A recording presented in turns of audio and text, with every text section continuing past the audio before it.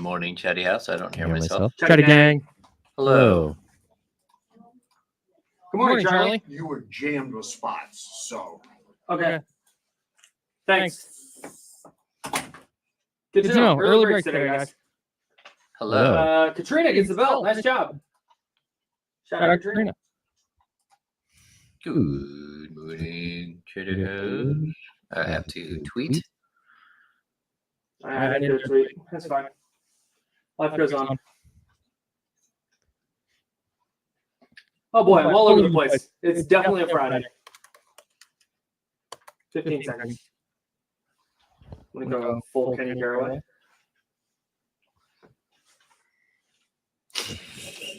Those are different than what you were wearing earlier. I know. Here we go.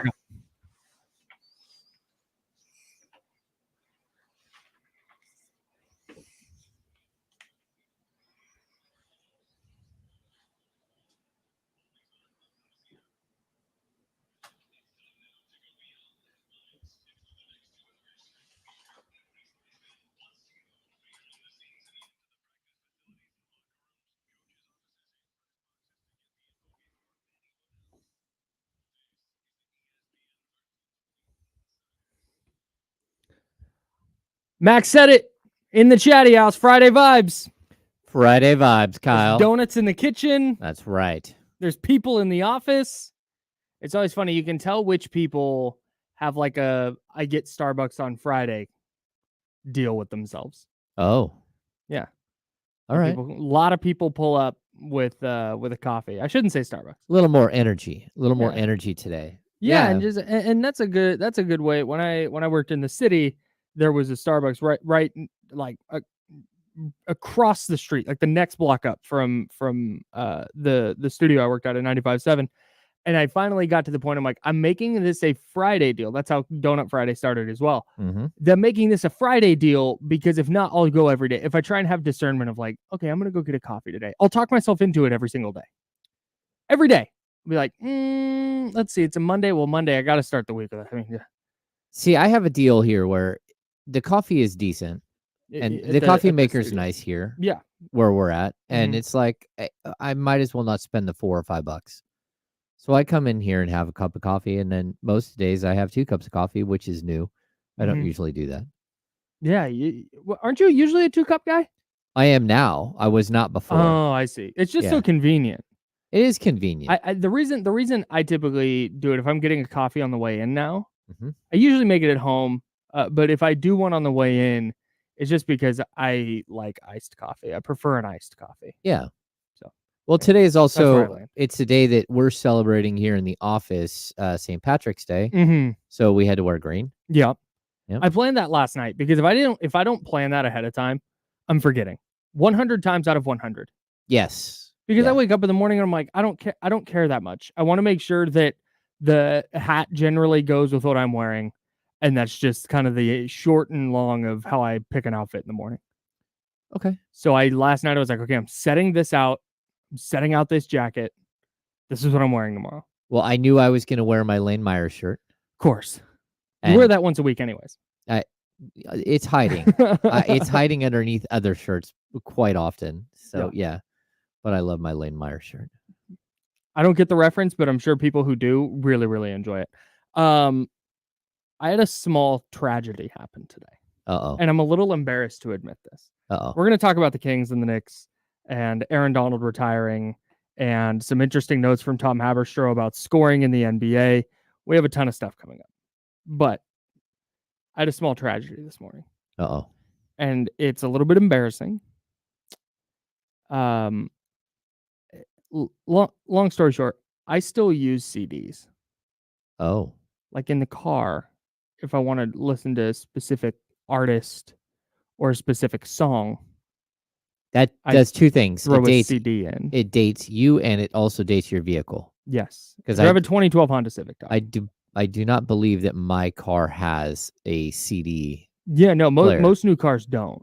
Yeah. So it definitely dates my car, and it dates me because I have had this CD case thing You have like a big 4 floppy pages. Oh yeah. No, it's not the floppy pages. It's like It's like a squat binder. Oh, It's very small and it zips up yes. all the way, right? Yes. And I have had this thing since I before I had an iPod, maybe shortly after I got an iPod. Because at some point CDs were still prevalent post iPod because you didn't necessarily have the technology to get the iPod plugged into the car, whatever.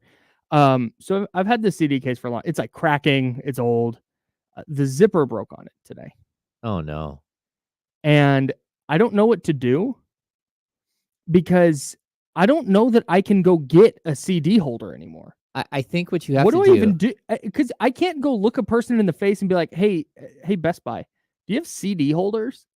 This is a slippery slope here, Kyle. Sure. I think your only option is to just buy a new car. Just straight up. No. Like, well, okay. you've run out of options. So I know there's people probably like, hey, don't you have an auxiliary cord in your car? Or don't you have the USB plug that plugs in? Yeah, I do. Here's the problem. My car is so old. How old is it? Yeah, match game. It's fine. My car is so old that so I have the new iPhone 15, not to brag, and the USB-C cable. I bought a USB to USB-C cable. Okay. Okay, so I can plug into that plug in my car, and then it's the USB-C plug that goes into the port on my phone. Yep. My car is so old that it does not recognize the technology. Oh no. It doesn't recognize that there's it charges it, the charging work, but it doesn't recognize how to play music Oh, out of that device. this is tragic, man. So I'm still CD guy. When I'm driving down the highway and I'm done with an album, I gotta keep my eye on reach down, grab a CD, put the thing in my lap. There's some people who don't know what I'm talking about, and there's a lot of people who are probably 30 and over who really relate to this. And you've got the CD case in your lap and you're driving and you're trying to make sure and you're looking down and you're going, okay, let's see, I want this one. And you got to eject the one and you got to pull the CD out and you got to put it back in. I feel like I'm talking from 1996 right now. Hey, man, I'm so old that I had one of the original CD Discmen. Oh, yeah, love to disc. With the little cable that plugged in that had a cassette that you could slide into your tape deck. Yes. And then play your CDs in. But the original technology of a CD was you had to like have the thing sitting on your leg while you were in the car because you hit like a pebble and it skips. Yeah. And then it's just sitting there like trying to reload all the whole time. It was very frustrating. Very frustrating. Super annoying. Yeah, somebody in the chat said Kyle's so old that he forgot online shopping exists. I know I can go online shopping, but that's not as funny. No, that ruins the bit. It does ruin the bit. Yeah. So I will likely have to go to Amazon. That's amazing. And type in CD binder holder and hope I can find one that will fit my myriad of CDs. Mixed CDs, a lot of mixed CDs. A lot of burned CDs in my day. Gosh. Anyways, that was just a tough thing this morning. I was thinking where do we even get this? I don't even know. I don't know where to send you. You should probably just go to a garage sale. Like, do I go to a thrift store, like an antique store? Yes. Go to a thrift store. You'll get one at a thrift store. I'm looking for a CD holder. Go around your neighborhood this weekend and hit all the yard sales with the weather turning. You can go look for vinyl, and people are like, "Oh, wow, you're a vinyl guy." Okay, yeah, I got some vinyl. Yeah. I'm like, hey, you have CD holders? They're like, ew, you what? Kyle. It's embarrassing. Yes. Like you said, hopefully someday soon I'll have a new vehicle and I can plug my phone in or have Bluetooth even. I have a Bluetooth in my vehicle. Or it just could have like it all built in. No, I'm not doing that. I'm not getting the car you have. Even it has Spotify or whatever, you can go. I have principles. No, I just all right. Aaron Donald of the St. Louis / Los Angeles Rams announced his retirement this morning on social media. He's hanging him up after 10 years. 10 years, 10 Pro Bowls, 8 first-team All-Pros, 3 defensive player of the years, 7 top 5 defensive player of the year finishes, a defensive rookie of the year, a Super Bowl ring. Mm. What a freaking career, man. What a freaking player. That's a pretty amazing, like when you spell it out like that. That's really amazing. I'm surprised that it's only 10 years. It feels like it's been longer. Mm-hmm. And then because it's 10 years, it kind of reminds me of the Patrick Willis thing, where, like one of them was more dominant than the other, but not by like leaps and bounds. I mean, Patrick Willis is like his generation's linebacker. Mm-hmm. But to Aaron see, Donald might be the best defensive player of all time. yeah, I mean, maybe. I don't know. Like the numbers aren't like, because it's only a 10-year career, the numbers aren't going to be there. I mean, he's got 111 sacks. And I know it's more than sacks and everything else, but that does actually matter where you rank all time. So, Let me hang on. Career sack leaders. There we go. Where did he land all time? probably not in the top. 40th. He Yeah. tied with Chandler Jones has more sacks than Aaron Donald. That's nuts. So Mhm. does Justin Houston. They both played a long time though. No, I just think when you look at how dominant he was from day one, he had 9 sacks as a rookie. And just from day one, and then never let up. This past year, 10 sacks. And was dominant in the postseason, sealed up their Super Bowl win. And when Aaron Donald just kind of decided, like, yeah, you're not going anywhere on this play. It was just over. There's nothing you could do about it. And with all due respect to Lawrence Taylor or Reggie White or whoever, or Bruce Smith, whatever defensive players you want to throw out there, Ed Reed, I think Aaron Donald is very, very much in the conversation as the best defensive player of all time. And I think you just, Oh yeah, the accolades are just insane. Yeah, he's really good. I'm not saying that. I'm surprised too. I mean, we were talking. He almost retired like 2 years ago. Yeah, But 2 years ago, that had him at 8 years. That's such a short career. He had his paperwork filed. That's crazy. He was done. Yeah, He won his ring and he went, I'm getting out of here before my brain turns into soup. Mm-hmm. And the Rams said, how about if we give you $90 million fully guaranteed? And he went, all right, I'll come back for that. I think I'm in. I'm in. I too will continue working for $30 million a year. I also would consider it, Kyle. Taking that. Yes. Taking the financials into account. Yes. Man, what a career for Aaron Donald. And I'm not sure there's bigger news for the 49ers than that this offseason. No, that's huge. I mean, that's big. The Niners are like, we don't need offensive linemen. Aaron Donald's retiring. Aaron Donald's gone. It turned into this. It turned into this because Aaron Donald, the Rams went 5-13 against the 49ers while Aaron Donald was there. Wow. And it turned into kind of this joke because Donald had a couple of games in particular against San Francisco where he was not productive. Kyle Shanahan did a really, really good job of neutralizing him with misdirection and with quick throwing and with motion and all that. But don't get it twisted. The 49ers defensive staff offensive staff is rejoicing today. They don't have to game plan for number 99 anymore. Oh yeah. I mean, they fully are rejoicing. This is like the best thing ever for them. Yeah, absolutely. There's always going to be someone else, though, Kyle. All right. There is. All right. Let's talk Kings. They take on the New York Knickerbockers on Saturday at Golden One Center. Let's take a dive into that game. This is a fascinating matchup for a whole bunch of reasons. We will get to all that. We will do some scoreboard watching as well with you.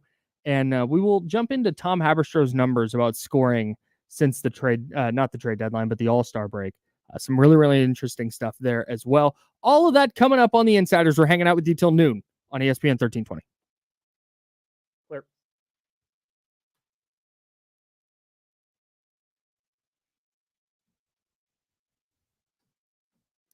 What's going on, everybody?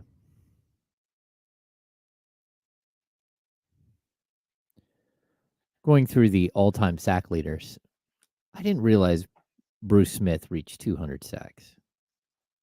He also played 18 years.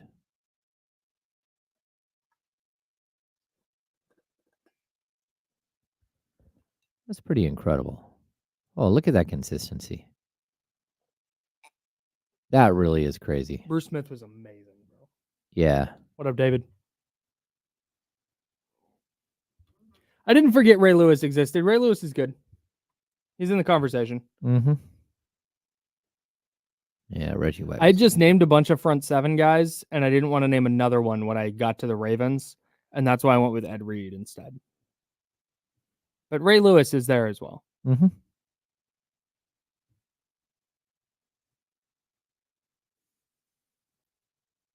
There's a lot of dudes in that conversation for sure. It's crazy. I forgot that Reggie White retired, came out of retirement in 2000, and played for Carolina for a season. At 39 years old, had 5.5 sacks. I have zero recollection of that. And what's even, and then he dies 4 years later. Man, Died at 43. brutal. Sleep apnea, right? No idea. Yeah, I believe that's how he died. Died in his sleep.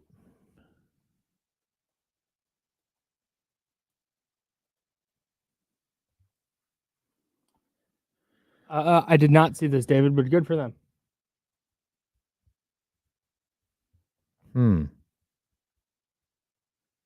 Oh. What? What? I didn't see that. I didn't either.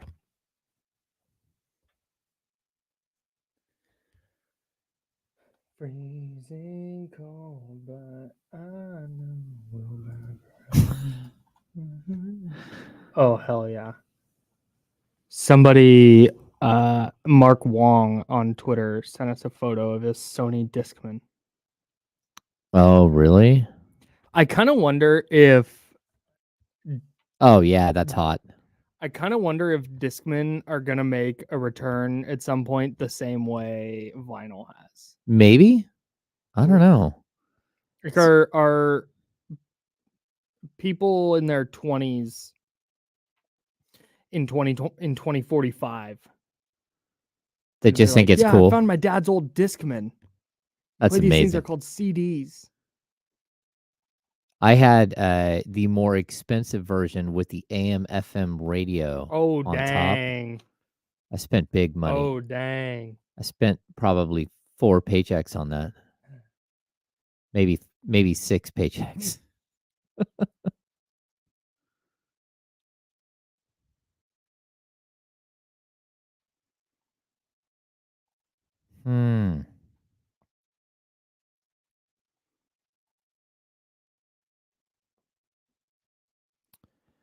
Oh, yeah. We got chaos. 6-0. Coliseum Authority votes to move forward with the Oakland Roots SC and Oakland Soul SC 2025 Coliseum plans.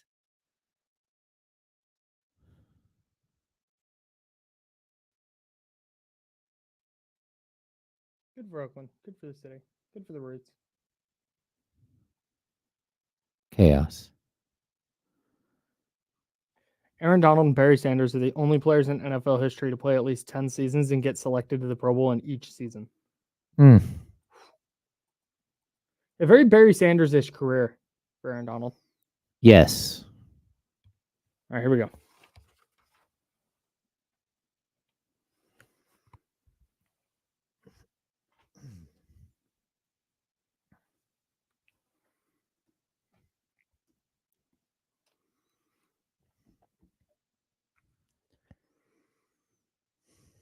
Kings against the Knicks at Golden One Center. He is James Ham. I am Kyle Madson. Let's talk a little hoops. I'm scared for this matchup for the Kings. I don't love the matchup. I don't hate it, Kyle. Okay, why?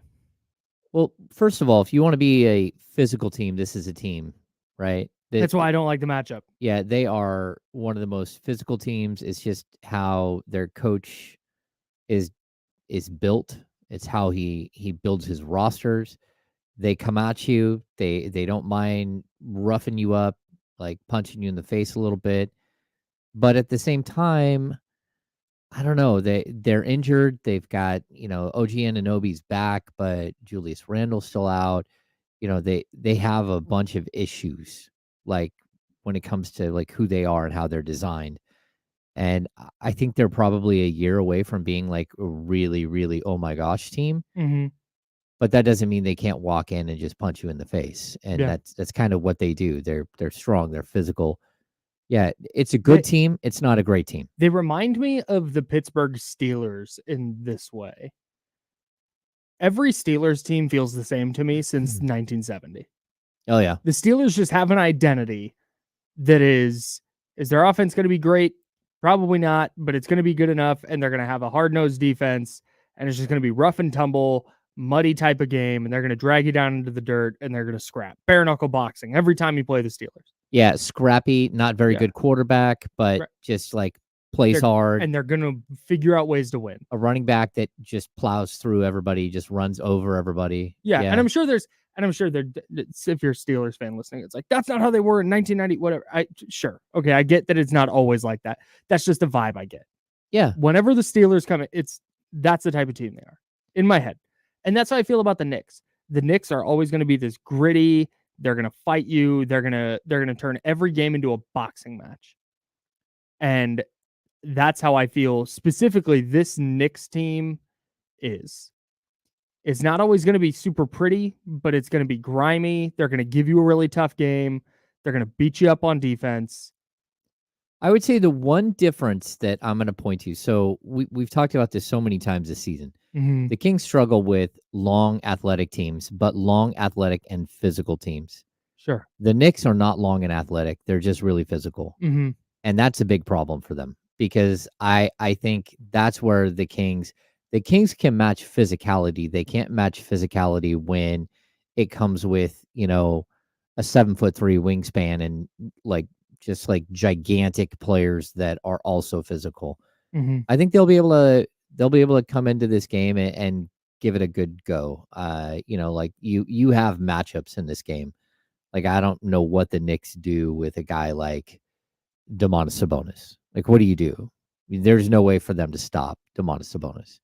Sure. And so that's going to be a problem. You're not a big Isaiah Hartenstein guy? Yeah, when Hartenstein is literally your starting center and he's averaging 6.9 and 8.3 and like, okay, he's going to get bullied.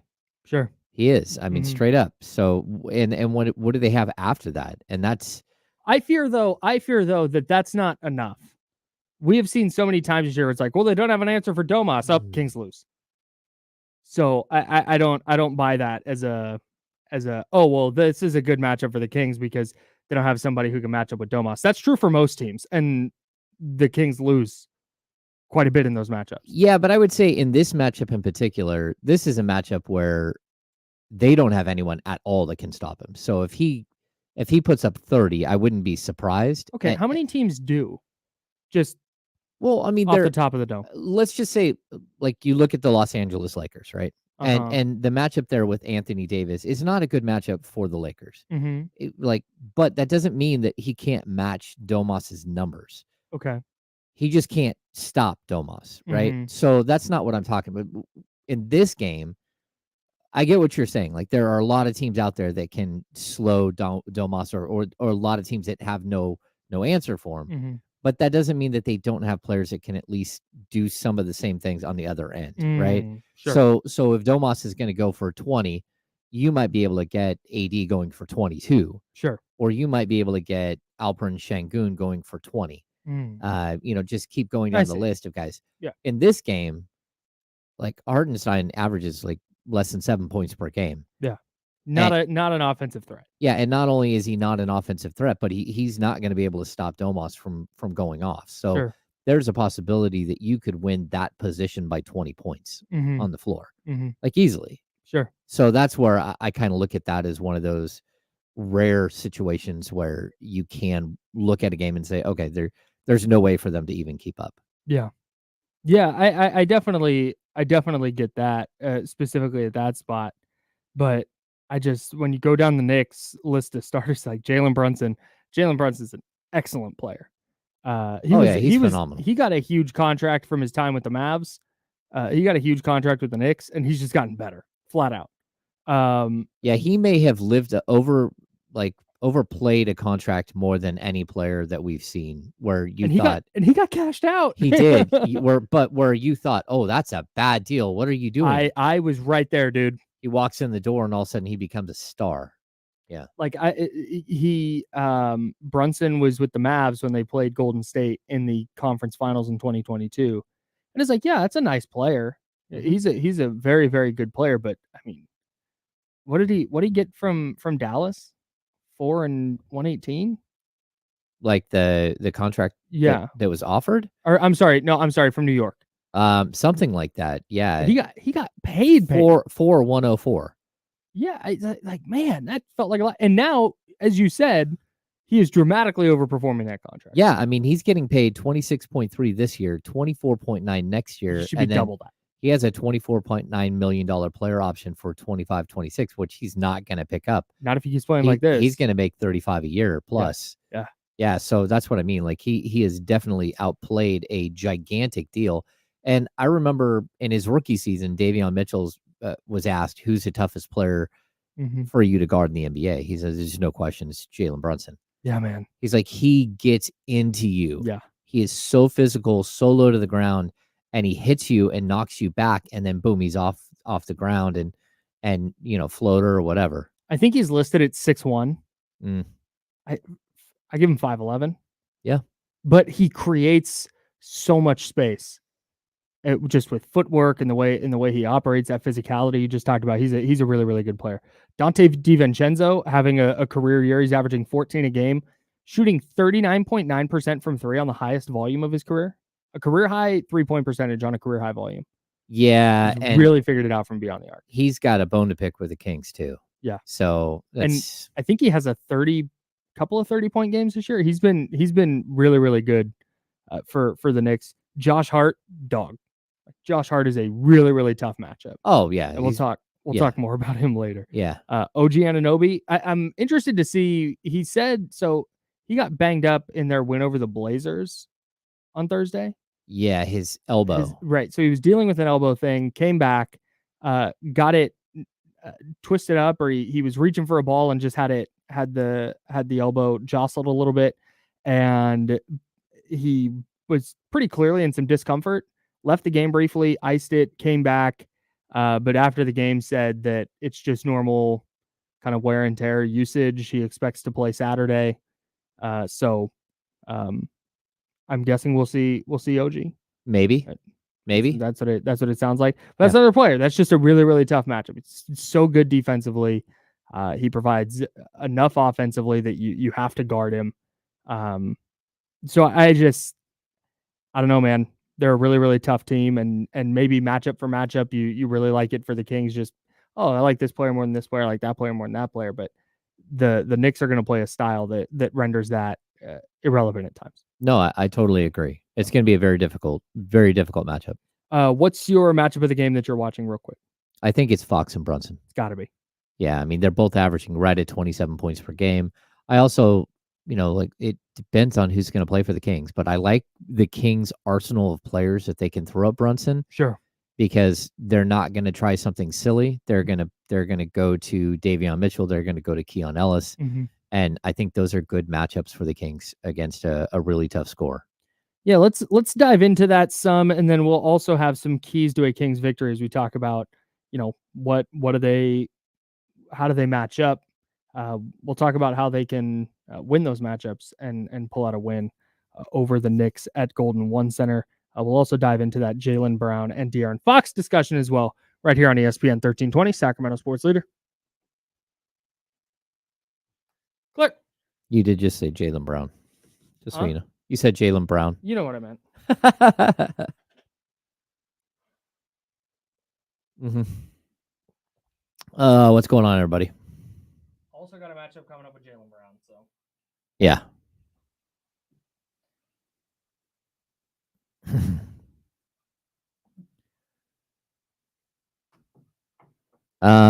What are we talking about? Okay, so the Dante DiVincenzo thing is complicated. DiVincenzo got traded here and should have gone right into the starting lineup. And the Kings played games with him. Instead of starting him, they started Justin Holiday after the big trade that brought in Domas. So Domas, Justin Holiday, and Jeremy Lamb come in, and then the other trade is the one that brings Trey Lyles and Dante DiVincenzo to Sacramento. And look, that was a mess. It was a big time mess. I was in the middle of some of that. I may have written the story about them not being happy, and I may have broke the news that they were not going to bring him back. They turned down his rights. They why am I drawing a blank? Hey, Charlie. Charlie's here. We don't have anything going on. So. Charlie understood the assignment on wearing green today. Yeah, And crushed I love it. Oh yeah, it's a great hat. It's an A+ hat. Come get in the camera so that people can see you. Or get in James' camera. Look at Charlie, everybody. Come There's on. Charlie. Come on. Look at that. There we go. Hey, Love it. when your great grandmother immigrates from Ireland, Yeah. grandmother. I mean, you All right. You're loaded for bear on March 17. By the way, run it back twice tomorrow. Running it back twice We're- tomorrow. Run it back. We're doing purple and black, 9 and 5 tomorrow. So Oh, purple and black pregame show on a Saturday. Oh, Look at us that. go. Hector, you asked why didn't they start him? The Kings were trying to limit his value. At least that's what his management thought, and it was hard to ignore the fact of what they were doing. That was probably what they're doing, and then the relationship got so tattered that the Kings just went a different direction in the offseason. Yeah, and they had he was a restricted free agent, and the Kings pulled they didn't extend a qualifying offer and allowed him to become an unrestricted free agent and leave for free, which was shocking. Then he signed like a super budget deal with the Warriors and was really good with the Warriors.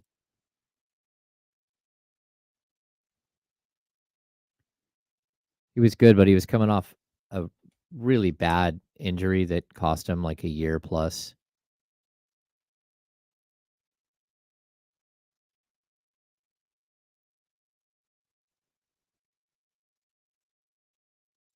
He's a gritty ball player with good size, good all-around game.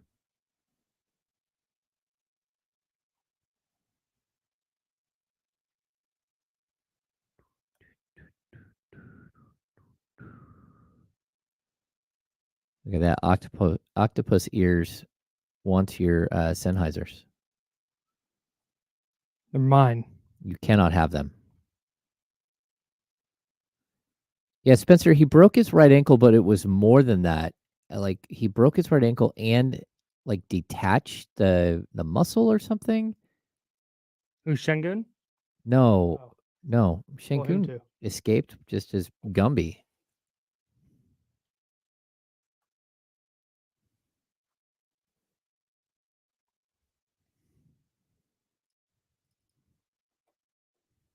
Now, back to the Insiders with James Ham and Kyle Madson, brought to you by Jiffy Lube on ESPN 1320. Yeah, you're dang right. Yeah, we didn't do the Alperen Şengün update on this show. It could have been worse. A grade 3 ankle sprain and a bone bruise on his knee. Shocking. Which is incredible. Shocking that he is not. It wasn't substantial. Also, I mean, that's substantial, but like. Yeah, he's done for the year. His season's over. Yeah. But that looked in the moment like, man, that's at least one, maybe multiple knee ligaments. That could be an ankle too. It was ugly. Mm-hmm. He's a season-ending injury still for sure, but the kind that will have him ready to go by the start of next season, and not one that's going to force him to miss maybe an entire year. Well, yeah, I think he'll even be able to play an international play this summer. Oh, that would be great. Yeah, I mean, I don't think this is something that keeps you out. I mean, a bone bruise in your knee can be like 4 to 6, but the grade 3 ankle is anywhere from 8 to 12. Do you know what a bone bruise is? This was explained to me by a doctor when I was a sophomore in high school. I got one on my shin. There's like a membrane on the outside of your bone where your bone bends and that membrane breaks, but not the actual bone. Oh. It's like, that sounds awful. Yeah, that does sound awful. It's like, just tell me my bone is bruised. I don't need to know the nitty gritty of it, man. Yeah, and we're talking about Alperen Şengün with his injury, not the injury to like Sasha Vezenkov. Right. Yeah, sorry, I didn't mean to. Yeah, no. Sasha also, he had a grade 3 ankle sprain, which is again the same thing. Grade 3 is basically the ligament; it snaps, and so it has to like reconnect itself and then regrow back together and heal itself. And so even like right now, Sasha is just waiting. It's just a waiting game now for that thing to reattach all the way and to heal. There wasn't there wasn't like surgery needed or anything else. It just, you got to wait it out, and then eventually the ligament repairs itself. But it takes a long time, and like the longer you give it, the better it is, because what you want is for it to not only reattach but to tighten back up, because if not, you can get a really loose ankle, and then all of a sudden you have more ankle injuries because of that in the future. Yeah, nothing worse than having a chronic ankle problem. Yeah, I mean, De'Aaron Fox struggled. He came back way too quick, and he struggled for a year with it after the fact, and still wears gigantic ankle braces. Yeah. He wears like basically what looks like the old Aircast things. Well, isn't that part of why he went with the Curry brand shoe? Yes. Because Steph wears the same braces, and the shoe is meant to go with those braces. No, totally. That's why. That's one of the reasons why he was all in. He tried out a bunch of shoes last year because he was a shoe free agent. Right. He tried out like I think 3 different brands, and one of them hurt his feet. I don't know which one, but one of them hurt his feet, and I think he may have missed a game. Yeah, like shoes are crazy. I know, like DeMarcus used to wear a new pair of shoes every game, which is crazy. Where Kosta Koufis wore these, he had bought like a huge lot of the same shoe, which were like the most remedial shoe you've ever seen. Incredible. And he would wear them until they fell apart, and then he would have a new one that he'd pull out of a box and wear it. He bought the Kosta Koufis of shoes. Yes, he did. Just bought a bunch of them. Exactly. The Kosta Koufis of shoes. I've always, because I'm not a sneakerhead by any means. And if you are, then do that. I wish I would. I envy people who look cool in a bunch of different kinds of shoes. But I've always said, if I find a shoe that I'm like, this is the one, I'm gonna order them just in a bunch of colors, and that's just what I'm gonna have. Like that'll be my move. Yeah. I think if I was an NBA player, though, I think I would become a sneaker guy. If I had access to the things they have access to, yeah, I don't think I'd go full PJ Tucker, where I'm wearing like rare sneakers to play basketball in. But I would definitely, if I had a contract with whatever company, I would be like, send me whatever you want and I will wear it. Well, you have to know that they get like whatever shoes they want, they get sent for gameplay, right? But then on top of that, if you're a Nike guy, and like a lot of players, just a default setting in the NBA is just to be a Nike guy. Yeah. And some of the guys get shoe deals with whether it's, Puma or Anta or Under Armour, whatever it is. What's the Austin Reeves one? I'm gonna look it up. You keep talking. I don't know, but the thing is that not only do you get shoes sent to you all the time for you to wear for games, but on top of that, part of your payment for wearing their shoes is you get like a gigantic account at the Nike store. So when everyone goes to play the Portland Trailblazers, they take a bus out to the Nike store, the Nike factory, whatever, and these guys get to spend, like $8,000 or $10,000 worth of just like credit that they have with shoe companies. So, hey, I have an admission. I don't hate the Austin Reeves sneaker. Really? Yeah, it's a company called Rigorer, and I don't love I don't love the crosshair logo. That's not my favorite thing.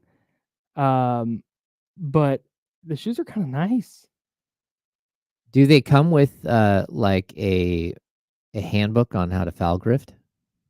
I hope so. Like, is it You on the just wear inside of the a- box? You flip the box up, You and just- it's like, this is how you foul grift. You wear the Austin Reeves sneakers to the store, and anytime you walk past someone in the aisle, you lean into them and then fall down. The key, Throw your arms contorted up. face. Contorted face gets foul call every time. The head goes back. Now they got a couple nice looking colorways in here. I don't believe you. I don't I'm believe telling you, I'm not joking. you. That's funny. I might get a pair. You're, Would that be a good bit? Would that be? It's they're $100. Oh, here's this is nice. Here's a pair for $69. Oh, okay. Would that? I'm gonna have to think on that. That might be a good bit. That might be worth $100. To be like, yeah, buy the Austin Reeves shoe. What's up? They're rigorers, bro. The rigorers. Rigorer. Rigorers. The rural juror. That's the insiders. That's James. I'm Kyle. Jalen Brunson against De'Aaron Fox is going to be fascinating because it is so rare that we go into a game where you can credibly say, yeah, that point guard might outplay De'Aaron. Yeah, he's right there on the same. They're like the same wavelength. Yeah. Like these are two players that. Very different players. Yes. But production-wise, very, very similar. Very similar. I mean, they're going to battle for a potential All-NBA spot. Yeah. And I'm not sure whether they get it or not, either one, but that's who you're fighting with. It's one of those spots. I mean, he's averaging 27.2 points per game. Fox is at 27. Like, these guys are like right on the same tier. Now, I still think that De'Aaron Fox is considered a slightly better player. Mm-hmm. But I don't know, man. This guy's been able to lead a Knicks team that's battled injuries all year long and has them in the hunt. And it's really impressive what he's been able to do, especially at like maybe 6 foot tall. Yes, it's 27. I'm just going to round up and down here. Jalen Brunson, 27 points, 4 boards, 6.5 assists. De'Aaron Fox, 27 points, 4 boards, 6 assists. On 47, 36, 72, Jalen Brunson, 47, 40, 84. That 3-point shooting for Brunson has been the game changer for me with him as a player. Mm-hmm. He shot 41.6% last year on 4.7 attempts a game because with the Mavericks, he didn't shoot him a ton. With the Mavericks, he averaged less than 3-point attempts a game. He shot an okay percentage, but the volume wasn't enough to make it scary. He's at 6.6 attempts this year and shooting 40%. And shot 41.6 on 4.7 attempts last year. Like he is a legitimate threat from outside. And when you are as physical as he is, and you're able to break down a defense and get into the paint, and his work in the paint with his footwork and his ability to create space, there's not a lot of guys that are able to do it the way he does. And I have a tough time with him as a player because he does all of those things I just mentioned and does them at such a high level. And he's averaging 27 freaking points a game. And doing so efficiently. And I still wonder if he can be a 1A on a title team. Because he is 6 foot and he doesn't play above the rim. Yeah, I don't know. I mean, when I watch him play, he's just a gamer. Just a baller, dude. Yeah, just like your standard hooper. Like, he knows how to get his shot off. It doesn't matter who he's going up against. Like, it really is he's a little bit in the mold of an Isaiah Thomas, where just like he can get to his spots. Yep. He has his moves. He might not even be the quickest guy. He's just strong. He's got a low center of gravity. He bullies his way through smaller guards. Again, I think he's one of the most difficult guys to defend in the league. And he's one of those players that he's tough to block his shot just because he uses angles. He uses the width of his shoulders to create space when he's going out for a layup.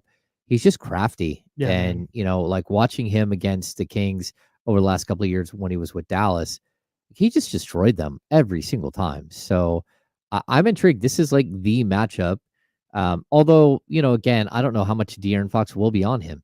I think that they're probably going to use DiVincenzo against De'Aaron Fox a lot, and then you're going to see Keon Ellis or a Davion Mitchell defending him nonstop. And I think that's an interesting matchup because I think Ellis has such crazy length and quickness that he could be a guy who might be able to neutralize someone like that.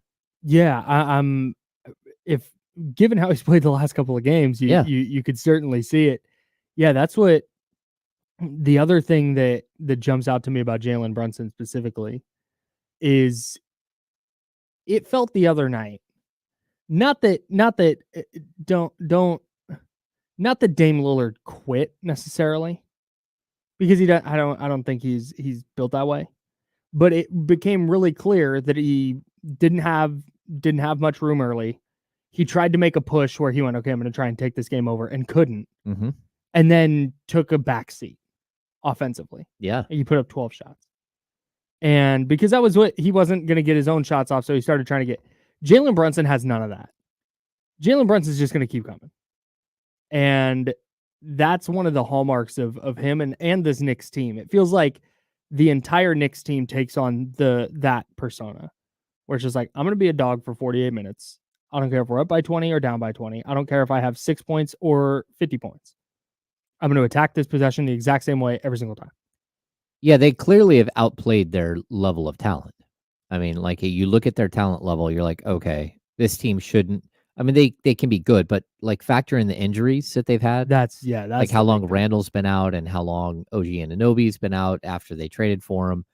Like, when you factor that stuff in, it kind of leads you to believe that, that they should be a team that's probably maybe 4 or 5 wins lower than they are. Yeah. But no, they're quality. Like, they just keep coming at you. And I think that's, again, it is Jalen Brunson sets the table for that team as much as any player in the league does. So you take him out of this game and, you're not going to have a lot of problems. The other thing, this is a team that really, they're good defensively, but it's still a lot of one-on-one stuff. Right. Yeah. So it's a team that I think the Kings typically play okay against.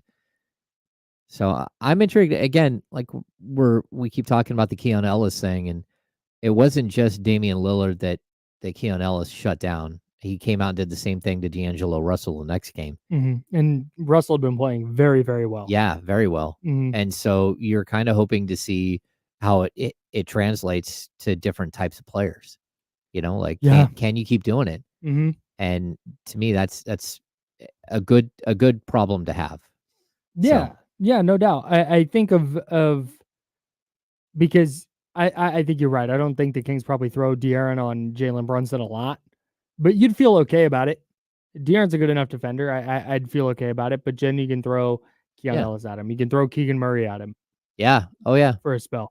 Like, I think that they have enough length and at least capable defenders, if not very good defenders, that you can maybe bother Brunson a little bit and make Dante DiVincenzo beat you, or make OG Anunoby beat you, which, like, you'll take. Like, if that's how it's going to be. Yeah. And OG Anunoby is going to give you 30, then, like, all right, good on him. Well, that's not really his game. Right? I know. It's and that's not. why I'm saying, if you force him into that and he has a great offensive game, then so be it. You'll live with that. Kyle, we have breaking news. Oh, a little breaking news. What do we got? Eric Armstead has signed with the Jacksonville Jaguars. Oh yeah, that is that official now? It is. Yeah, that came down. The report came down yesterday that he agreed to a 3-year, $51 million deal with the Jags. And honestly, good for Eric Armstead, dude. Yeah. He was asked to take a pay cut by the 49ers. $17 million a year. Yeah. Yeah. It making annually, I don't know the structure of the deal exactly, but the annual value, the average annual value, the AAV, is exactly the same as his deal with the 49ers. And he goes and gets that. He turns 31 this year, coming off knee surgery. He's missed, I think, 10 games the last 2 years, 12 games the last 2 years. He's missed time in each of the last 2 seasons, but he's still a really good player. Yeah. And he goes and he gets what it may not be his last NFL contract, but it'll be the last one where he gets a significant bag. So I'm very, very thrilled for him. That's really cool. Yeah. And that's Yeah. why he wanted to test the market. Yeah, I don't blame him for testing the market, and that's why you do it. And clearly he had a lot more value than what the Niners were willing to spend on him. Naturally, Trent Baalke, the guy who drafted Eric Armstead in 2015 when he was with the Niners, signs Eric Armstead after he's coming off knee surgery. Like, of course. Oh yeah, he did like his guys with Trent Baalke, dude. He did like his knee injuries. Unreal. Good for Eric Armstead, rooting like heck for him, and he goes to a Jags team that is hopefully on the way up. So shout out to Eric Armstead, Sacramento legend. We love him. And like I said, I imagine he'll be back in Sacramento, and I imagine he will still be doing plenty of charity work in the community as well. Yeah, as he always has. The Niners have also signed special teamer Chase Lucas during the show today. Lions special teamer. Okay. I'm just saying. I'm not going to pretend like I know who Chase Lucas is. It's okay. I'm sorry. I'm just saying it. Yeah. Let's see. I'm going to do a quick Google. Yeah, 2022 7th rounder from Detroit, defensive back and special teamer Chase Lucas. Oh, Arizona State's Chase Lucas. Why didn't you say so? All right, little cornerback depth, little special teams depth. He has played in 2 seasons. He has played 6 defensive snaps. So he's not really a defensive back. Not really a defensive back. No, 305 defensive snaps over the last 2 years. So, okay, all right, good for him. Does he return at all? Does he do anything? I don't know, man. Not a return man, just a special teams guy. Okay, that's big because you did lose Ray McLeod yesterday, right? Yeah, but they still need a return man. Chase Lucas is not that. It turns out. So, I wouldn't bet money because I don't know enough about Chase Lucas, the player, but I would be willing to go out on a limb and guess he does not make the team. Just based on what I'm looking at here. All right. Anything else? Oh, Devondre Campbell. The 49ers signed former All-Pro linebacker Devondre Campbell, or are expected to sign him. Yeah. Oh, yeah. That was this morning. Yeah, that came out. Matt Mayoka reported last night that the 49ers had strong interest in Campbell. And then Ian Rappaport this morning reported that San Francisco had signed him. Campbell, kind of a weird career. He had 4 years with the Falcons, who drafted him, I believe, in 2015. He had 4 years there. He was fine, just decent player. Goes to Arizona, has an okay year, and then goes to the Packers and is just an all-pro. 143 tackles, couple of sacks, couple interceptions, a dynamite season with the Packers, and then the last 2 years has struggled a little bit, but playing a spot next to Fred Warner where he should be fine. Should be more than capable. Yeah, I think you're getting until your stars are back. I mean, you're getting a player who started 110 games in the NFL. That's big. Yeah. You just need quality there and somebody who knows what they're doing, and you're hoping that that's what you're getting. Yep. Oh, and John Feliciano as well. 49ers veteran offensive lineman, re-signing on a 1-year deal. He tweeted today, best day ever, staying in San Francisco and Aaron Donald retiring. Feliciano was supposed to be like a just reserve, versatile backup last year and wound up being the starting right guard. So he has a very real shot to do that again this year. Yeah, I mean, you need depth, right, on the line, and he's a player who actually played well enough to earn a spot and to get more minutes and all that stuff. Yeah, and if he's playing, if he's more a snaps, if he's a veteran like backup for you, then you feel really good probably about your starting offensive line. Yeah, and then you feel even better about your depth. Real quick to get back to the Jalen Brunson, De'Aaron Fox thing before we have to go. Part of me wonders if Jalen Brunson was 6'2", would I be everything's exactly the same, but he's 6'2". I feel like I would feel differently. I think this is just my bias. I'm looking at a player who's 6 foot and doesn't have crazy explosiveness to play above the rim, and I'm going, meh. I think it's something that it's realistic. There are those concerns with players like this. Yeah. But that doesn't mean that they can't be excellent players. I think your concern is what's the ceiling of the team with a player like that. Yeah, I don't know that he can be a 1A on a title team. Yeah. Like I think De'Aaron can. We just compared their numbers. They're so similar. And honestly, Brunson number for number is probably having a better year. Yeah. But if I'm picking one to build around, I think I'm taking De'Aaron. Oh no, I think I would too. Just like the electric speed and everything else.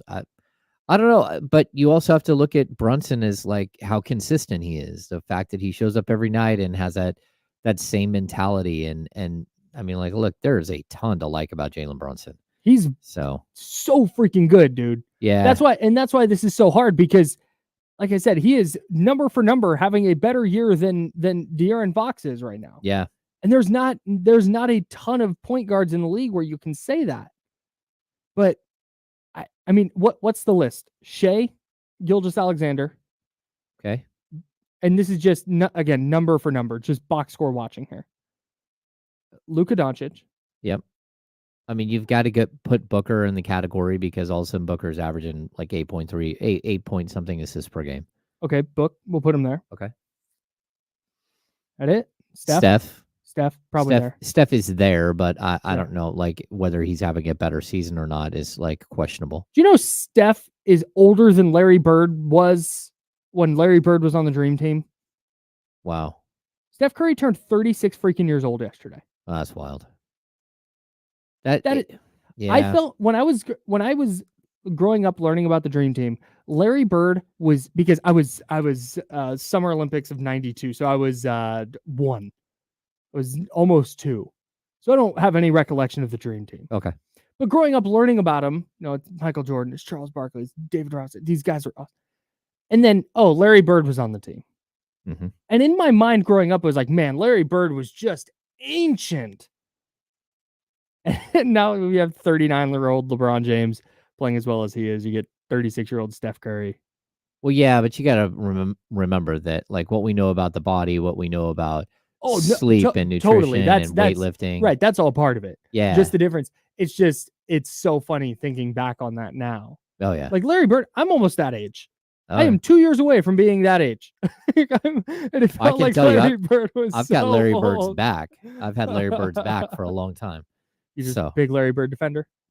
No, his physically. Oh, got it. Like, yeah, me and Larry, we got back injuries. We got back problems. My boy, I got his back. Yeah, no. Yeah, man, I'm really, really excited to watch Jalen Brunson against De'Aaron Fox.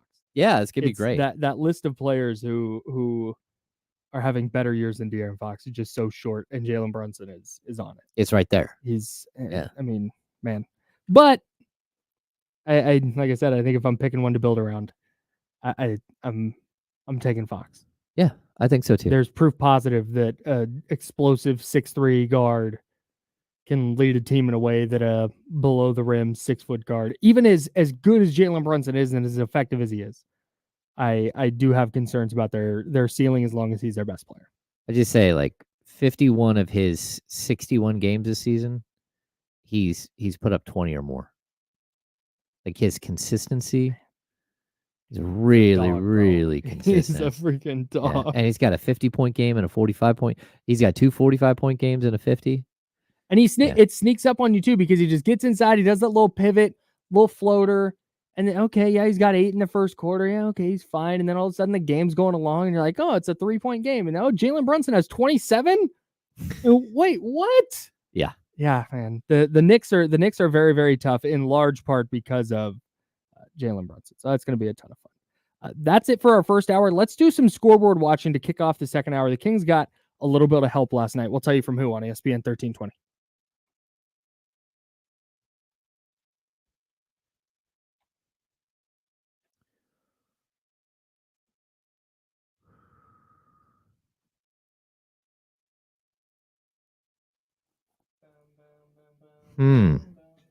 Russell Hunt says he has a feeling the Niners will trade Brandon Ayuk.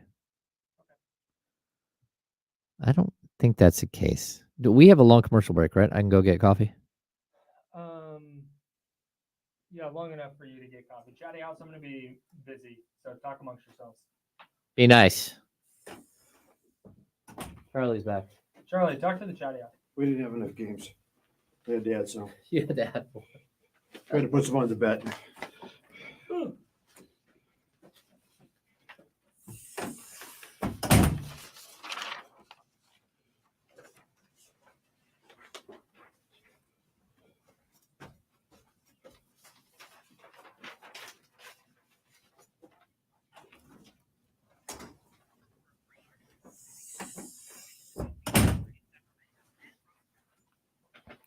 Hey, while my audio is uploading here, I want to remind everybody in the chatty house, get the James Ham and Kyle Madson Show podcast. It's this show. We upload each hour. We upload clips. We upload the whole show. So if you only stick around for a little bit, or maybe you have to, maybe you miss something, go back and check it out. Even if you're not going to listen, just go subscribe. That helps us big time wherever you get your podcasts. Again, it's the James Ham and Kyle Madson Show. That'd be dope. Thanks, guys. Preach. Actually, let me bring my mic over here. I'll talk to you while I'm uploading audio. I said that because that's what I'm currently doing, is uploading a podcast. I just want to make sure that it's actually being listened to if I'm going to go through the rigmarole of uploading it. I say rigmarole like it's labor intensive.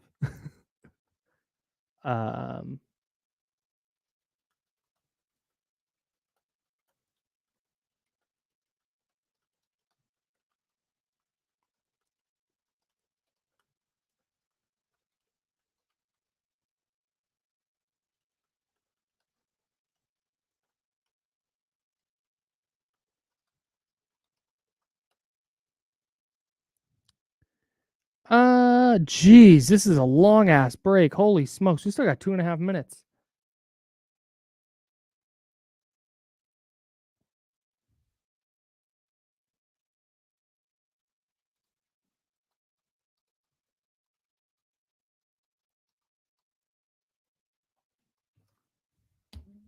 We still got 2 minutes, dude.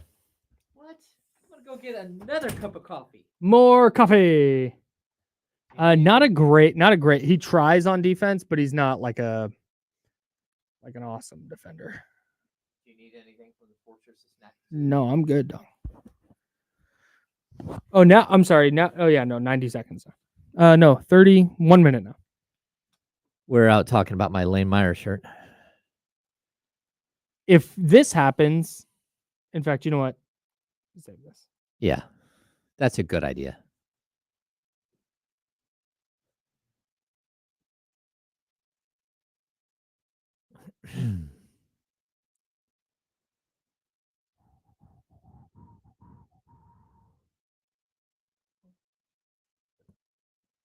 Hey James, can you do me a favor? Mhm. Since we have a minute, can you log into that computer? Oh shoot! Yeah, got it.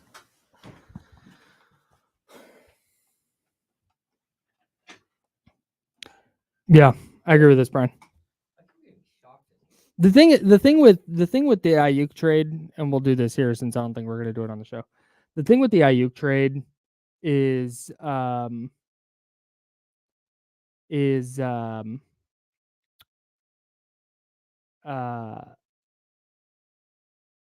if he wants like some insane number, like if he wants 28-30 million a year, like the Niners just may not. There's a cost benefit thing the Niners are gonna have to worry about. The thing for me is he has a good rapport with your young quarterback who you've decided is your franchise quarterback, and you need to keep as many guys as you can who have a good rapport with him. And at some point, you're going to lose Debo, you're going to lose Kittle, you're going to lose McCaffrey. I think you got to keep Ayuk.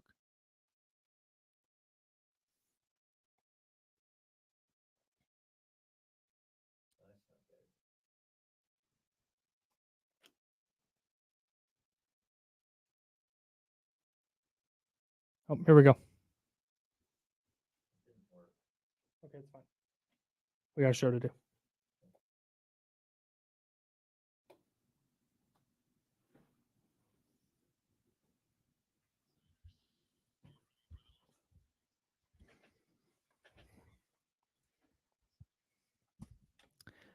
Hour number 2. He's James Ham. I'm Kyle Madson. Rocking with you until noon, and then D'Lo and KC will take over and take you into the weekend. They will be here until 4 o'clock with you on ESPN 1320. Let's do some quick scoreboard watching, and then we had an interesting question in the chatty house at the break that I want to get to. The Celtics beat the Suns last night, 127-112. That puts the Kings all the way in sixth. It's no longer a tie. The Suns are a half game back of Sacramento. Do the Suns still? How much do the Suns worry you as a threat for the 6th seed? I mean, I think they're going to the whole time because there isn't true separation. We're talking about just a little bit of separation here.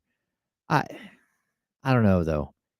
It feels like here's where I'm at. It feels like they're locking in.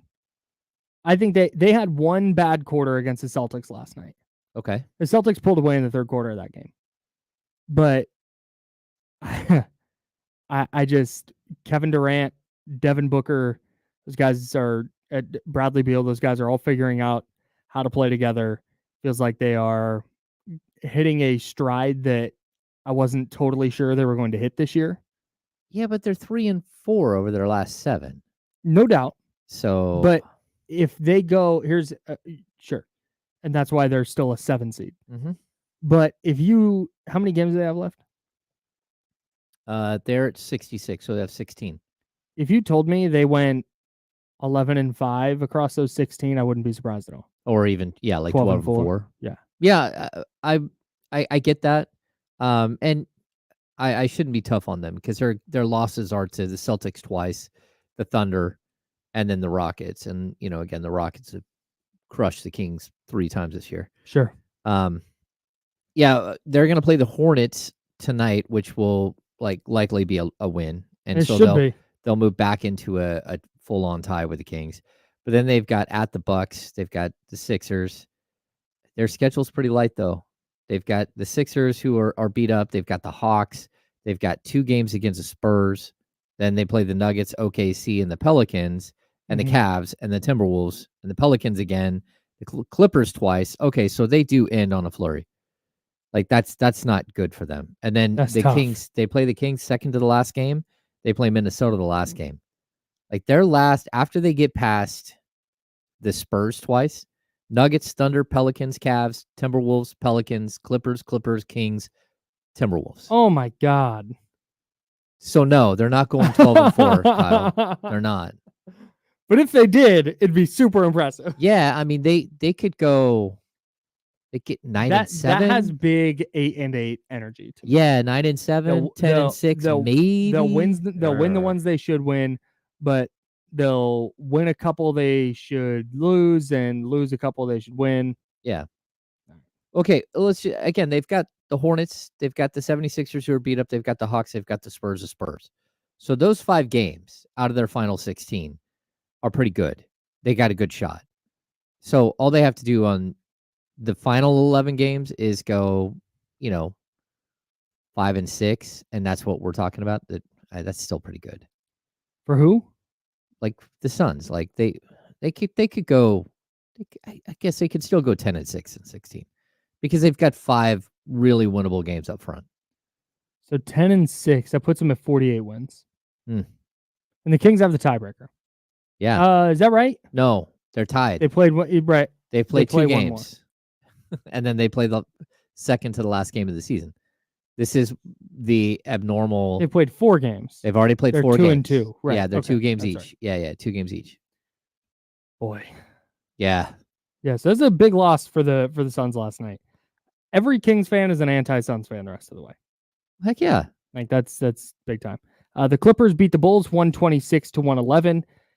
Are the Clippers they're now real quick. The Clippers are 4 up on the Kings. In the loss column, yes. In the loss column, yeah. I don't think the Kings are catching them. I don't know. We'll see. I'm not convinced about the Clippers either. They have just enough to me. Every time I think, oh man, this is where the Clippers are going to lose 9 in a row. They go out, and I know the Bulls don't have Kobe White and this now. That's another one, by the way. Strained hip. How in the world does he survive that fall with a strained hip? he did like the splits with his knees all bent Oh. and Pascal Siakam landing on top of him and like folding him in half. Hip sprain. Hip sprain, he's fine. Like, I'm sorry, what? Yeah, like I was thinking multiple amputations. Like, it yeah, looked awful. it did look awful. It did look awful. Anyways, Per Tankathon, remaining strength of schedule, the Phoenix Suns have the third most difficult strength of schedule remaining at 549. And that's tough, man. Again, all of these, you got Denver, you've got OKC, you've got Timberwolves twice, you've got Clippers twice, you've got Bucks, you've got Cavs. The Kings don't even make their list. On top of that, they have the Kings one game. That's crazy tough.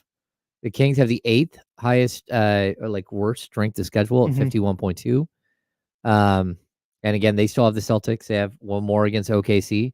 They've got the Clippers one more time. They've got the Pelicans one more time. The Knicks twice, and then the Suns. And then the other team we were talking about, the Clippers, are 15th at 500. Their record against is 500. So yeah, it should be interesting. This is going to be a good finish. Like, I know we've been caught up with so much of the. you want to make up 8 games in 17? For who? The Clippers have 17 games left. Yeah, Or 4 games in 17. Sorry. 4 games. Oh yeah, 4 4 games. 4 games Make up isn't. 4 games. And you play each other. You got to beat them. As you say, you got to beat them. Yeah.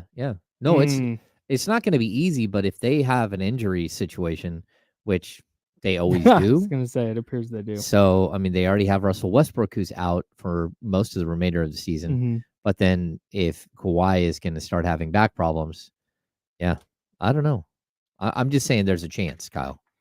Yeah, and then last one, Oklahoma City beat Dallas, doing the Kings a solid. Dallas now a full game back of Sacramento, 2 in the loss column, 126-119 the final there. And now Luka is dealing with a hamstring injury. He didn't even play last night.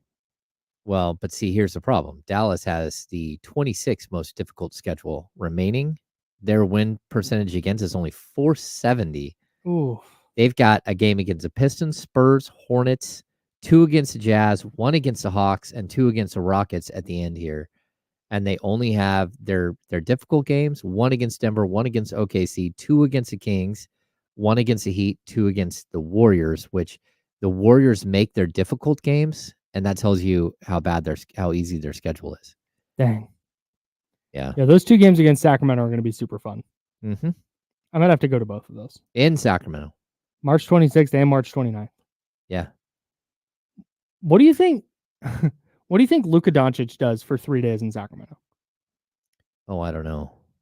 That's a really good question. Mm. I'm gonna guess he We can doesn't spend any time in Sacramento. We can explore that. We can explore that once they come visit. Yeah. What does Luka do on his day off in Sac? I don't think he stays in Sac. Might go drink beer. Good beer scene out here. That's true. He could just drink a lot. Would that shock you No. if he went down to Urban Roots and?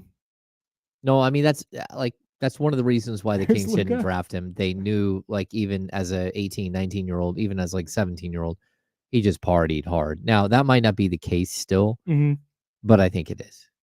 Wouldn't shock me. Yeah. And he's still good as heck. Yeah. What a player. All right. I want to get to that thing from the chatty house that I thought was super interesting, that will continue a conversation we've been having for what feels like all week. And we'll talk about when we need to, or when we should, or when we will start to believe in the Kings. Would love to get into that discussion as well. Plus, coming up next, we've talked about how tough of a matchup the Knicks might be, or at least I have.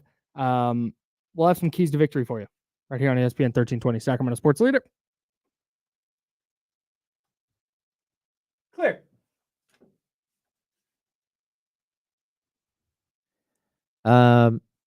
Yeah. So, like, look, the Kings really they've known Luka, well, Vlad and Peja, the guys that were running the Kings at that time, they'd known Luka since he was young, super young. They know his dad.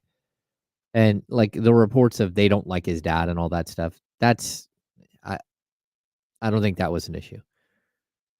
The biggest thing was that the Kings were looking for something different than Luka, because they loved De'Aaron Fox and thought that they were were going to build their franchise around them, which they actually did build their franchise around him. That's why they were in love with Michael Porter Jr. and then Marvin Bagley, both of which, in theory, would have been a good fit if, things would have been different. The problem was that, of course, Michael Porter Jr. couldn't pass a medical at all and has had 3 back surgeries since he was drafted. So that's a problem. And then Marvin never developed, was always had injuries, always had issues. Yeah. Playing all right for the Wizards. No, he's putting up stats for the Wizards. There's a difference. Yeah, Marvin Bagley's not figured it out just yet. No, Marvin's a good kid, and I've never had an issue with Marvin, except for the fact that he just kept missing games. And when he did miss games, when he did get hurt, it was always way longer than you expected. There was a situation where he broke a bone in his hand and then asked if he could go home for a little while while he was rehabbing his hand during the not during the shutdown, but during COVID time, the year where there were no fans in the building. Mm-hmm. So they let him go home because, it was a weird time. I think all of us can admit that it's a weird time. So they let him go home to Phoenix, but then he didn't come back. And so they told him he had to go get COVID clearance and go to a doctor in Phoenix and meet them in Phoenix to rejoin the team.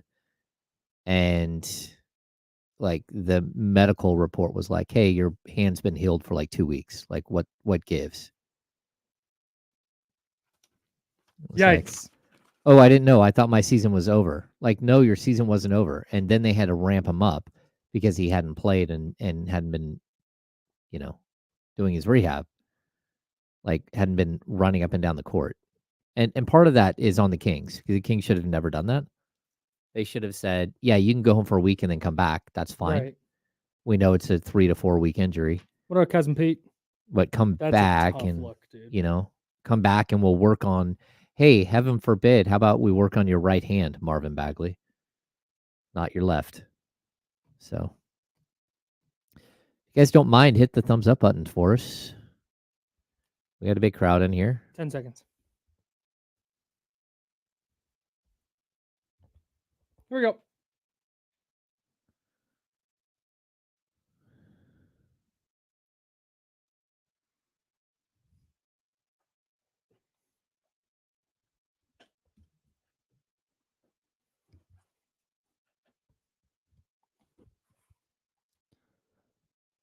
How about it? Kings taking on the Knicks at Golden One Center. I'm Kyle Madson. He is James Ham. That De'Aaron Fox, Jalen Brunson matchup is going to be so fun, dude. It's a I'm not sure. great matchup. I've looked forward to watching individuals at Kings games this year. Chet Holmgren, Victor Wembanyama, Giannis, Shai Gilgeous-Alexander's a player that I like very much. But no matchup. Player for player, Fox v. Brunson. No matchup has tickled my fancy like this. Yeah, I get it. This is, for me, it's one of those matchups that you just, you pencil in as almost hidden on the card. It's it's like when you're looking at a fight card, you're like, okay, well, it's not the main event, but it's right there. The main event is a game itself, but it's that build up to the main event that everyone really is excited to watch. Yeah. And to me, it has the potential to be just spectacular. If De'Aaron Fox played for the Lakers or a team that gets greater national coverage than the Kings do, Brunson versus Fox would be the matchup of the weekend. It'd be everywhere. Oh, yeah. That would be the marquee thing happening. But because it's Sacramento and people don't want to pay attention, this gets pushed down in a way that it shouldn't, because this is two of the best young guards in the NBA going at it. Yeah, and I also, Kyle, this is two teams with such diametrically opposing like ideas Yeah. and feel. Mhm. It's an offensive minded, really like again, the Kings have moved up to 8th in the league in scoring on the season. They are a Yeah. juggernaut again. And since the All-Star break, they're starting to get better and better and better as an offensive team against a grinder, physical. Like this is finesse versus physical. And to me, it's a really, really interesting matchup because like you don't know who's going to show up, which team for each side. Like who's going to be able to like imprint their will on the game. The Kings are like, basketball is an art, and we move about the court as one. We are a river. And the Knicks are like, we brought a sledgehammer. There's only one ball, and I'm not giving it away. You don't get to have it. Yeah. We will move about the court. We will tear up the court. You've got a 6'4" Replace it with cement. guy playing power forward who averages like 13 rebounds a Josh game. Hart's dog, bro. I love Josh Hart. There's so many times I've said, if the Kings only would have just got Josh Hart, I mean, I'm like, he's not that good. It's like, oh Dude, no, he is. He can play, bro. Yeah, he is. They have a lot of players who fall into the Jalen Brunson is extremely skilled. Yeah. He does not fall. But Josh Hart, Dante DiVincenzo, OG Anunoby, they're not going to be the dribble, step back, pull up three, spin in the lane, sick finish off the glass. They're not. They are just hoopers. They're going to be in the right places. They are going to do the right things. They are going to hustle their asses off. They are a really, really awkward, tough team to deal with. How do the Kings get a win? Let's talk about it right now. We got keys to victory for you, brought to you by nobody, right? Yeah, nobody. At least not yet. Soon, maybe. Investors? Possibly you. It could be you. James Ham, what's your first key to victory? Match their physicality. Just straight up, this is one of the more physical teams you're going to run into all season long. And they know how to play hoop, and they're going to punch you. And you got to keep coming back and fighting the good fight. This is a team that last year the Kings beat at home. And Mike Brown walked into his media press scrum and unloaded on his team because they got dominated on the offensive glass. Oh, that's right. That was the national game. Hideous. At at Golden One Center. And Josh Hart had like 10 offensive rebounds, 8. Whatever it was absolutely ridiculous. And Mike Brown wanted no part of it. And the reason why he wanted no part of it is because the reason the Kings lost to the Golden State Warriors in the playoffs is that they looked like they were playing the Knicks half the games. And they gave up all those offensive rebounds and all of those spray threes. And it was not good. Yes, Josh Hart had 8 offensive rebounds, 7 defensive rebounds. He had 15 overall in 32 minutes off the bench. The Knicks had 23 offensive boards. You let a 6'4" dude come in there and grab 15 rebounds against you. And that's exactly 23 offensive rebounds, 35 overall. And, look, the Kings in that game, they got out-rebounded 58-42. Did you know Josh Hart facts real quick before we get back to keys? Did you know he has 4 triple doubles this year? Really? Yeah. He has 2 games with 19 rebounds, 1 with 18, another 2 with 15, 1 with 14. That's wild. Josh Hart's a dog, dude. Yeah. And that's actually, it's funny. Typically, one of us enters these keys in the rundown and the other one can create theirs based on what the other person did.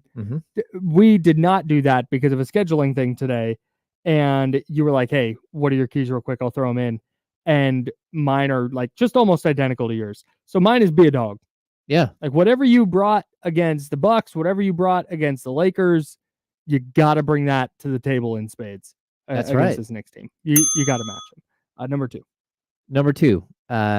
It's pretty clear. Put a body on Hart. Just put a body on. We just explained why. We did. What's funny is this was yours. I had not seen it. And you said, all right, what's your second key? And I said, you got to get a body on Josh Hart. That's right. Like verbatim. I'm like, that is almost exactly what I just said. So I second that. Yes, you second This is a dude who, like you said, he's listed at 6'4". And he's just one of the best rebounders in the league. He's averaging 8 rebounds a game at 6'4". As a 6'4" guy, there are centers who don't average 8 boards a game. Yeah. And I think the problem is, just to point out the obvious here, is he's going to go up against, at that position, he's probably going to go up against Harrison Barnes. And Harrison Barnes at this point, he's averaging 2.8 rebounds a game at 6'8". 2.8. Yep. Now, he does, in Barnes' defense, he does play against, alongside the league's best rebounder, Domantas Sabonis, 13.5 rebounds a game. So there are fewer rebounds because Domas is there. But if he does not focus and keep Hart off the glass, the Kings are going to get thumped. We're going to play a game real quick while we're talking about Josh Hart. Who averages more rebounds? Josh Hart or Jaren Jackson Jr.? Oh, that's easy. Josh Hart. It's not even close. What'd you say Hart was at this year? 8. 5.6 for our guy Triple J. Yeah. Jaren Jackson, 7 foot. Well, that, and his excuse used to be, hey, I play next to Steven Adams. Yeah. No, Steven Adams isn't there. What's your excuse now? I don't know. You're just bad? I guess that's... No, it's GG Jackson, bro. It's like, I shoot too many threes. It's like, okay, well, that's why you're not getting... Stop. That's why you're not getting offensive rebounds. What about on the defensive side of the ball? I'm shooting too many threes at 32.6%. Ooh. Oy vey, everybody. He shoots as many threes. He is a 7-foot center, a reigning defensive player of the year, whose 3-point attempts and total rebounds per game are identical. Oh, no. 5.6. Oh, that there is a stat. Put that one on a t-shirt. Number 3. Oh, where is it? Number 3. Don't allow a Dante DiVincenzo revenge game. Like, Dante was not happy about the way things worked out here in Sacramento. Was not like, I was right there in the middle of all that. It was not good. The Kings ended up pulling his qualifying offer and allowing him to leave instead of having him be a restricted free agent and just let him walk. And Dante DiVincenzo has played so disrespectful. Really, really well. He's played really well. And he's a player that would have fit perfectly in Sacramento as that sort of versatile, do everything type of player. Mm-hmm. And the Kings could use a guy like him, and clearly it will never be Dante. He has 4 30-point games this year. Mm. Very, very much capable of it. And that's one where if you told me Dante DiVincenzo went 5 of 7 from 3. Well, and the other thing you got to remember about Dante is he's an excellent rebounder. Yes. So especially on the offensive glass. You start stacking up all these guys that are perimeter players for them that are excellent rebounders, and you start realizing that there is no letting off the gas against a team. Yeah. Right there with you. Number 3 for me, you got to keep Jalen Brunson out of the paint as best you can. Yep. And that's going to get something that we're going to talk about coming up in a bit. But when Jalen Brunson gets in the paint, he is very good with his footwork, very good at creating space and scoring from there. But when you start to collapse down, he's also a very effective passer out of there. And he will get open looks for OG Anunoby, for Dante DiVincenzo, for Josh Hart, and those guys will knock him down when they're open. So as best you can, you got to keep Jalen Brunson out of the paint. Easier said than done for sure, but if you can limit those paint touches, I think you can limit the Knicks offense a little bit. Want to remind you, coming up later on Saturday, we have the Big East Championship, 3:15, and then the Conference USA Championship at 5:15, and then Sunday at 8:45 a.m. we'll have the Ivy League Men's Championship. I'm going to be locked into that one because whoever wins the Ivy League Championship, I'm picking them to win in the first round. And then at noon on Sunday, we have the American Athletic Conference Championship as well. ESPN 1320 is going hoops crazy. You could even say we're going mad. So much basketball, so little time. Right here on ESPN 1320. Clear. Good work. Yeah, DiVincenzo's averaging 8.1 3-point attempts per game. He's a really good rebounder, even though he's only averaging 3.5. And then on top of that, he's a good passer. He's a good steal man. Like, they're going to put him on De'Aaron for stretches of the game.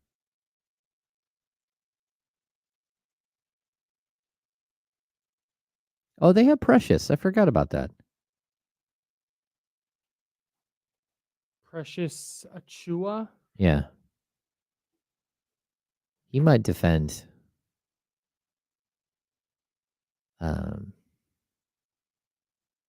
Mr. Sabonis for a stretch. Oh, and I also forgot. Really? I forgot they have Bojan. What a tough team, man.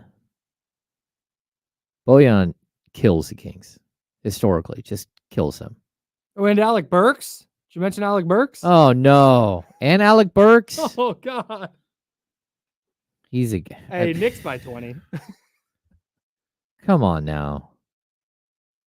They had Daquan Jeffries, but they waived him. Where's Daquan at now? He was on the Knicks. I could have sworn he got signed. Maybe he signed a two-way? I don't know. He signed a 10-day with the Knicks February 22nd. He was waived by the Knicks December 30th. So I don't think he's with the Knicks any longer. Daquan.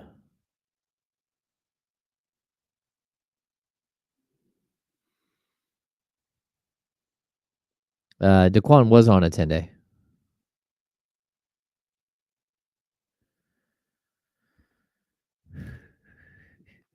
Oh, Prize Picks action for Saturday? Uh-oh. I don't know. I won $8 yesterday. Oh, I can't get in for... Oh, great. They don't have Saturday's numbers in yet. Nope. Prize Picks for tonight? Cade Cunningham, 7.5 assists against Miami. Take the under. Less. I think I'm feeling less on that for sure.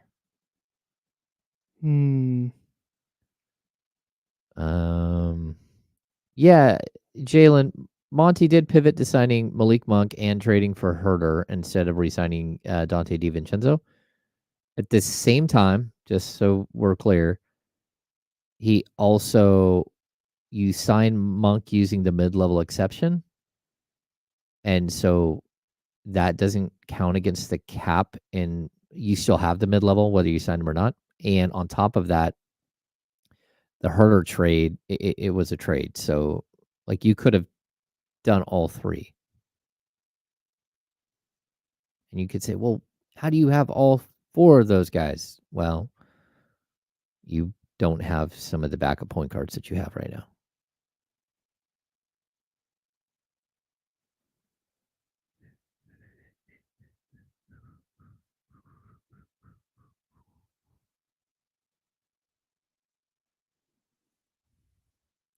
$30 seconds.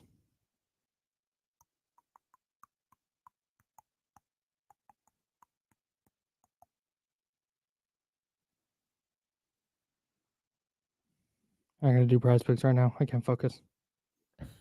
I do that way too often where I'm just bored and I'm like, yeah, I'll just do this. All right, here we go.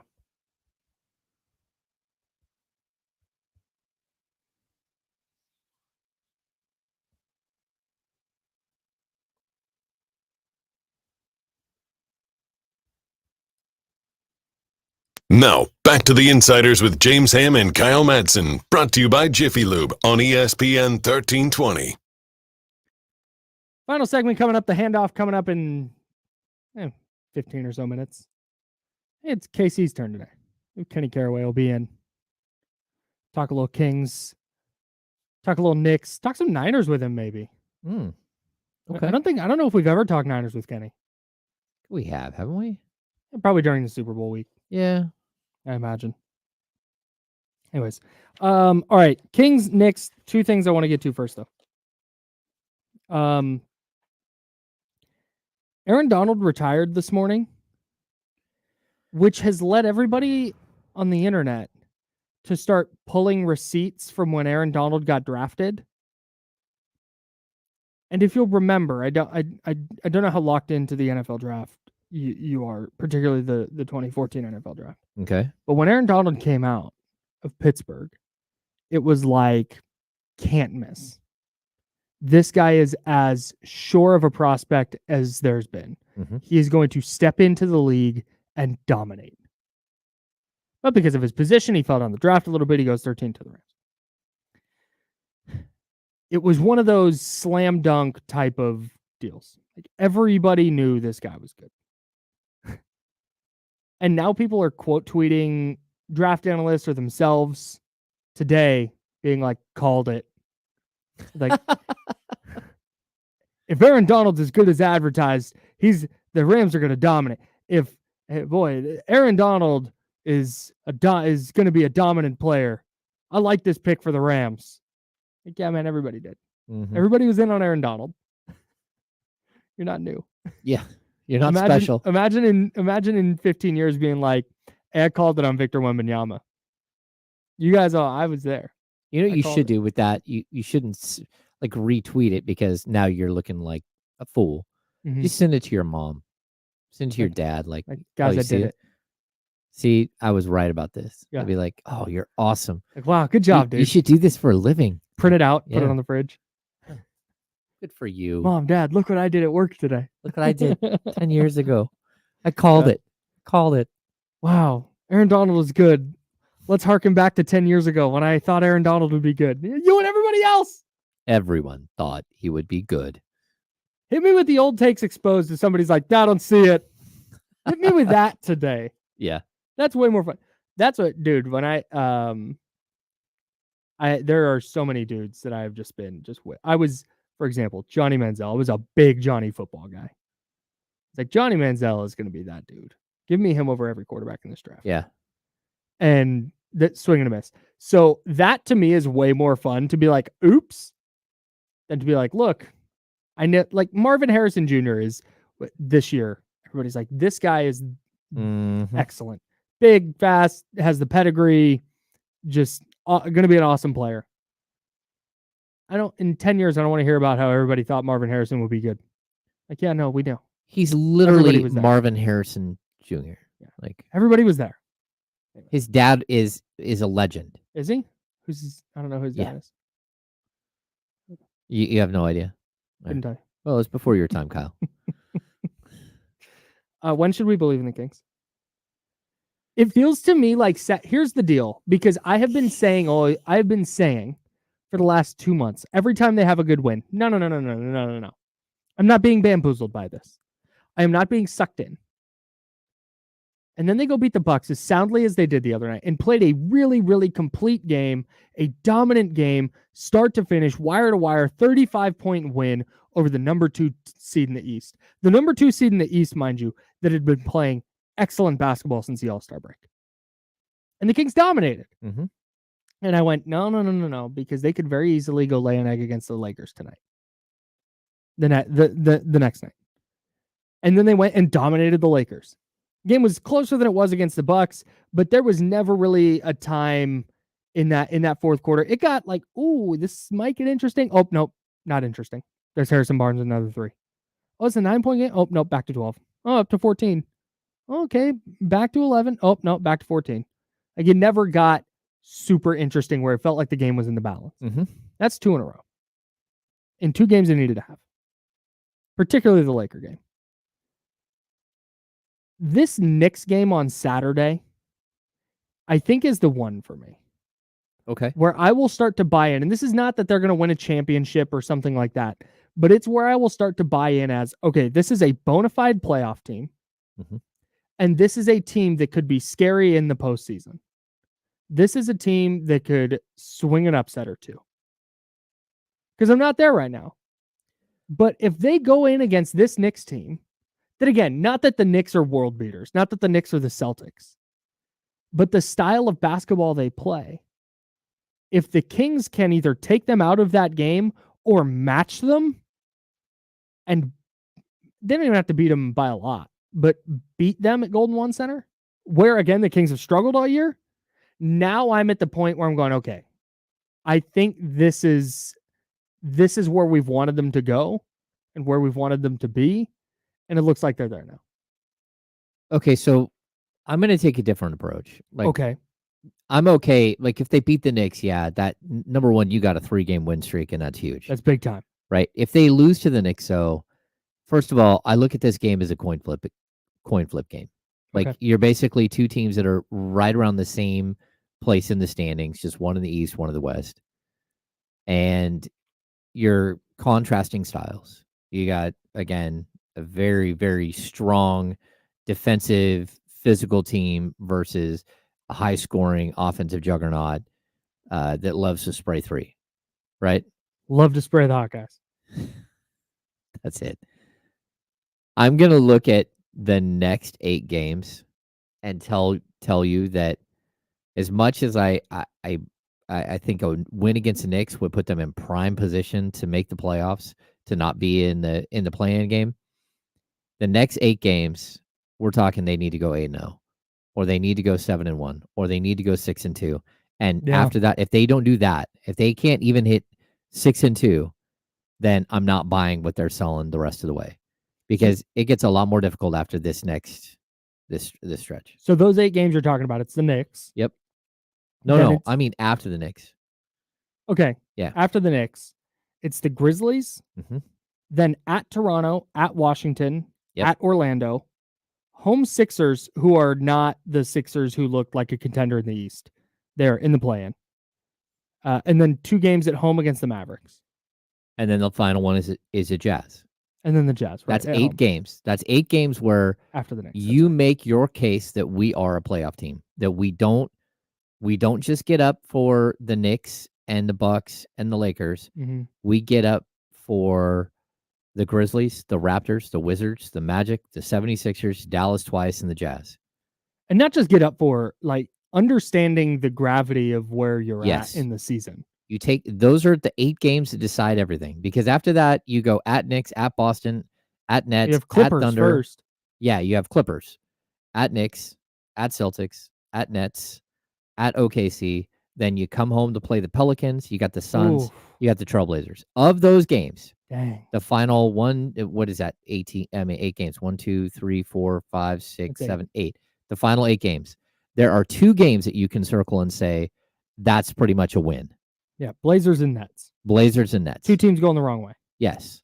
Outside of that, every other game is going to be knockdown, drag out. You're going to get beat by the Celtics, most likely, because you lose to and the Celtics is, you got at Knicks, at Celtics on a back-to-back. Yeah, you're going to lose that Celtics game. You might as well not That's even gross, you dude. might as well not even show up for that game.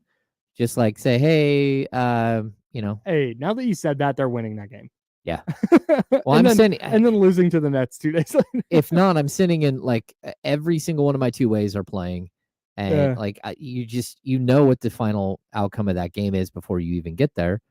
But then you got to figure out a way to survive that 8-game stretch where you could go 2-6. Mhm. So the only way to counterbalance that 2-6 is to go 6-2 in the games before that, and then you're at 500.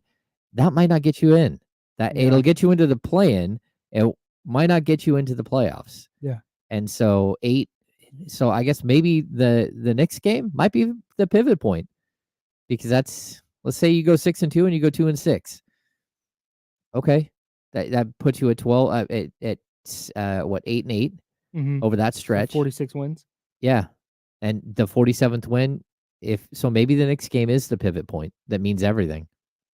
I don't know. Yeah, man. I just, if they continue, because I think I'm with you. The Knicks are good enough that if the Kings lose 102 to 100, I'm not gonna, as No. long as they just can't get punked. Like, that's what I'm worried about on Saturday. I'm not worried about that the Kings aren't good enough to beat the Knicks. They are. Like, we've seen it. Mhm. They very much are. But the Knicks are the kind of team that could come out and, to me, punch the Kings in the mouth and go up 14-2 in the first quarter and then just never really look back. Yeah. Or it's 27-all after the first quarter, and then the Knicks go on a 10-0 run in the second quarter at some point, and the Kings let go of the rope. Like, this is the type of team that the Kings, to me, have really struggled against. And if they can put together a good game where we don't come out of it going, man, they got to use the phrase I've been using for 2 weeks now. They got stuffed in a locker. Mhm. That was tough. Yeah. If they can just avoid doing that, I'll feel way better about those 8 games you just mentioned. Because Yeah. now you're going, hey, you can go 6-2 there. Well, that and if somehow you get out of the Knicks game and you're riding a 3-game win streak, maybe you carry momentum. Maybe you do go on a run. Maybe you put up 10 wins in a row. Maybe you put up 8 wins in a row because it's sitting right there, right? If you already got a 3-game win streak, I'm not saying you got to win all 8, but 3-game win streak coming into that, you should be able to carry some momentum and maybe just maybe come out of it with a much better record than and distance yourselves, especially those 2 games against Dallas. Yeah. So this is a huge stretch coming up, and this Knicks game for me, I'm going to learn a lot about what the last 2 nights have been for the Kings. Was that just hey, they caught the Bucks on a bad night, and then they just kind of owned the Lakers, and it turns out we didn't really learn anything major, or did they turn a little bit of a corner? And does that corner have to do with what the starting lineup looks like? Because let me tell you, if the Kings are healthy, and Kevin Huerter's back, it looks like Trey Lyles probably going to be out. Yeah, I mean, we haven't really got a true medical update other than, he's out with a sprained knee. I haven't heard anything yet. There's practice. Practice is going to be at 12:15 today in like 15 minutes. Well, in like 30 minutes from right now, but 15 minutes after the show. We might learn a little bit about Trey right then, but I'm going to guess Trey's going to miss, a week or 2. Okay. But Kevin Huerter, we don't know about yet. Yeah. But let me tell you, if Kevin Huerter is in the starting lineup against the Knicks and the Kings get punked, I'm going to have something to say. Yeah. Right now, I get it. I get that you can't, it's egos and it's this and that. I'm going to guess if you come off your 2 best games of the year and then you lay down against the Knicks, I'm going to flip this around on you. Don't do that. I am not prepared. I'm going to flip this around on you. Oh boy. If Kevin Huerter is healthy and you don't start him against the Knicks when he's from upstate New York and everyone there is watching him play, that would be a blow. No. No. Look, yeah. I'm not. Kevin Huerter, if he's healthy, is going to start. Yeah. And for the reasons we talked about yesterday, I'm pretty much. I get it. I get why. I understand the logic of it. I'm there. But my point is, if that's going to be the case, and the Kings have. We tried logging in, it didn't work. If that's so Kevin, if he's healthy, he's going to start, and that's fine. But my point is, if he starts and the Kings look hapless, it's going to be really, really difficult not to tie their best basketball to Keon Ellis being in the start. Oh no, I totally agree with you. That's the point to me where and at some point we talk about this about Mike Brown and the decisions he has to make, and you worried about losing Kevin Huerter if you take him out of the starting lineup, but I understand it. I am there, and I support the decision to keep Kevin Huerter in the starting lineup for now. But at some point, let's say Saturday goes sideways and the Kings lose and just get mollywopped and are just not competitive in the game, and Kevin Huerter starts. At some point, your locker room and your players are going to start looking at you as a coach and going like, "Hey, man, there's a very clear solution to this problem we've had all year." Yeah. We saw it the 2 previous games. And there's a very clear solution to the handoff, and that's adding Damian Barling to the mix. Here he is, D'Lo and KC, coming up at noon, and they will take you to 4 o'clock. I'm of the mind that if Kevin Huerter starts Saturday and the Kings go get popped by a very good Knicks team, I don't know how you continue to justify having Kevin Huerter in the starting lineup. Yeah, there's probably a few things that come into play with that, right? Like, how is the team shooting? How's Kevin playing? Like, the Knicks are a good basketball team. They're a grimy basketball team. Like, they're going to play a specific way. They won, was it last night, scoring like 106 points or something. 105-93, 105, I think was the thank final, you. Yeah. I get that line of thinking. I think it's a bit unfair. I think the full context of the game is important. No, but if you can point to, like, I hate that I do this, and I'm sorry to Kevin Huerter, but there was a stretch at the end of the Wemby game. So the first Spurs game, the end of the first half, they went at him like 5 straight plays to the basket. Happens a lot. 5 straight plays. And it was like, God, this is tough. If you're able to, if a nobody like me is able to see live or able to see like on the TV screen or on film, they're targeting Kevin Huerter. Then there's discussions like, and how does that translate to the offense? What does that do, with De'Aaron? What does that do with, all of the different guys? But I get like that's going to be weighing on everyone's mind tomorrow. Yeah, I would even say the Bucks, as soon as like they brought Pat Connaughton in and he just went at her. And even before that, they were running at him again and again. He is being hunted right now. And some of that is like the Kings need to do a better job of stopping that, of like not switching on some plays and switching on others. I know there was a play where Kevin Huerter like tried to fight through a screen and Keon Ellis was right there and just took the guy. And then all of a sudden Kevin took the guy and they're like, what are we doing here? Like communicate. And it was like, well, I'm trying. You could say it was like, I'm trying to fight through. Like, but that's not how this can play out like down the stretch. And like, look, I think there is like in a weird way, the Trey Lyles injury, we don't know how long Trey's going to be out. It might open a door for Mike to say, you know what? I need the scorer off the bench. And I need the defender in the starting lineup. And I need your 3-point shooting where you're going to get more opportunities off the bench, Kevin Huerter, because I don't have Trey Lyles. And it could give Mike a little bit of an avenue. Put him at the 3. Like you could put him at that 3 position if you have to. Put him alongside like Monk. Davion, Malik, and Kevin Huerter like at that. 3. Yeah, so I'm not saying that that's what they're going to do, but I'm saying like there might be a way in which a small window just opened for Mike to do something different, and we'll see. Well, I sorry, Kyle. No, go ahead. I asked yesterday, like, what if Kevin Huerter did what Russell Westbrook did and went to Ty Lue and said, hey, the team's obviously in a groove right now. I think I could be a better help off the bench. I'd be shocked. No, I of course I would be too, but Russ did do it. What if Kevin Huerter did it? If you're Mike, do you go along with it, or no, like I need thank you. That's all in. That's literally what all in is.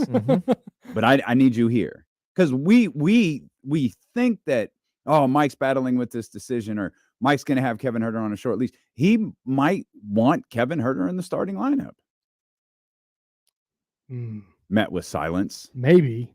I understand he might not want Kevin Huerter on the Sacramento Kings, but the fact is he is. And you've got battles to fight together for the next month. But I think I'm just having a hard time believing that Mike Brown in that spot, because I think, and if you guys disagree, let me know. I feel like based on what Mike has said about this, what Coach Brown has said about this, that this is more a situation where he's worried about losing Kevin Huerter, where he's already benched Kevin Huerter in the preseason, and we saw that affected him. Yeah. Where, hey, he puts Kevin Huerter on the bench now, and he was useless rest of the year. Huerter's been watching his back since training camp. Yeah, but I complained about his minutes already in a night where he did not deserve to play a ton of minutes. I don't know that if he went to Mike Brown, that Mike Brown wouldn't be amenable to that, given how well the Kings have played with Keon Ellis in the starting lineup. I would also say, look, we're acting like Kevin Huerter doesn't play basketball well at all anytime that he's just right. And that's just not the case. And Kevin does. But what he doesn't do is play the way Mike wants. That's all we're talking about. On the defensive side, but on the offensive side, Mike talked about this the other night, the gravitational pull of Kevin Huerter, it helps everybody else on the offensive side of the ball, because people don't track Keon Ellis. They don't even track Keegan Murray the same way that they track Kevin Huerter. When Kevin Huerter comes off the DHO and he brings out the big loop on the outside, everyone slides that way. And he's the only player on the Kings that does it. And so there is something to the way that Kevin plays that is extremely valuable to the starting lineup. And that's part of Mike isn't just not making this move strictly because he's worried Sure. about losing Kevin. Mhm. It's because Kevin is a good basketball player who's Mhm. struggled all year. Mhm. And I mean, Kevin was their third leading scorer last year on a 48-win team. Mhm. And he hasn't, for whatever reason, from start to finish, it's been a rough go. He's averaging is it like 10 a 10 game. points per game? That's Yeah, tough. but over his That's tough. last That's couple of tough. weeks, He went from the Yeah, it's third been really leading bad. scorer on a 48-win team to like the 6th leading scorer on a 48-win team. yeah. Mm. Well, that is his Yeah. 3-point Mm. percentage is down, but I mean, you look at his. I think a day off is probably a good thing, but over his last 7 games, it's struggle. It's Single 4 digits, points, 8 yeah. points, 12, 2, 0, 6, and 11. Man, Damien, what do you guys got coming up on D'Lo and Casey? I don't know, bro. Me. Yeah, well, we got Kyle. Got the 12:15. insiders coming up on D'Lo and Casey. Yeah. We'll carry. We'll carry you. We'll go over the playoff picture and everything that happened last night with the Suns and the Mavericks and what they've got coming up. Yeah, vibes are good, man. I was LeBronin on the way in, had the R&B music up. This is great. Sun Driving is gloves? out.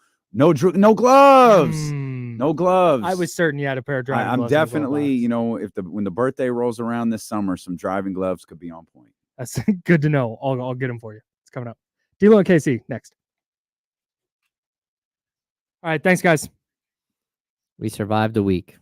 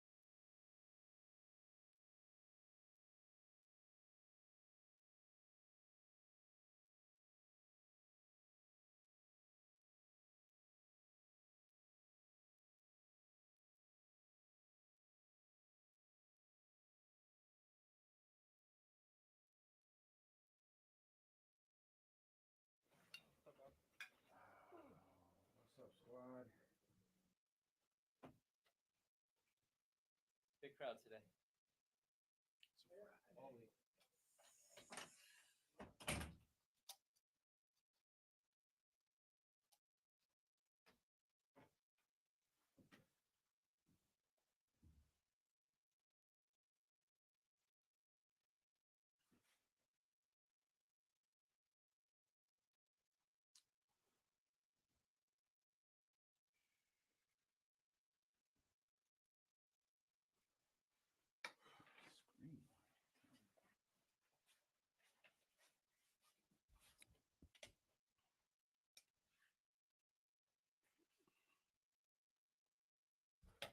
going on with y'all, man? This wind is awful.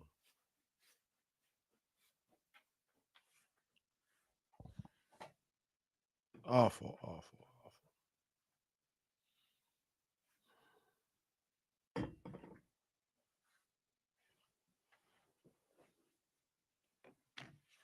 Did not know this show existed.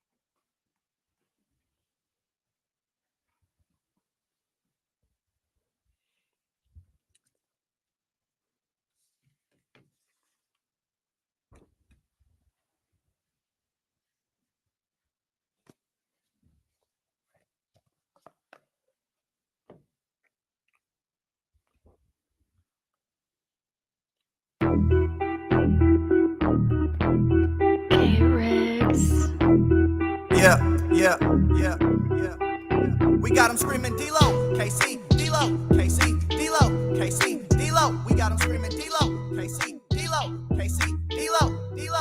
We your number one spot. We your number one spot for some sports, huh? Got the city going crazy when we work, huh? We top 2, but we ain't 2, we in first, huh? And when you need the real, we is who you search, huh?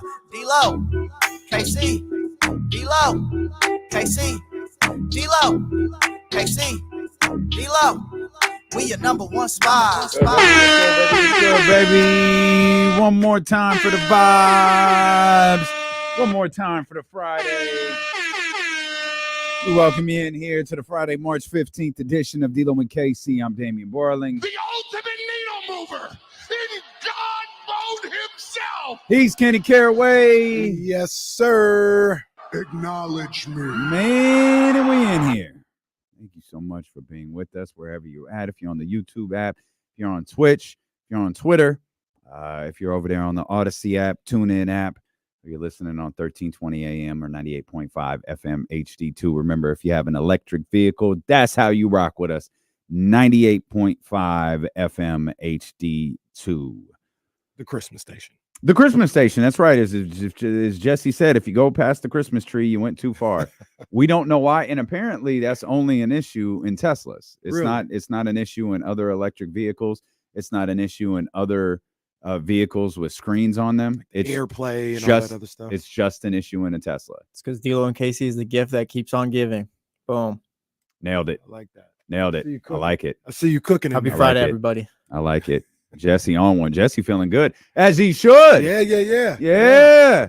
The Celtics did us a favor last night. Shout out to Jason Tatum. So did the officials. Well, that was. I'd like to say maybe one time only. I understand, Book.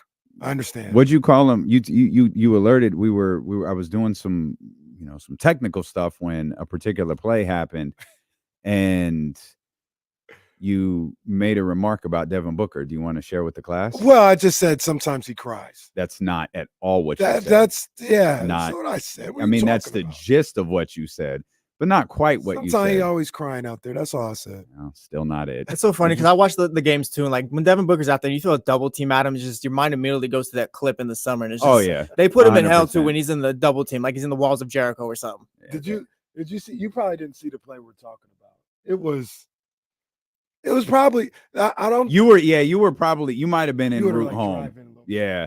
I don't think it's hyperbole to say that may be everything that's wrong with basketball. No, it was bad. It was bad.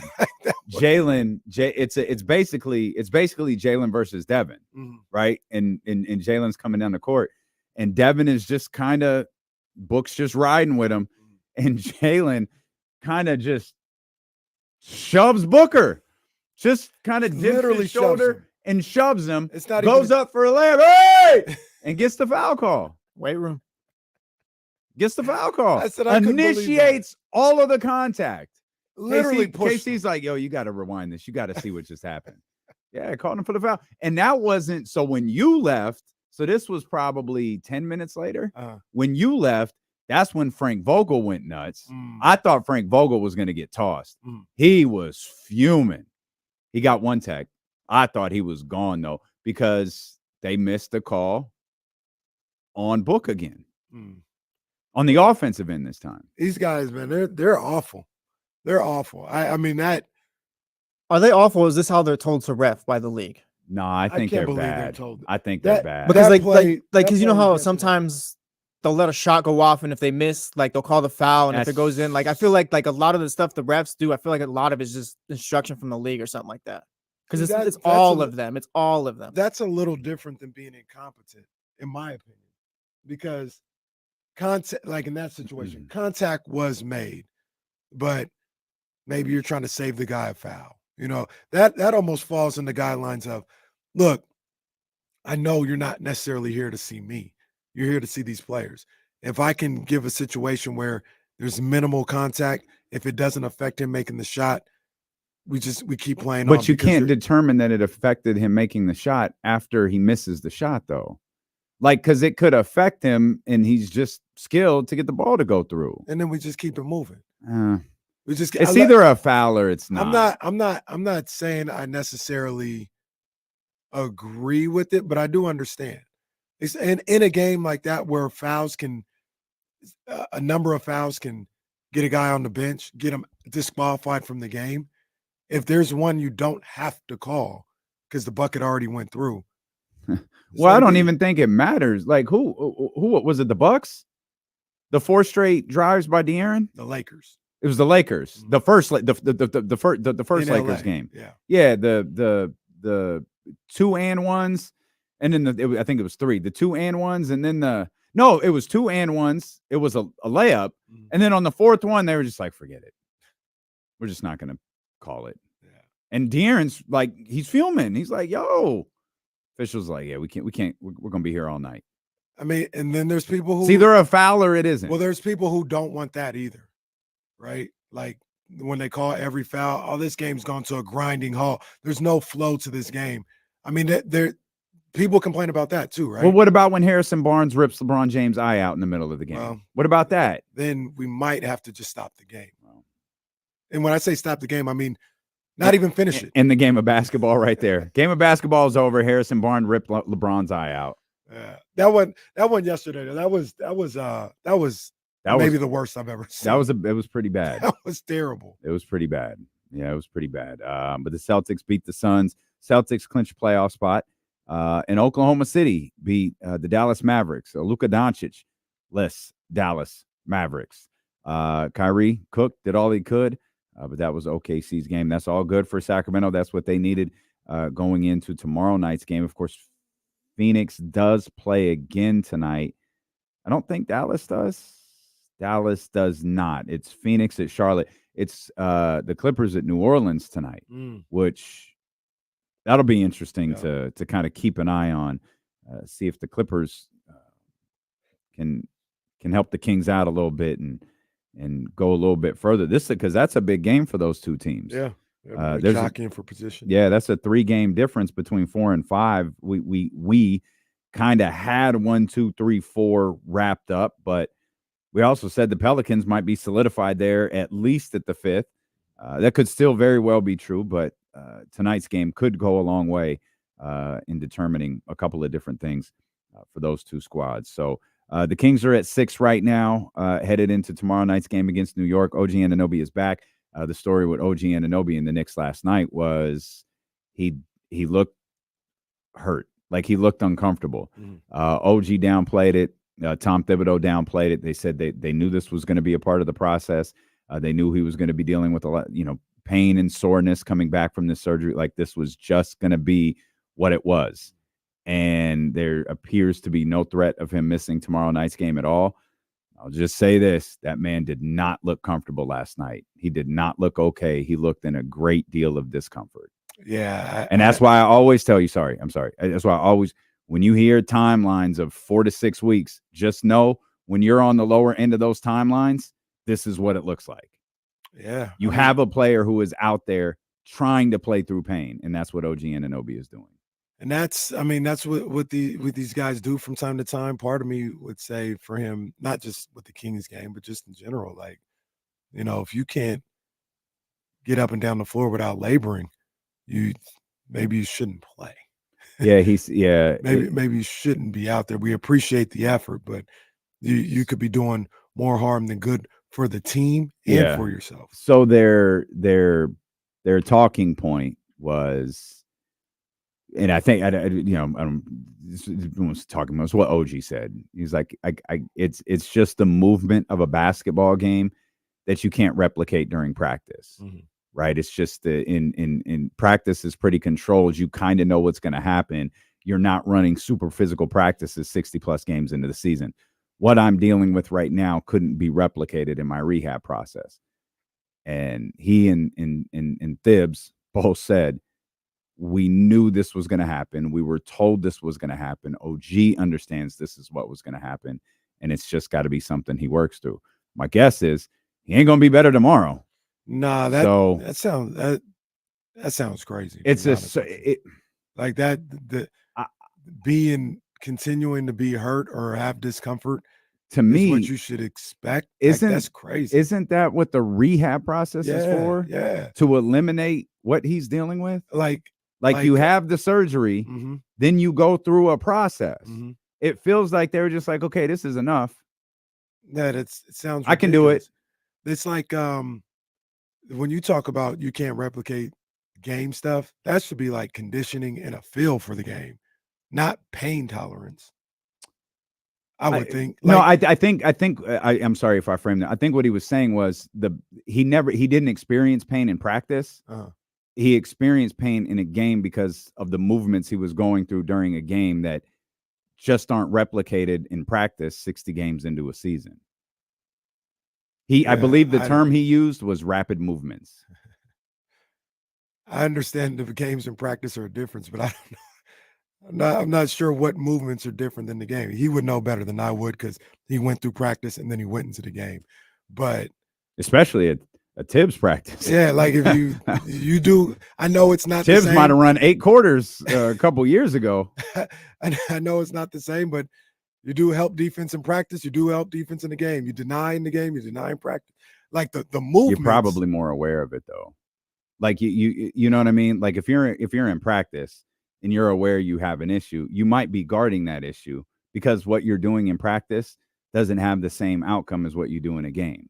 So if you're talking about help defense, maybe he's helping, and I have no idea. I don't know why but it's different. Mm. He's more guarded. He's protected. He protects himself in practice. Whereas when you're on the floor at the Garden or wherever they were, your instinct is to, pop out and try to swipe the ball. And now all of a sudden, you didn't do that in practice. Mm. Now all of a sudden, you got to see the clips of him. Like he looks like he's hurt all over again. Mm. That's why I hate this. That's not good. I don't think this situation is normal. I hope it's just nothing. It's just a blip on the radar, and he's 100% healthy as time goes along. But this, to me, I saw some clips and I saw some tweets about it. It just it's not. It doesn't feel normal for him to be laboring as much as he is, and for them to just be like, oh yeah, it's part of the process. Maybe. I don't know. I don't think so. But yeah, I'm not a doctor. But we stayed at a Holiday Inn Express once. But the Knicks got their dub last night, and it was on the strength of Jalen Brunson, which is going to create some interesting conversations for us here today. Because as the kids like to say, dude is a bucket. Like Jalen can go. He had 45 last night. We'll talk about that and the challenges he will present for the Sacramento Kings, and what is like that. Whoever dictates the pace of this game might win. If the Knicks can win with 104 points, 105 points like they did last night, or if the Knicks can, keep the game in that vicinity, they're going to be very, very happy. We'll talk a lot about it though. Kyle Madson joins us. There's a lot of Kings basketball to talk with Kyle Madson, and we'll talk some 49ers football. There's all sorts of things going on in the world of the NFL. Kenny Pickett on the move. Jawan Howard fired. Tragic. Always hate to see bad things happen at the University of Michigan. I don't know. Don't do that. I don't know who hit that Don't button. be I don't know who hit that. disrespectful. I don't know who hit that button. That was my bad. We'll come back though. We'll get to that story later. Steelo and KC brought to you by Sky River Casino and Sacramento Sports Leader ESPN 1320.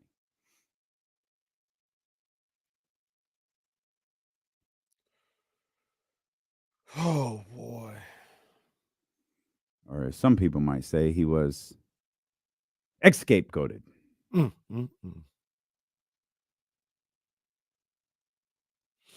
more time. Okay.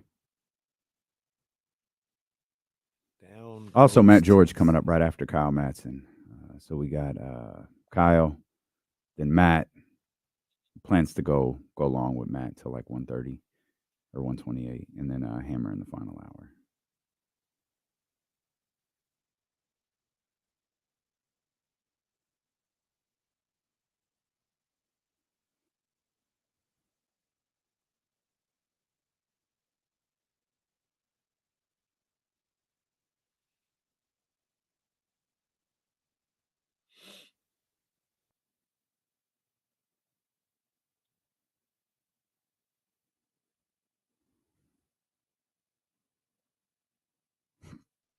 That's a wild tweet from Adam Schefter.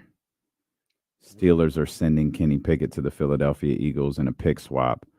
Once Pittsburgh signed Russell Wilson, Pickett preferred to move on. Jesus Christ. That is some framing right there. He's just got Kenny Pickett's balls firmly in his hands. Good God, man. Schefter is such ass.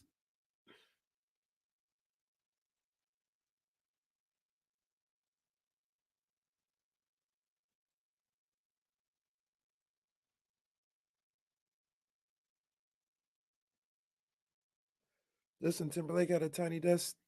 Yeah, I haven't had a chance to watch it. I bet that's pretty good. Yeah, someone I think it was someone hit me up and said, "Yo, you got to watch this. You got to watch this." I was just trying to get through the album this morning.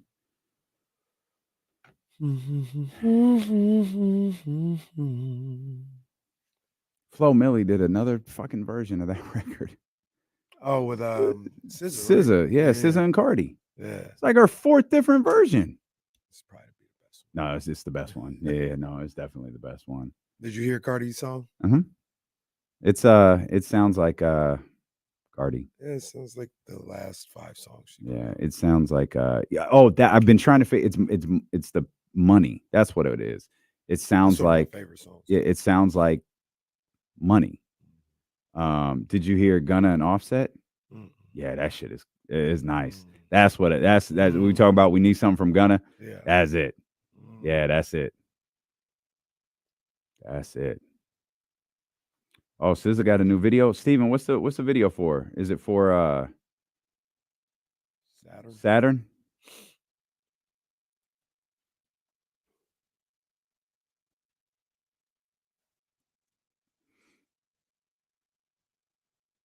Sexy Red had a feature that I listened to. I talk all that shit, but if I see her on a feature, it's like I want to hear what she says. She makes me laugh. And it's what she always says, so I like, okay, I did it. I listened. Keep it moving. 30 inches to my butt.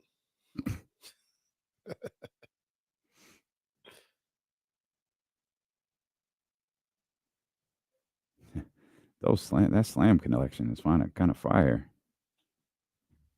What was that? The slam, they dropped like a clothing line reminiscent of like one of the original Apple ads. Oh, I saw a tweet for that. Kind of hot. I didn't see they dropped a line though. Yeah, it's pretty dope. Good old slam.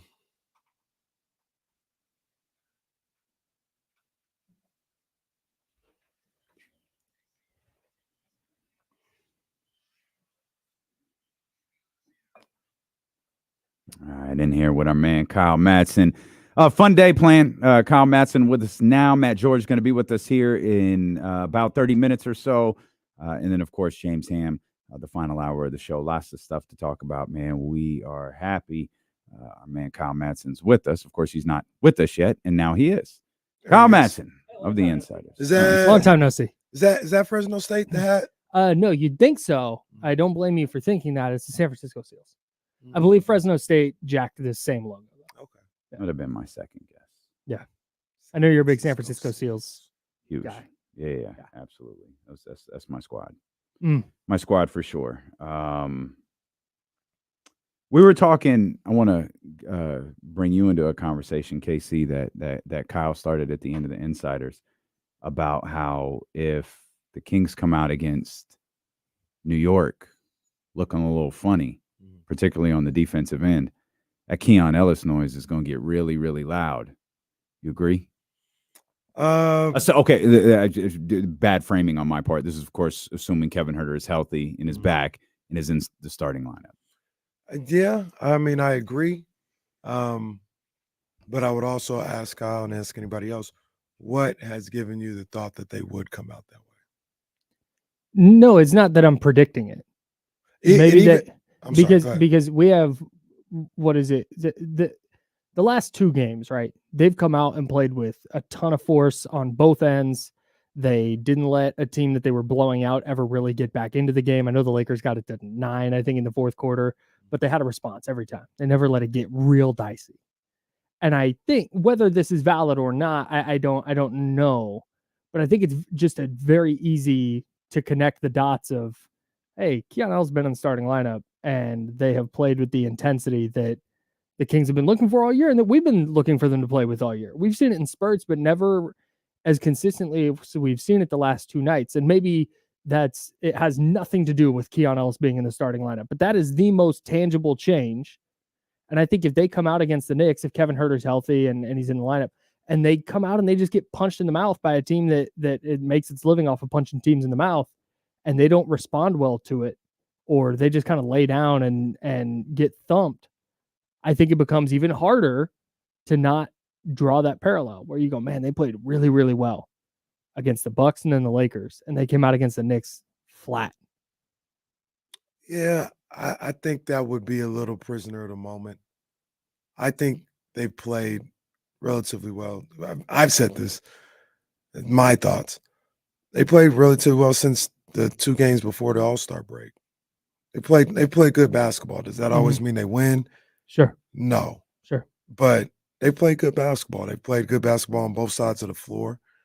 And I think Keon has done some great things out there. I love what I'm seeing from him. But I think it's just an extension of the way this team has already been playing when Kevin Huerter was there, when Trey Lyles was there, and everything else like that. So me personally, I wouldn't look at that as maybe you need to make a switch.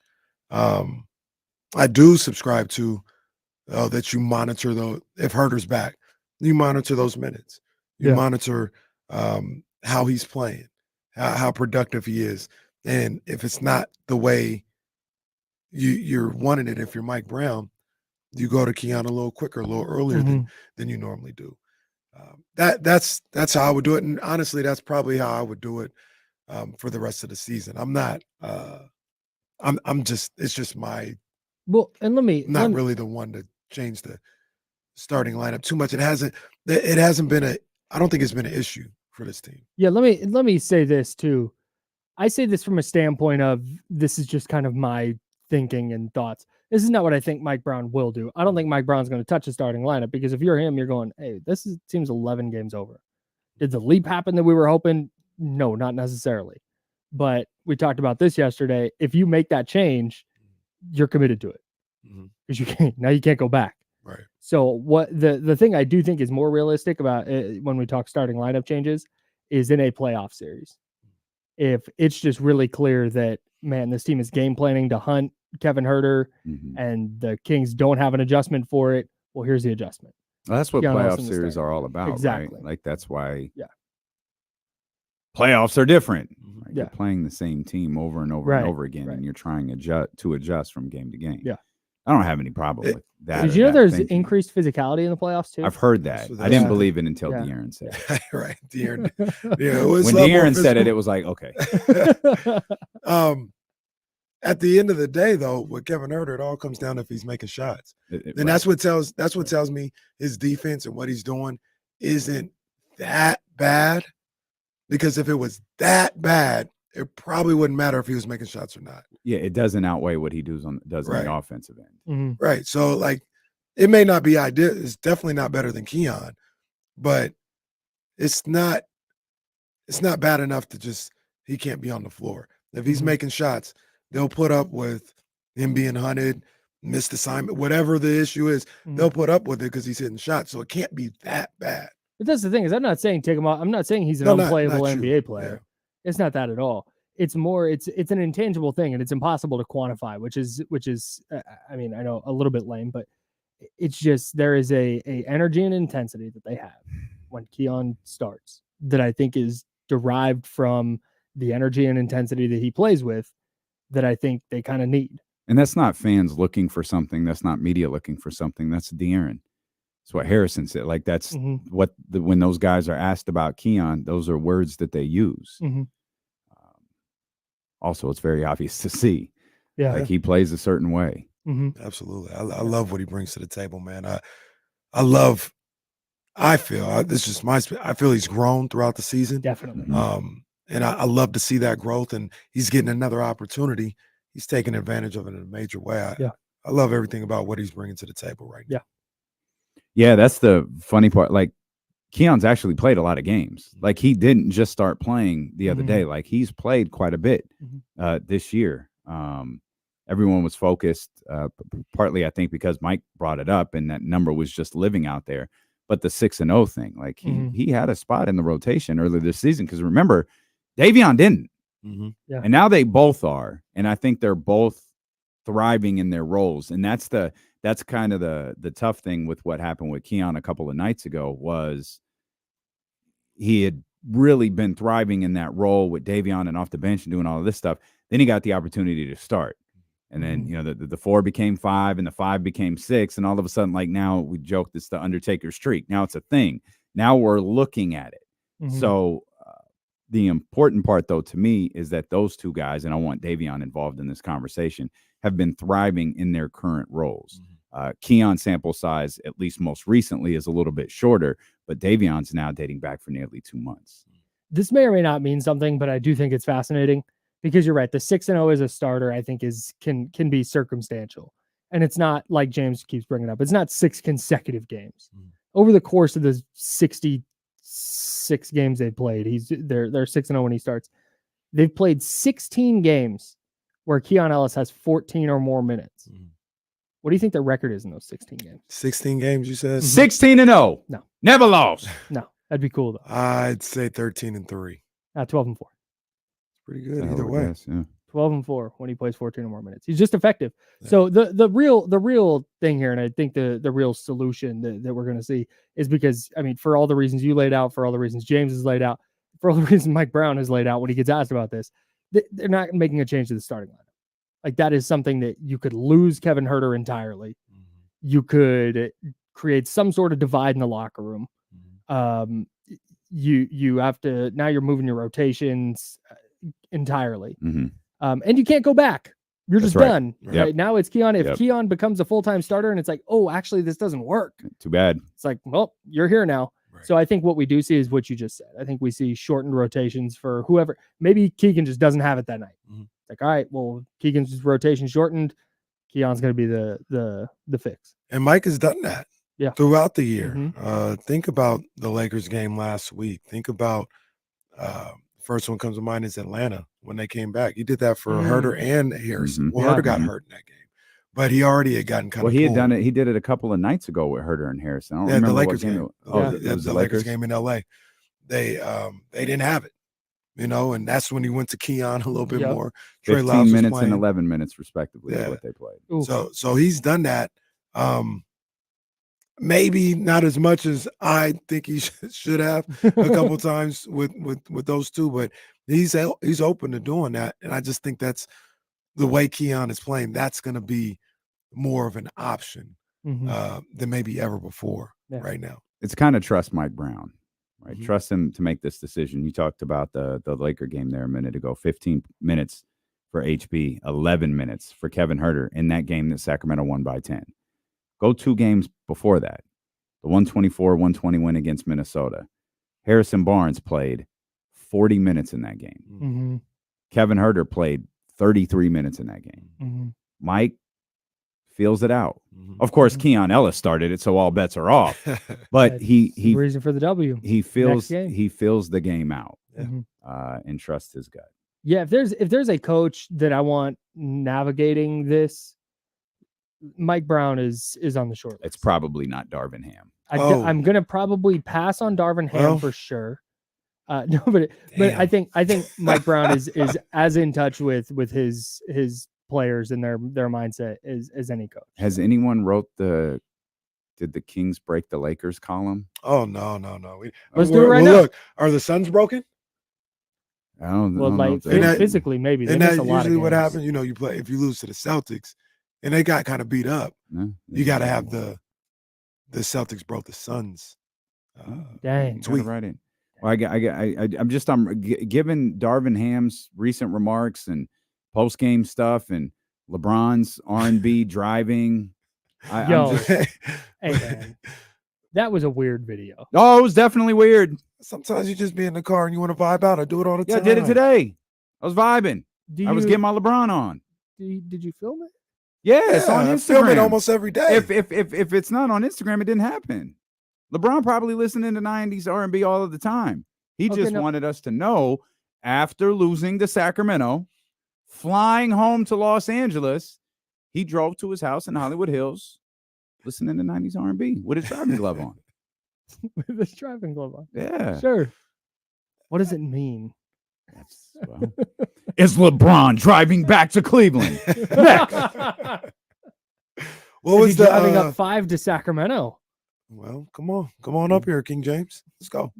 You're welcome. Yeah. What was the? We got enough second round picks to get Bronny. No problem. What was the quote Darvin Ham said the other day? Did you say to get Bronny? Yeah, that's how you get LeBron. Yeah, get Bronny. That's crazy. Yeah, get Bronny. Like I like Bronny. He should probably stay one more year. He probably won't, but he should. I like his game though. The quote was, I think it was something like, I hope I'm not trying to misrepresent this, but it was something like, I wish Mike Brown would have told us how much they were going to run so we could have stopped it. No, he said, no, it was even worse. Oh, it was worse. He said, I wish Mike Brown would just tell us what plays they're running so then we could stop. Oh, okay. It was that. Well, yeah, that's worse. That's way worse. That's worse. Can you imagine? It was bad. It was definitely bad. Can you imagine if after the Super Bowl, Kyle Shanahan had gotten at the podium and like, I wish Steve Spagnuolo would have just given me a defensive game plan so I would have known how to beat it. That'd have been a week of radio content. Somebody, I was a listening. week? Man. That'd have been an off season of radio. Yeah, it's still going. TC would still be calling. TC would still be on the phone. I was listening to the morning roast would be 8 hours long to cover that story. I was listening to Logan Murdoch and Raja Bell, and they were just talking about really good. They were talking about like the questions. They made it specific to that Kings-Lakers game because Logan was up here or whatever. Yeah. They made it specific to that, but it's just like in general how questions are asked. And I thought about this because of the way Darvin Ham answered that. But they're like, yeah, they'll ask questions and they're not trying to be disrespectful or rude at all. But it's like, so LeBron, at one point, it felt like you guys had no answer for the Kings. You couldn't stop anything they were doing, and they dominated you guys out there on the game. Can you tell me a little bit about that? LeBron's like, all right, thanks, bro. Yeah, like that is what happened. Appreciate the recap. Yeah, thank you for talking about how ass we were out there. Thank you. LeBron, y'all got your ass kicked tonight. Where are you at with that? Doom, doom, doom, doom, doom, doom, doom, doom, doom. Hey, remember when he said he was 50-50 on whether he'd do a retirement tour or not? Nah, that's funny. LeBron's he did. He did. That's crazy. LeBron's doing a tour. And he deserves. Draymond's funny. You see your boy? No. He said he wasn't. He said, and it's like, that's a good call because no one's gonna care. He was about literally no one will care that you're leaving. Stop. No one will care. he I'm sorry. said- I'm sorry. No one outside of San Francisco will care that you're retiring. No. He said with his chest in a room with air in it that he's not going to do a retirement tour. Mhm. He's going to play 2 to 3 more years and just retire.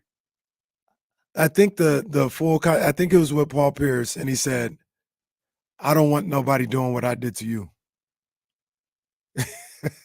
That's one of the reasons Talking why. about they don't love you like that. Yeah. You ain't Kobe. He said, I'm not going to give nobody the opportunity to do to me what I did to you. Because he knows it's going to be coming. He knows At any point if in it that says it's his interview, last year, like, and he's looking for ways like, nah, bro, Jaden McDaniels is going to be Well, sitting Jalen there. too. Yeah, either one of them are going to be sitting there being like, stop waving, Draymond. Don't nobody care. Herb Jones going to be like, bro, stop with the you're waving. getting Your subbed out. coach You're is getting subbed out. That's already like that's so funny. It's like that's already happening. Like the cachet you had in the league 10 years ago is not the same now. Need the New York crowd to start chanting "Retire now, retire now." At any point in that conversation, did Paul look Draymond dead in the face and go, "You know, I'm like significantly better than you, right?" He should have. Like, you know, Isaiah Thomas we're would have not said even that. on, but Isaiah would have. Isaiah been got great. grapefruits for that. Did you guys saw what Dre said about Sabonis and AD, huh? I don't think I did. I I've think made I it a saw. point to not. I think I saw the last Draymond quote I saw was, "Oh, my back's been bothering me for yeah, all right, just bro. 4 or 5 days. I Alright. just had to." My Yeah, back- it's just I'm hoping this extra couple days of rest will get me So weird. get me Steph's- back where I need to be. Steph's ankle went, Yeah. and I became so concerned that I just tweaked my back a little bit, and I'm going to be out until he's back. Steph's he- ankle went, and I jumped so fast off the bench because my ass was doing nothing that I was, oh, my back. And He said he gonna be like, yeah, my back has been bothering me oh, good. Yeah. for a couple of days now, and I'm hoping It's a Doc couple Rivers. of days Hmm? Doc will Rivers. give Steph's Oh, okay. ankle a better recovery. I mean, my back a better recovery, and then I can come back. Thanks, Draymond. But That now could have been Doc Rivers. he No, Doc is solid. Well, I mean, look, when you're dealing with the That's back, the back is it's one of those things you got to be careful about. It's the random it's the random noises that make the Doc Rivers work.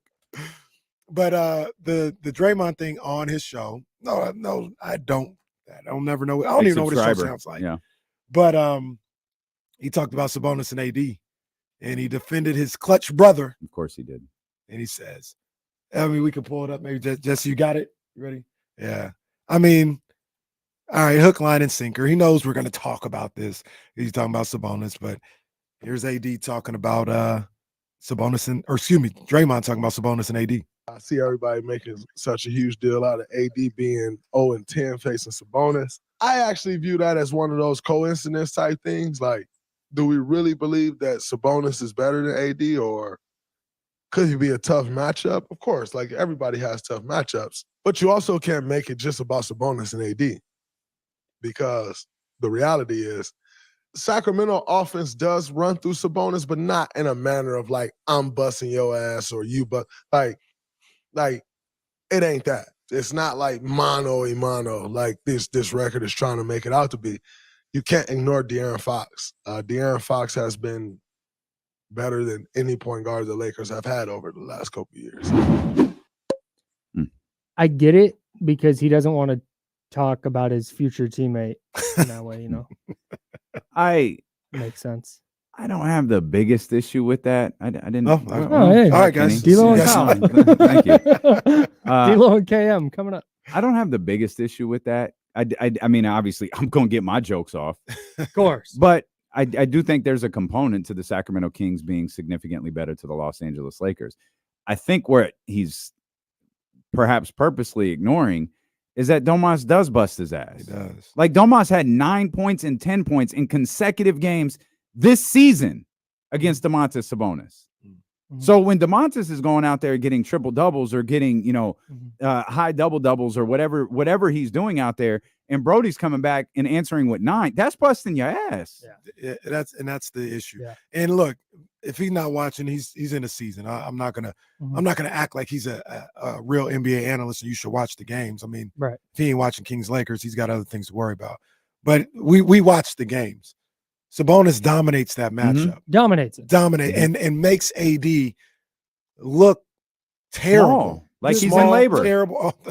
All this stuff. Like we watch it's not maybe points versus points and rebounds versus like that. Yes. But we're watching the game and he dominates Anthony Davis. Anthony Davis is so good defensively that it can muck up everything an offense wants to do. Domantas Sabonis dominates him in such a way that it does not allow him to roam and do all the things he normally does that takes an offense out of what it wants to be doing. So, okay, maybe it's not Domas, clear out. I'm going to dribble in and I'm going to cross up AD and I'm going to get inside. I'm going to score. I'm going to get the and one.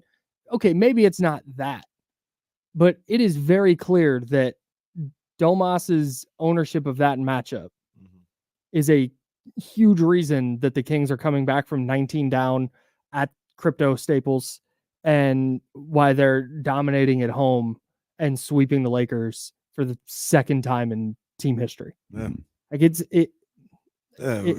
watch it. We watch easy it. to I see. mean, AD, like you said, he looks small. He looks soft. I think he had 22 points. He is the other day.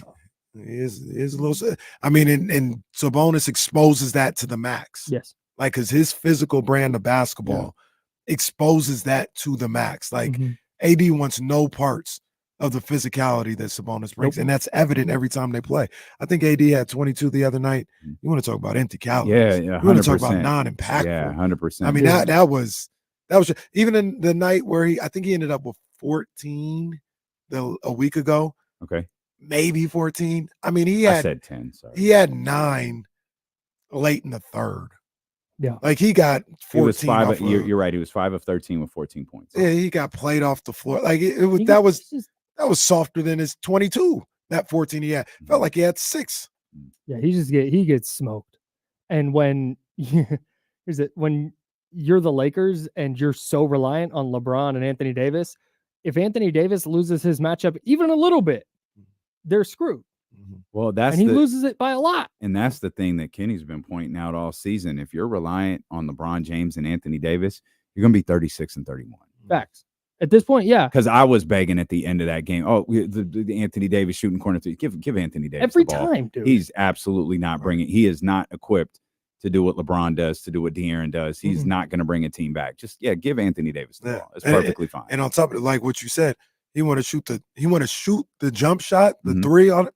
Let him do it. Yeah, every time. If he's big fella. Some nights too he's intimidated to kind of go toe to toe with Sabonis and get in the paint, he's already won. Like he ain't Steph Curry. He's not gonna just start hitting all these shots. That's not who he is. So if you want to get out there and start shooting, so be it. I'd need to go through the whole list again, but I think Anthony Davis is the top 75 all-time player I would least want on my team.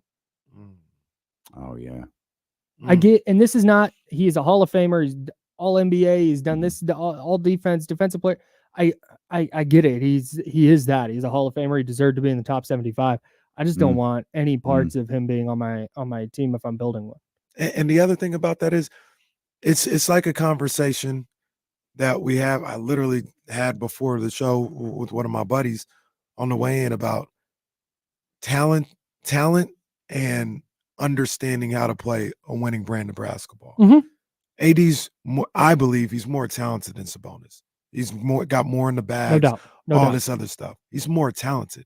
That doesn't necessarily make him better than Sabonis. When you talk about a team, like AD might win a King of the Court contest, but sure, is he winning? Like at this point in his career, is he winning at a high level?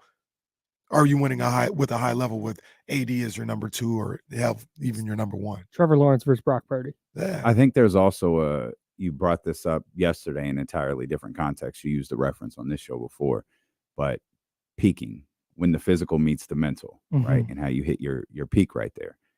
I don't think his mental is ever caught up. Like he does not feel like even mental, like he's not even Dwight on the mental end of the game. To me, it happened. No, don't do that. No, don't do that. Dwight was bad.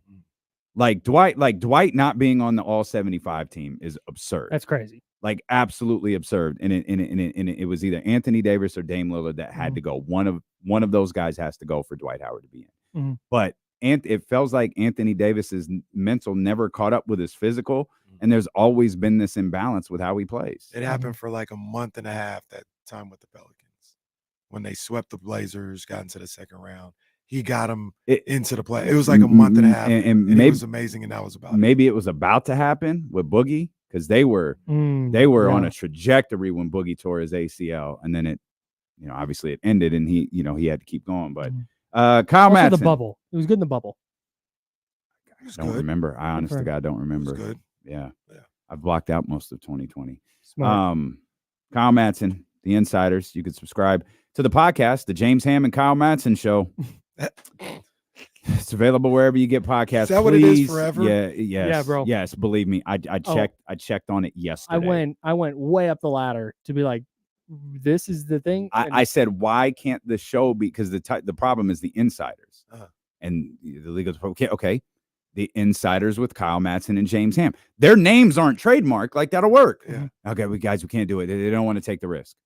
Take the risk. All right, dude. James Ham, Kyle Madson. Search it. You'll find the podcast. It's great. Kyle Madson, NinersWire.com and Candlestick Chronicles as well. We'll come back. Matt George joins us. As a matter of fact, Matt George is here. Hey. On Sacramento Sports Leader, ESPN 1320. Oh, yeah. That's fire. Yeah, Kyle, you forgot your shades, man. You're supposed to do the whole segment with the shades. Looks good. Looks good. What up, Matt? Hey, man, we're still celebrating over 24 hours after the Kings beat down the Los Angeles Lakers. Yeah. Shades are mandatory. That's always a good time. Always a good time when that can go down. I think Matt George is the person I would have been if I grew up going to church. What elaborate? I just think we're very similar in a lot of ways. Except for one is saved and one is not. Yeah, is except I'm going to Matt hell. more straight edge than you? Yeah. Oh, God, yeah. Come on. For sure. Matt, have you ever recreationally done cocaine? No. Me neither. Can't say I have. Me neither. For the record. I'm joking. I feel like you joking. gotta make those things known sometime. What if I went, well? Like, huh? Let's say we were celebrating. All right. I'm gonna go, guys. No, stay. I have friends to pick up at the airport. Oh, I have friends. Kyle has Bye, friends. I do. It's pretty great. Bye, guys. You sign that off while you're pretty please. Yep. Matt, what's happening, man? You're in there early, aren't you? So there's a reason. I'm in here early because I had to literally haul ass down here because I went to record a podcast this morning and realized that my son got his hands on my microphone at home and completely broke my USB connector that goes into my microphone. Oh no! I completely broke it and left and then just dipped and left it as he knew he did something and he just ran out of the room, so I didn't catch it until today. Smart kid. So I saw that like 25 minutes ago and then just ran here to make sure I got here on time because I was like, if I delay on D'Lo again, second straight day, I'm gonna get kicked off. Man. It's fine. That is never true. It's never possible. I mean, I'm also not missing the opportunity to be on D'Lo and KC after the Kings just did what they did to the Lakers. Well, you don't want to miss that either. Yeah, man, it's a good time over here. Don't want to miss that either.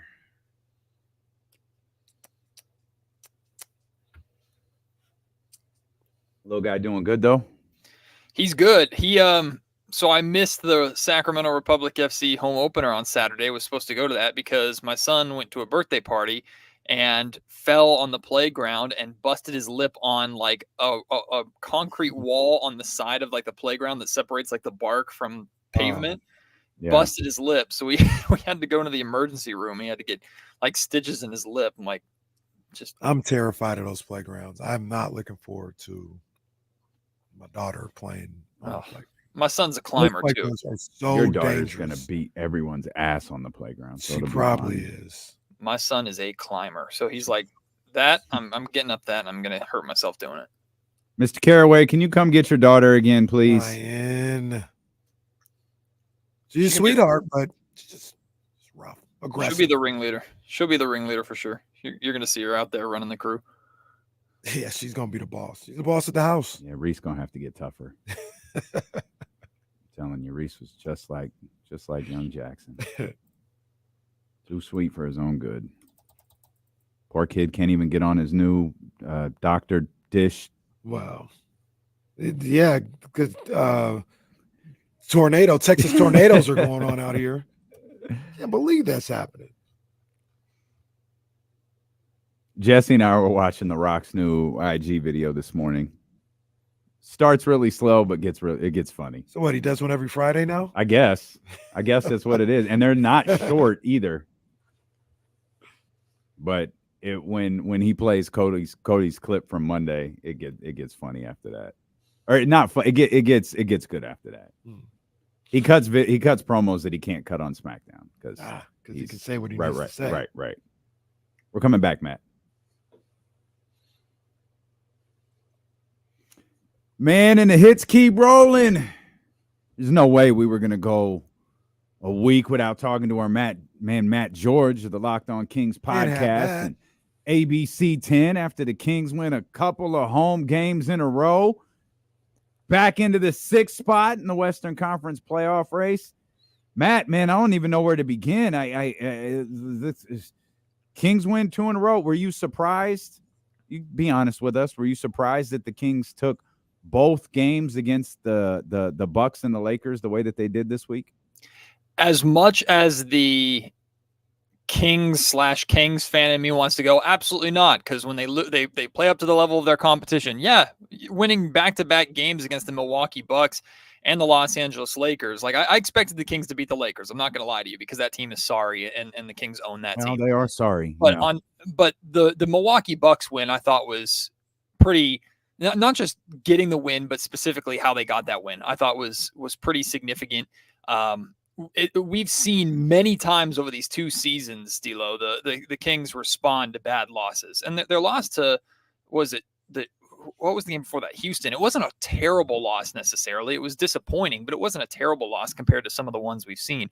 But we've seen Sacramento respond, but it's specifically how they responded, and then to carry that from one night to the next, where the second night of a back-to-back wasn't even discussed once. Like, it wasn't even brought up. There was no part of how the Sacramento Kings played against the Los Angeles Lakers that even remotely made you think about any, not just in the excuse, but pointing out that it's the second night of a back-to-back. It didn't matter. It was irrelevant, because the Sacramento Kings showed up and decided to play the way that they knew they were capable of playing, the way that Mike Brown has challenged them to play, the way the locker room is challenging themselves to play, regardless of the circumstances, home, away, opponent, regardless of the situation. The Kings showed up ready to go. And that, to me, was the surprising part, that they were able to do that 2 games in a row. Yeah, I know we talk about the Houston game and how that went down. I still believe they've been playing good basketball for a while now, and that doesn't always result in a win. And even that Houston game, that was one of the few games as of late where they didn't shoot the ball very well. They didn't take advantage of opportunities early in that game to extend their lead. But in general, I think the Kings have been playing good basketball as of late. And I know we focus on those 2 games, the last 2 games that they just played, but do you see it the same way? Do you think in general they've been playing well since around the All-Star break? I do think they have been playing better, particularly on the offensive end. I mean, they've scored over 120 points, I think, like 4 or 5 times since the All-Star break. They've broken 130 like 2 or 3 times. So offensively, they're starting to kind of get back to where I expected them to be and where we know they're capable of being. Not necessarily every single night, but they've looked like a prolific offense again. That being said, there have been games and there have been stretches in games specifically. Like, what I was really frustrated about in that Houston loss was, once again, you went through this quarter where you scored 17 points in the 3rd quarter. Like, to me, that's unacceptable for the Sacramento Kings team, regardless of what you're doing on the defensive end of the floor. I know shots aren't always going to be falling, but that is your strength. That is your identity. You can't have these extended lulls, because we talk about these big runs that the Kings consistently have found themselves on the wrong end of this year. And a lot of people want to point to the defense of you aren't able to hold leads and you're not stopping a team from scoring 22 points over an 8-minute stretch. But offensively, you only scoring 4, 6, 8 points over that same stretch to me is even more concerning than the defense. I talked about that a lot and asked Mike Brown about it. And what we got over these last 2 games was kind of a finally a blending of both. Better physicality and a better impact on the defensive end of the floor that translated to better offensive opportunities. And then the Kings getting back to a pillar of their offense, which is paint touches and spray threes. Mike has hit that hard over these 2 games. And the Kings have shot over 50% on spray threes in back-to-back games, which is one of the reasons why this Kings team not only won those games as comfortably, I guess is the right word, as they did, but also one of the reasons why in both those games the Kings were shooting over 40% from 3-point range. So there's a lot that we can get into in this. There's a lot that's happened, I feel like, over this week from the Houston game through the back-to-back against the Bucks and the Lakers. But and I'm excited to see like kind of where the conversation goes necessarily. But there's a lot that's happened this week that I think represents. Stop it. You're What? talking about one thing and one thing only. Go ahead. Let's talk about Keon Ellis. Thank you. I'm sorry. I should have led. We should have just said, ladies and gentlemen, Matt George, Locked On Kings, ABC 10, Matt Keon Ellis. Thank you. That was the intro that I was hoping for, because I think we're going to disagree a lot a bit. And I am captain of I am all in on start Keon Ellis the rest of the season. I'm all in, like completely all in on it. I think his impact is. So why do you hate Kevin Huerter so much? Let's start there. Wow. I'm glad. See, there's the best place to start, because Mike I never Brown liked George Kevin over here.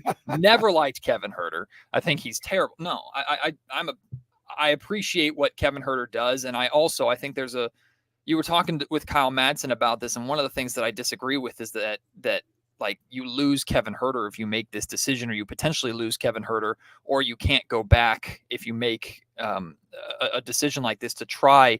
We have never seen Keon Ellis start with the Sacramento Kings when they were healthy. We have not seen it. Keon has been plugged in when the Kings have needed to plug him in, because either De'Aaron Fox was out, Keegan Murray was out, or recently Kevin Huerter was out. We have not seen what could be the best that the Sacramento Kings have to offer, which is starting Keon Ellis at the 2 next to De'Aaron Fox for the tone that he helped set. That's the biggest deal to me. Kevin Huerter is certainly the better shooter. He can't hold a candle to Keon Ellis defensively, no matter how hard he tries. That's just the reality of the situation. And Keon Ellis right now is knocking down shots. So like, there's a big distinction to me. When Kevin Huerter is knocking down threes, you can live with what he does on the defensive end of the floor. When Keon Ellis is knocking down threes, it's no contest who's the more impactful player for the Sacramento Kings right now. Plus, I think the writing's been on the wall all season long. I don't expect Kevin Huerter to be a member of the Sacramento Kings next season. I expect Keon Ellis to be a member of the Kings next season. It's all about winning basketball games right now. And Keon Ellis, to me, gives you the absolute best chance to win basketball games because of what he is doing. Now, the 6-0 as a starter, that's fantastic. We all know there's a lot more that goes into that than just Keon Ellis being a starter, right? But the tone that he is setting, Mike Brown has talked a lot about how starting Keon Ellis takes some of the pressure off of De'Aaron Fox. So the Kings play the New York Knicks on Saturday night. Starting Keon Ellis, put him on Jalen Brunson. Look what Keon Ellis just did to Dame Lillard and D'Angelo Russell in back-to-back nights. Dame Lillard, 10 points. D'Angelo Russell, 6 points. For context, because I brought this up, here are the games for Dame leading into that 10-point performance in Sacramento. 41 points, 20 points, 28 points, 35 points, then 10 points. Dame was cooking, and Keon Ellis quieted him down. Then you have D'Angelo Russell, who had a 44-point game 2 games before playing the Sacramento Kings. D'Angelo Russell has played the Kings twice this month. In both those games, 10 points and 6 points. Those are his 2 lowest games of the month.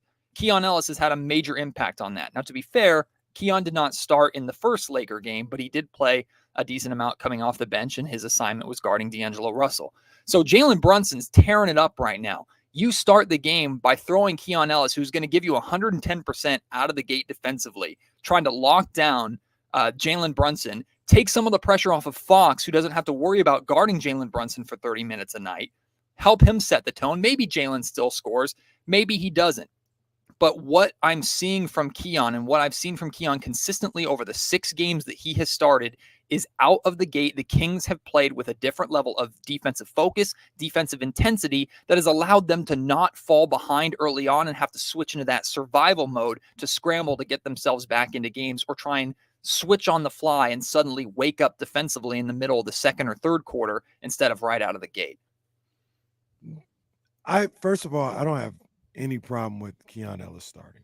I don't have any problem with it. If that's what happens, like I said, I love the way he's played. He's earned it, and he's been effective. So I don't have any problem. But I'll give a couple of counters here. Number one, how many times have they started off slow? The Kings? Yeah. They've started off slow a handful of times this season, especially defensively. Okay, 66 games. Yeah, we're talking about 5 games when they started off slow. So it's a problem. The starting lineup is a problem. Most recently, we're talking the Lakers game. That's probably the only one. That's probably the only one in the last 10 to 20 games. No, the starting lineup has been poor defensively all season long, and but Kevin that's Huerter a conversation. But that's what I'm talking about here. But that's not starting off slow. That means defensively they haven't played well. But hell, a lot of the issue. The main issue really with the Kings lately is they can't hold a lead. You got to get a lead to hold a lead, right? Yes, we've also seen them blow 20-point leads at home consistently this season. We've seen them blow 20-point leads in record time this year because of those massive runs that they end up going on. So I get your point about overall starting slow. Like, this team can score. We know they can score. Mike Brown has been consistent with that all season long. I'm talking about when Keon Ellis is starting, the tone is set defensively from the jump better than any time Kevin Huerter is starting. And it unfortunately has to be an Ellis versus Huerter thing because that's the spot that's available. And it's not fair to put all the success on Keon and all the failure on Kevin. But our eyes tell us, the numbers tell us, Kevin is a walking target on the defensive end of the floor. It's not that he's lazy. It's not that he's not trying. He's not like LeBron James standing there watching Harrison Barnes get open threes the entire night. It's not what he's doing. Kevin Huerter's working. He's trying. He just cannot play defense. He can't. Like, we've seen it enough this season. He is not a good defender. He is incapable no matter how hard he has worked, and he's been doing that all season long. I give him all the credit for that. We see tangible evidence. The eyes tell us. The numbers tell us. When Keon Ellis starts, the Kings set a tone defensively. They ramp up the physicality. It hasn't just been over these 2 games. When they beat the freaking Oklahoma City Thunder on their home floor without De'Aaron Fox, it was because Keon Ellis also helped set the tone defensively in that game as well, to where, if I'm not mistaken, I think they held the Thunder to either under 100 points or just over 100 points in that game. So I'm talking about starting slow defensively, because we know this Kings team can light it up at any point in time offensively and go on these huge offensive bursts.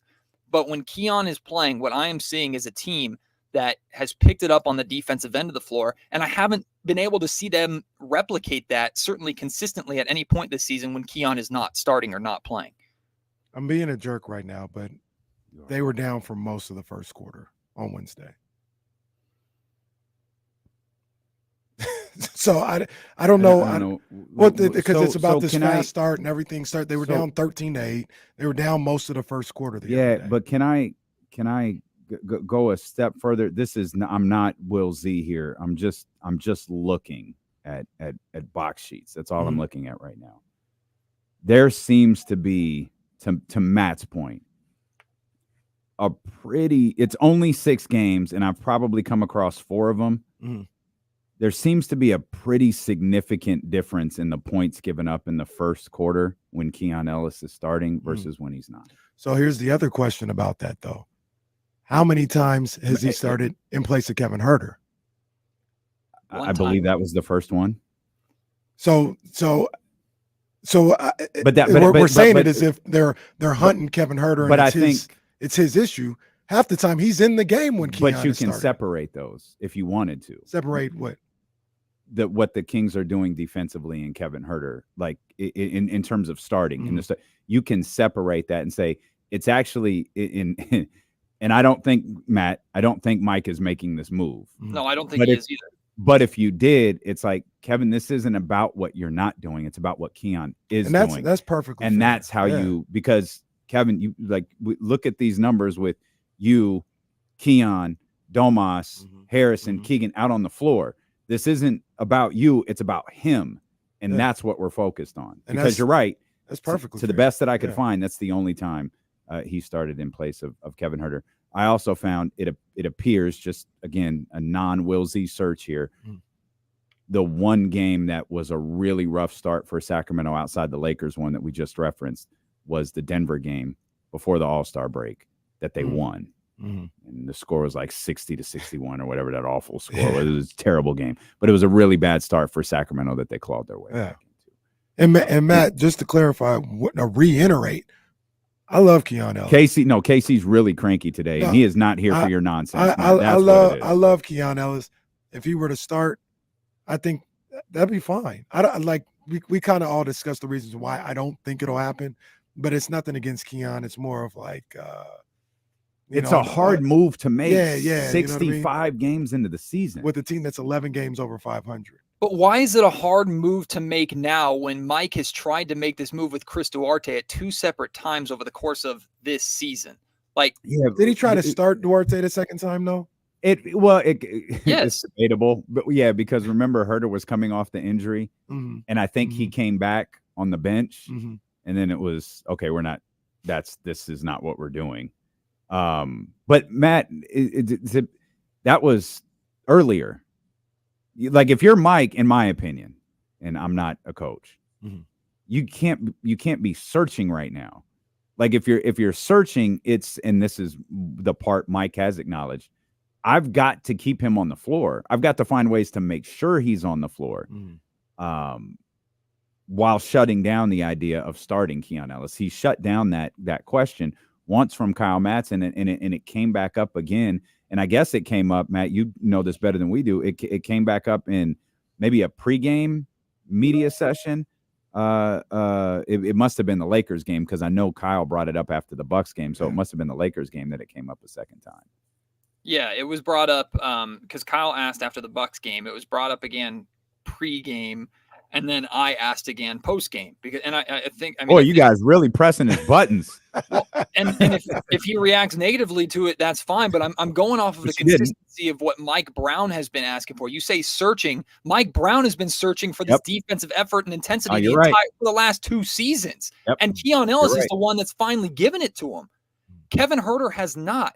So I get searching with your lineup, but the basketball that you're trying to play, these last 2 games, 2-game sample size, totally understand. But these last 2 games have shown you that in back-to-back games, which the Kings have not been able to do at any point this season, in back-to-back games, you got what you were looking for. And a large part of that was a former two-way player, which kind of full context here. If you were to tell me at the beginning of the season that in March I'd be lobbying for the Kings to start Keon Ellis over Kevin Huerter and the Kings were in a playoff race, I'd have called you crazy. But here we are, and that's credit to Keon and his story and how hard he's worked to get to this point.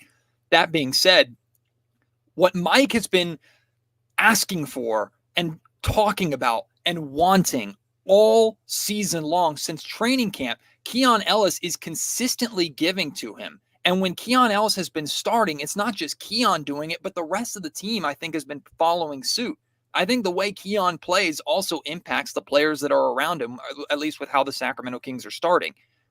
It's not that Kevin's not a inspiring leader or anything like that. It's just what the eye test is telling us. The Kings have played more impactful physical defense consistently this season, not just over the last 2 games when Keon Ellis has started. That's one of the major reasons why they're 6-0 in those starts. You have not gotten to see what it potentially looks like to continue starting Keon Ellis, which, again, I agree with you. I don't think it's going to happen.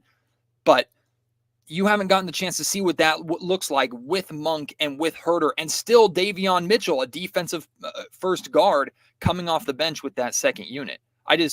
Some things like Mike is stubborn with certain things, and I love him for it. But, like, I'm refusing to start Malik Monk because Malik Monk is this impactful 6th man of the year. Perfect. Love it, Mike. Totally understand. Like, I get it. Even though we all know Malik Monk not only is capable of starting, he's the 3rd best player on this Kings team this season. It's not even close. That being said, now that's kind of leaked into, Yeah, Keon Ellis is playing really, really good as a starter. I'm going to continuously point out that he's 6-0 as a starter. He's doing the things that we want.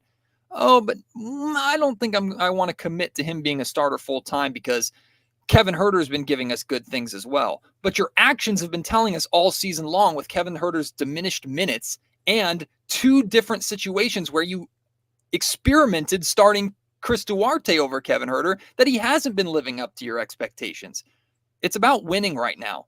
And to me, Keon Ellis is giving you the absolute best chance to win. So don't overcomplicate things. Go for it. But truthfully, the only thing that's unacceptable to me for the remainder of this season, guys, is Keon has to be playing every single night for the rest of this season. He has to be.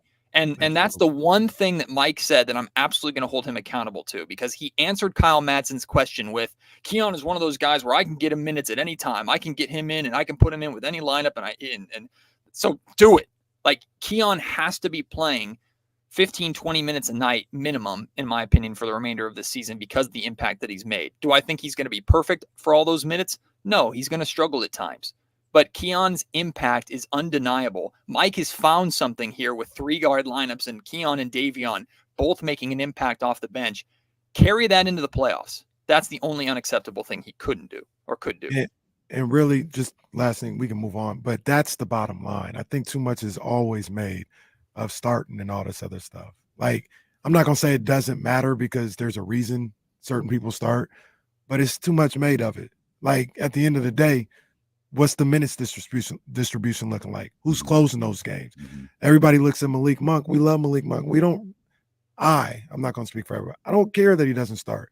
I love that he plays 28 minutes, and in crunch time, he's the one bringing it home or helping bringing it home with Fox and Sabonis more times than not. That's all that matters.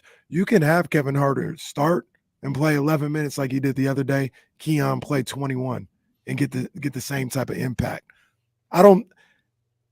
There's no, right now you're 11 games over 500. You've been playing good basketball even before these last 2 games. There's no real need to start him as long as he's in the rotation. As long as he's getting his 20 minutes a night. Yeah. There's no need to possibly upset the apple cart with Kevin Huerter or anything like that. Just keep doing that. And that's what I was thinking. Matt said, you said Mike might be overcomplicating things. He might be trying to simplify things. Like, rather than, like you said, maybe Mike is stubborn with certain things. Maybe he understands the intricacies of the team and the personalities. And there's a certain way to go about this. And the simplest thing to do is what he acknowledged. Keon needs to play. And in a lot of cases, he probably needs to play a lot. That's the simplest way to deal with this. It might be overcomplicating things by starting him and then figuring out, okay, what's the perfect time to get Kevin in here? How do I stagger this lineup? How do I get Keon and Davion on the floor, who have been playing really, really well together? I think that's extremely lethal. While also keeping De'Aaron and Domas staggered. And where does Malik fit into this? Because Malik is a scorer, but now there's another scorer potentially on the, like, there's a lot that goes into that. 60 games left, 60 games into the season, 20 games left, less than 20 games left. And you're fighting every single night, Matt, whether you play or not, for 5 and 6 here in the Western Conference standings. Yeah, what Kenny said about the closing lineups, I'll say this, I 99% agree with. The 1% that holds me back a little bit, Kenny, is the tone that Keon and the Kings have set defensively from the jump with Keon starting versus you start Kevin Huerter, you get punched in the mouth again right out of the gate, and now Keon comes in with Malik, and you're asking your bench to kind of bail you out a little bit. The Kings don't have to be down 10 points necessarily in that case, but if Dame or Jalen or D'Angelo Russell or the guard, for example, who Kevin Huerter is now on instead of Keon Ellis, if that guard gets going or that player gets going, or you have a situation like the Bulls game where Kobe White doesn't have to do any of the scoring in the first quarter because I always mispronounce his last name. Desumu, is that how you pronounce his name? I always forget to. I just sent the guy out of Illinois. Yeah, him, because he went right at Kevin Huerter and scored like 12 points in the first quarter. Kobe White didn't have to do any of the scoring, and then drop 30 for the remainder of the game or 37 for the remainder of the game. Part of that is because whoever Kevin is guarding, they're trying to get that player involved. They're trying to get that player to attack. So if that's Dame or that's Russell or that's Jalen Brunson tomorrow, and Jalen gets going, and then you're bringing Keon in off the bench to like, okay, now you slow him down, but he's already got a rhythm going. Now you're hurting yourself versus why not start the gate? Why not start the game and put Keon on him and make him work right away? It doesn't mean he's not going to score, but two really, really lethal offensive guards shut down in back-to-back nights because of Keon, and it started from the very beginning. It wasn't a third or fourth quarter thing. The Kings were up 14 and gave up 22 points after the first quarter against the Bulls. The slow start, like I'm looking for the slow start. The only one is the Lakers and the Denver one before. I'm looking for this slow start that the starting lineup gives this team. I'm talking They defensively. gave up 22 points against Chicago in the first quarter. I understand, and half of those points were from the guy that Kevin Huerter was guarding. All right, they gave up 22.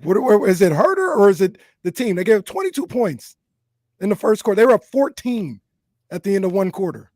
All right. They were tied the other night against the Lakers. So let's try this before Matt just storms out and leaves. Matt's gonna punch me when he sees Probably. me. He's gonna punch I me. firmly believe that. And as long as it's filmed, then it's fine. I break my wrist on his jaw. Trey Lyles and Sasha Vezenkov did not practice today.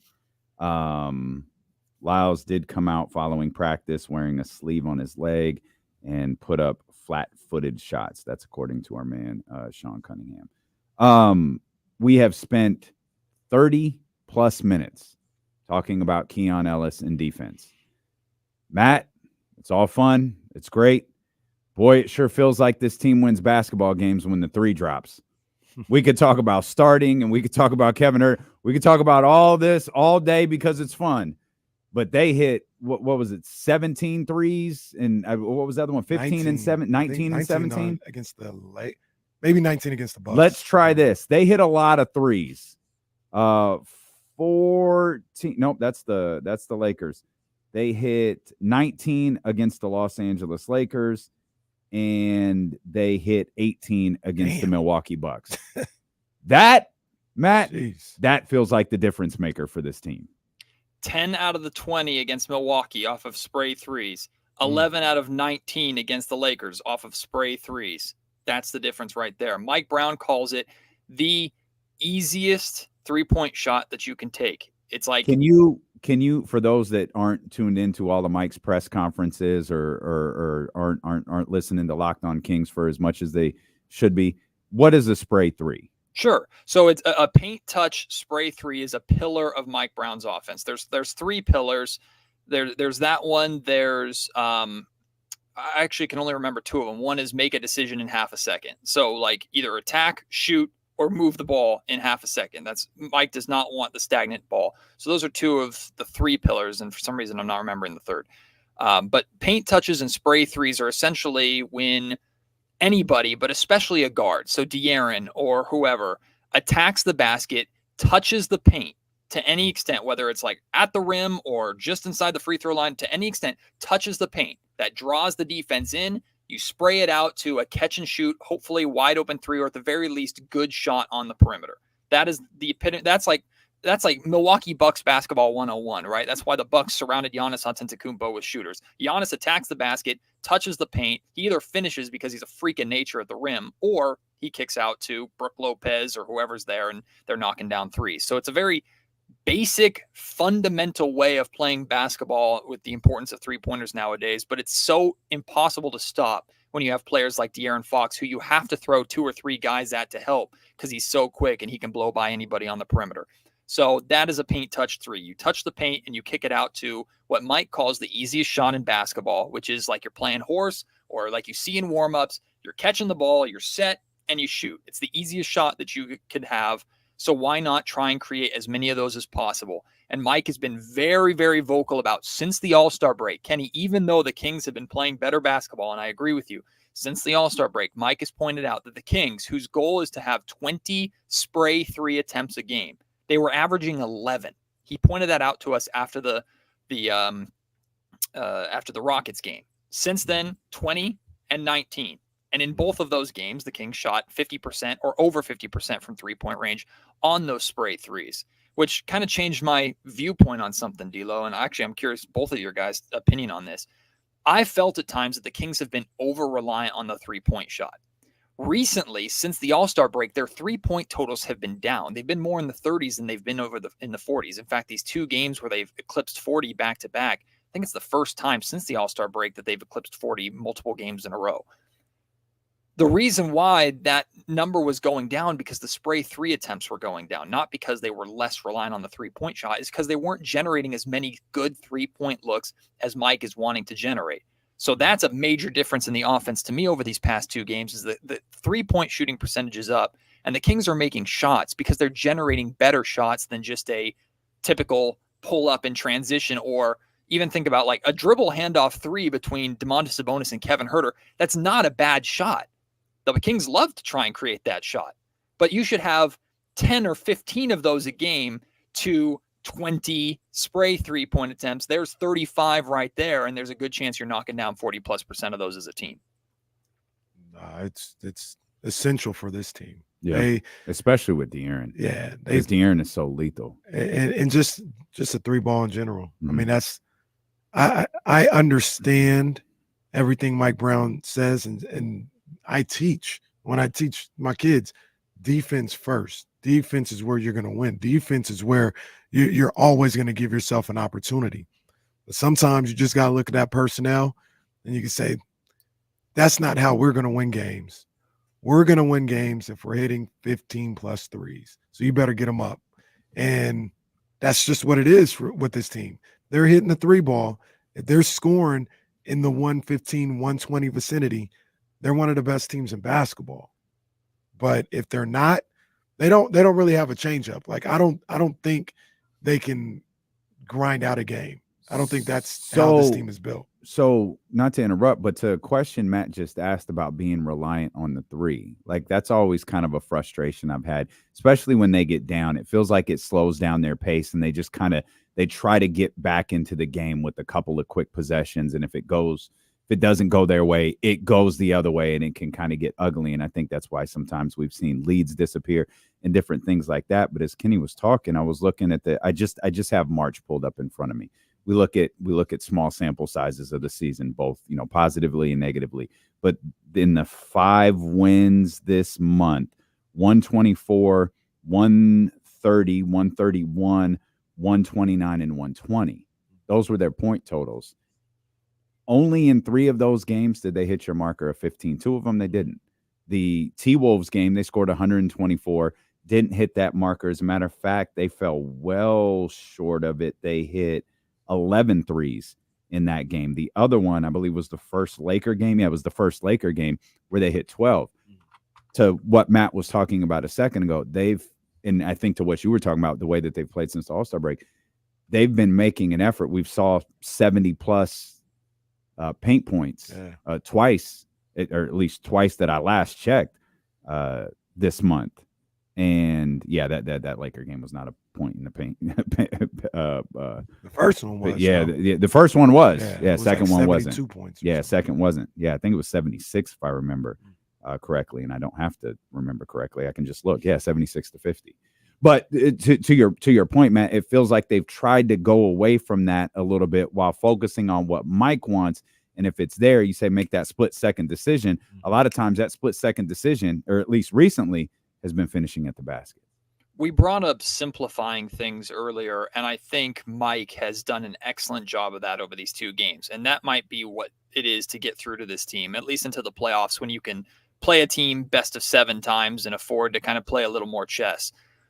The Kings have simplified things back on the offensive end. Hey, get back to a fundamental way to play basketball that we should be able to exploit with our quick guards and our three-point shooters, which is the spray threes. The Kings have gotten back to that.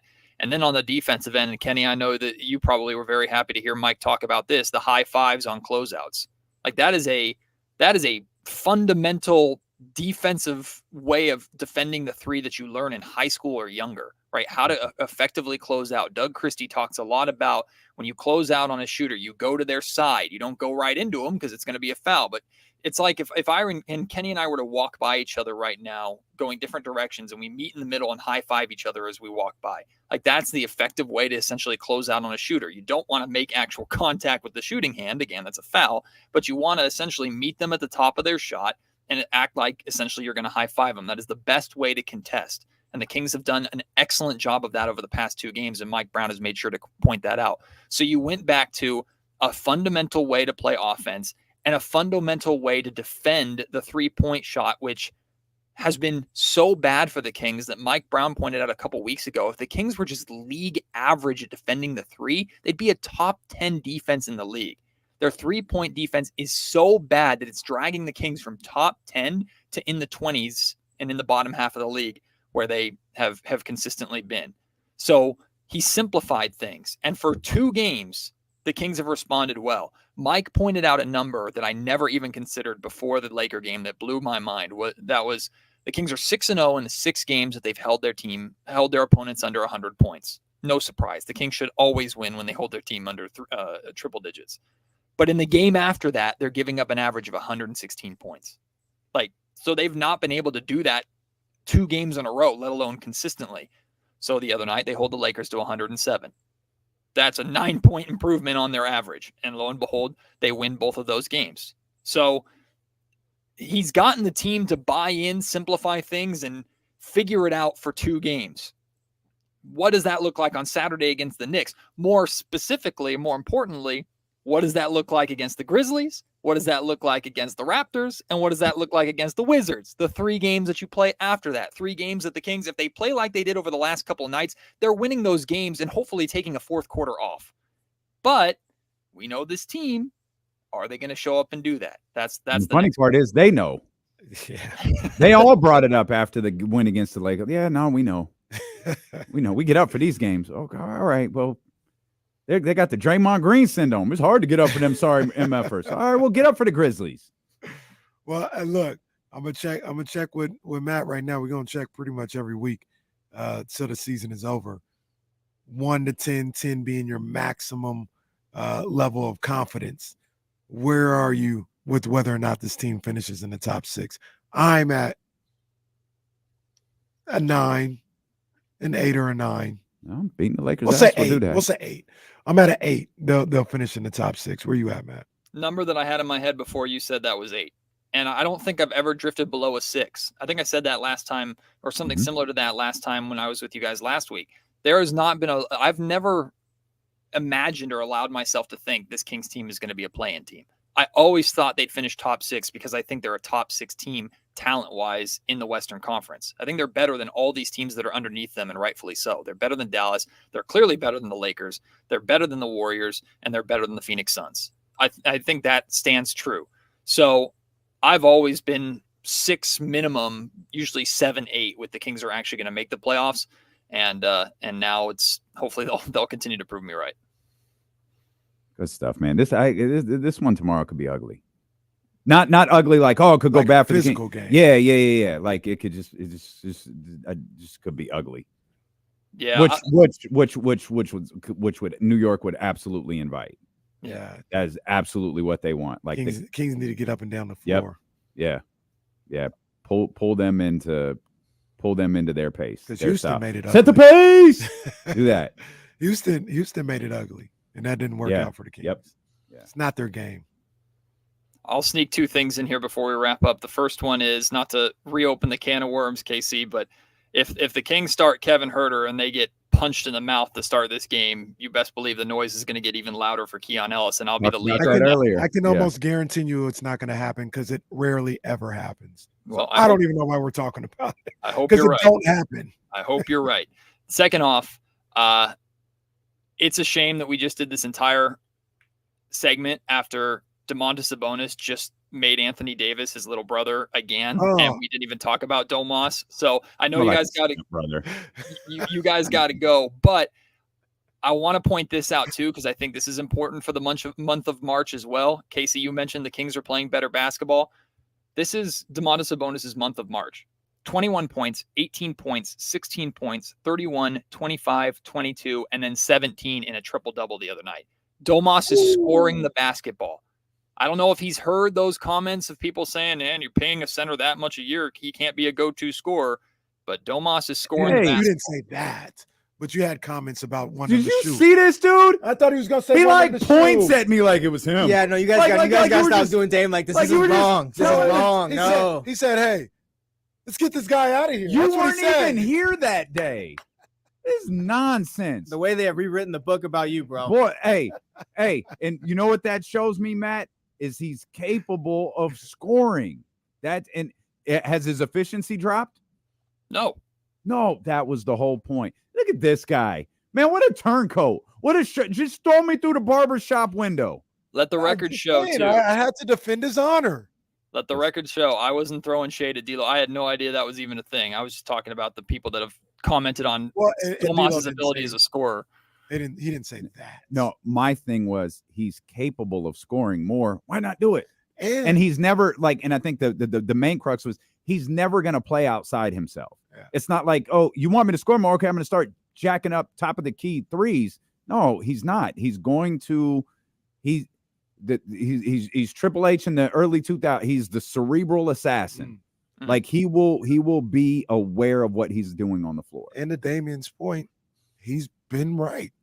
Thank you. He's been right. Yeah, Shot a little bit more, buckets, getting more buckets. It's helped the team.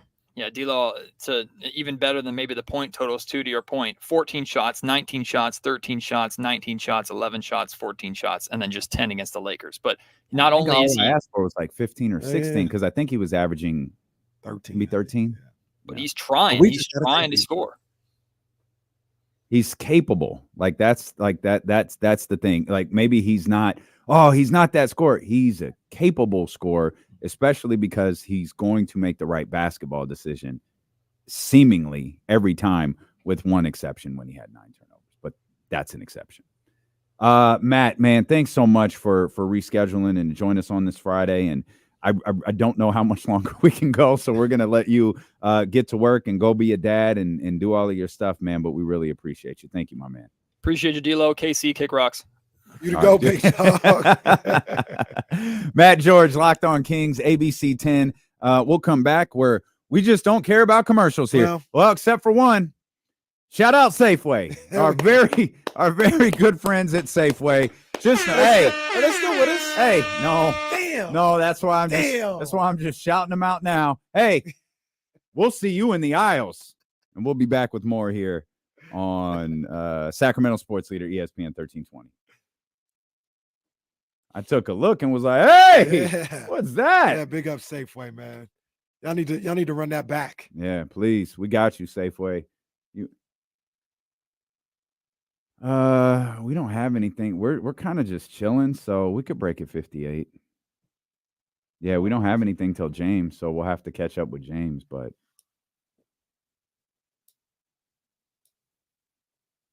yeah, we could do whatever. It's not like they're turning the channel. You're not wrong. You didn't have to say it. Trader Joe's, that's the endorsement Kim has. She's a big endorser of Trader Joe's. The mini bucket of chocolate chip cookies they have is just amazing. I didn't know they had that. What's better, everybody? Whole Foods or Trader Joe's? I don't think I've ever been to Whole Foods. Really? Yeah. Yeah, I guess where you live, there isn't one even like remotely close. Not even. It's either here or Arden. Those are the only two you can. I don't think they have those in Modesto. Or if they do, we didn't go to those either. I'm a Whole Foods guy though. Actually, I'm kind of with. I actually kind of like Sprouts. Yeah, Sprouts is pretty good. Yeah, I kind of like Sprouts. That's we go to my Nuggets. We go to dope. Sprouts when we're trying to get bougie. Wait, what do I shop at? I think it's a Nugget. Ramsey, what do I shop at? Nugget's good. Nuggets. I think it's Nugget. Yeah. Ramsey's like, you shop at the Nugget on so-and-so street. No, Ramsey will know. I never just pay it. It's the grocery store right there on the corner. I think it's the Nugget. I guess Nuggets are big in Roseville. I was there this morning. Going to the grocery store stinks. See, It's I'm not actually fun. It is. I'm a it night is a I'm a shit I'm a show night now. shopper. I want to Yeah, avoid I'm everyone. not- you know what? That's when I'd get some good like podcast time in. I'd have no problem going to the grocery store. Jazz, Oh, listening to a podcast. yeah. You just go to the aisles, you do that. You know, I'm a little bit of a night owl, so I'd go a little later. Take your time, do whatever. I don't have no problem with, but we don't go into the grocery store like that anymore. She does the delivery service. Yeah. If it's something we need that night, then yeah, we'll go get it real quick. But One thing I like about going to the store is, or I don't not necessarily like going to the store, but like because I've been to that Nugget, like I know the aisles. I'm in and out in less than 20 minutes. I just on Fridays, like I went this morning because I'm just kind of pressed for time. So I was like, I could get this in real quick. I got to get there before their big team meeting. They had this big like cheer session. It's dope. Like it's really cool. yeah, It's just if there's like more than like normal in there, like the cashiers are meeting. Like so there's only like 1 or 2 registers open. You got to move kind of quick. But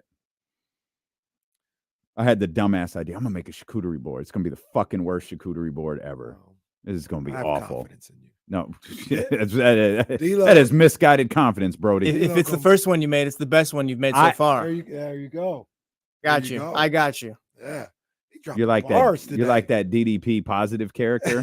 Did you ever see that where he would just smile at the camera? That's you. It was after the stalker.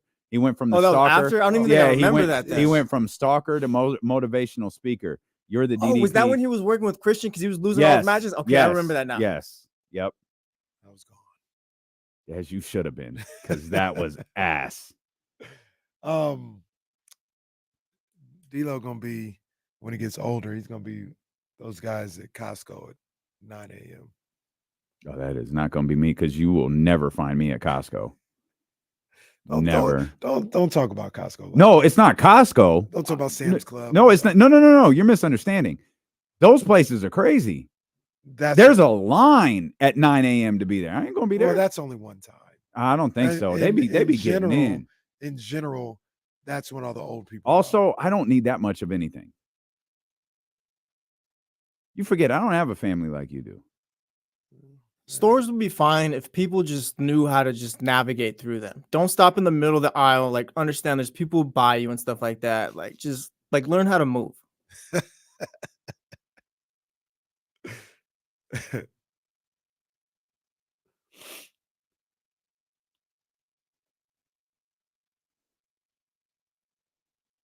Have you listened to Joy Taylor and Taylor Rooks's Not podcast? Not yet. How is it? I haven't listened yet. I want to listen. Not yet. It's like supposedly not about sports at all. Oh, yeah. I don't think I knew that. Yeah, it's I like just assumed that's what it was. It's like a life podcast. Oh, well, I don't know. Joe Budden holds up a lot of my time.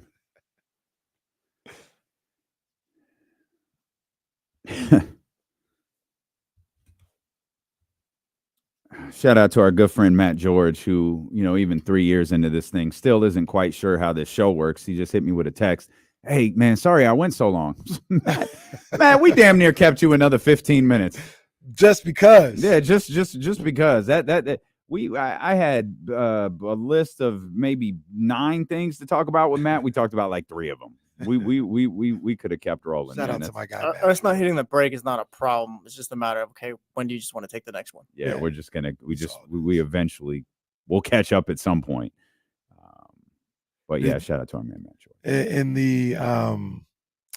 In the vein or in the moment here of, I wouldn't call him a villain. I wouldn't go that far. But Pat Bev hasn't been my favorite player as of late. He took a turn in the bubble, and I haven't been a Pat Bev guy since. Yeah. But did you see what he had to say on this podcast? I didn't. We can't play that, Jesse. But he actually gave love and props to the Kings and Sacramento. Because the guy was talking about, yeah, man, you guys just came from Sacramento, da-da-da-da. He's like, yeah, Sac, they went to work on us, man. They went to work, they're tough, da-da-da. He's like, then the building is they're crazy, man. They getting the cowbells back out there, man. Sac is lit, man. It's lit out I there. don't think that's true, is it? Yeah, they gave cowbell. Well, no, not for their game. For the Lakers game, I heard they gave cowbells. Oh, did they? Yeah. I thought that was illegal. Maybe it is. Thought but they someone did it complained anyway. about that and was like, Bob no more Myers made a cowbell. call or what? But probably next to the Domas ball is a weapon video. No wonder Bob Myers hated returning to Sacramento so much, or hated calling a Sacramento game so much. But yeah, Pat Bev, who I appreciate him giving love. My biggest issue with Pat Bev has been he's gotten out of his lane too many times. Do you think Pat Bev is playing a character on the floor, not on the podcast, but on the floor? Do you think that's him? No, because I get what you're saying, but he talks like that on the podcast. He talks like he's De'Aaron Fox on the podcast. Mm-hmm. He carries himself, and to a certain degree, I understand it. He carries himself on the court like he's De'Aaron Fox. No, sir. Be the best Pat Bev you can be. But what's like I that said, mean? don't come up here acting like you running things. I'm here now. They didn't make the playoffs. I'm here now. So this is what I do. Did he say that? That's tough. You know what it was is that Pat Bev heard so and so every team that has Pat Bev goes to the playoffs or whatever, and I think he kind of bought into his own hype and his own reputation and maybe multiplied that times 1,000. Pat Bev's most famous clip is crying. The greatest play-in game ever. Did he make the play-in or get out of the play-in? They made the playoffs. That was the play-in. So that was the play-in game. Yeah, he was like real tears. Yeah, like Jordan in '91. Like that's Pat Bev's most famous clip. Come on, man. Like I said, I'm not against showing emotion, but like, what are we doing? I started to feel different about Pat Bev in the bubble when, like, he was talking crazy to Dame a little bit. I was like, all right, man. Like, yeah. Settle down. I got you. And he was on the bench, like he was out. And he was like, remember, he was like laughing at Dame for like missing a free throw or something. Yeah, so Dame time. Like, all right, sir. Role players with podcasts must be stopped. Paul George is the only one doing it right. Paul George is the only one with a good podcasting as a star. It's a fact. Paul George's podcast is really good. Yeah, I think that's a great look into like his personality and his understanding of the game. Mm-hmm. Like I really enjoy Paul George's podcast. Like, Fat Joe's favorite player Grady, he has a podcast as well. What's Grady? Who? No, I'm not familiar with him. Bad producing. I don't know his last name. Sorry. Look it up. Could you? Yeah, just hold on. It's can't be too many Gradys in the league, so you should be able to basketball reference that. It's a nickname for Richard. Kevin Huerter, Malik Monk, and Keegan Murray, all full participants at practice today. That according to our former friend who now works at WCW. Oh. Shout out, Brandon. We miss you, brother. Yeah, man. We mentioned Boston beating Phoenix. Are you in on this just being an inevitable two-man race, two-team race? It's Boston and it's Denver. Yeah, absolutely not. Absolutely not. I think Denver can lose to anybody in the West. I think that Boston, I think they're going to get to the finals, but I think I think we might be writing the Bucks off a little too quick. Like I'm not picking them. I look at the Bucks and I look at Cleveland as teams that could give them. Look at you! Wow, a babyface turn on Cleveland. Wow, let me call our friends. Even though they couldn't take care of business the other day. Well, wasn't happy about that. Well, they took care of business when Donovan came back. They did. I mean, we weren't really. That's not the one we needed. I got you. It's not the one we needed. I got you. But I think they help. I think Boston's clearly the best team, but I don't think any of these teams are unbeatable or going to steamroll through anything. The way people are talking about, people are like, "Oh yeah, Denver. There's no chance of anybody beating them or whatever." I mean, all right, like I don't see that. I think they're a really good team. I think the Clippers could beat them. Well, that's the crazy thing about it. Hey, shout out Bones Highland. Shout out Bones Highland. Bones Highland started yesterday. Big He's ups to obviously been playing with James Harden out of the lineup. He's been back in the rotation now for about 8 games, and he's busting his ass. Yeah, for but sure. he had to play a lot last night because Harden was out. Yeah, I think the Clippers can get him. And the crazy thing about this play-in situation is I think Phoenix is not going to be in the top 6. But if they can get into the playoffs, I think there'll be a problem if everybody's healthy. I think there'll be a problem. I think they'd be a problem for Denver. We're going, right? We're going to keep going. I forgot we what keep we were. going. I Yeah, completely we forgot what we were doing. Yeah. Why? Those 3 when they're healthy and playing. Remember, one of the reasons why neither one of us were too crazy about it is we're like, oh yeah, they're good talent and they're probably good together. They just gonna magically all play 82 games, which they didn't. Right? They've been injured the whole time. But if you get them in a playoff series, no back-to-backs, all this other stuff, they can stay healthy. I do think that it's a tough out. I don't know if they can get to the finals, but I think that's pretty tough. I still wonder about them needing a point guard. That was always my issue. And they were like, Brad Bill, or I think whoever, with either one of those two, they're going to play as the de facto point guard. Still not crazy about that. But I do think if they can get into the playoffs, they're a tough out. Go ahead. I was just saying, I think it's 4 teams right now that can do something as far as like winning a title, and maybe more so 3 than 4. I think the Clippers. I think Denver honestly is going to get through the West pretty easily unless the Clippers can beat them. I think the Clippers are the only team that could probably give the Nuggets fits as far as like in a series and all that. And I think out East, like Cleveland, I don't think they can compete with Boston. I'll give the Bucks the benefit of the doubt, but defensively, I don't know if the Bucks can keep up with Boston. I don't like Phoenix like you do in a series because I feel like you're game planning for 3 guys. I understand that's extremely difficult because these are 3 very, very high level guys, but I don't like it as much as you do. I do think we're all discounting Minnesota. Absolutely. Now, there's obviously an important caveat to that. They lost a big part of their team, right? Regardless of whether you think he's the second best player, the third best player, or the first best player, whatever you might think about Karl Anthony Towns, he's extremely important to what they do.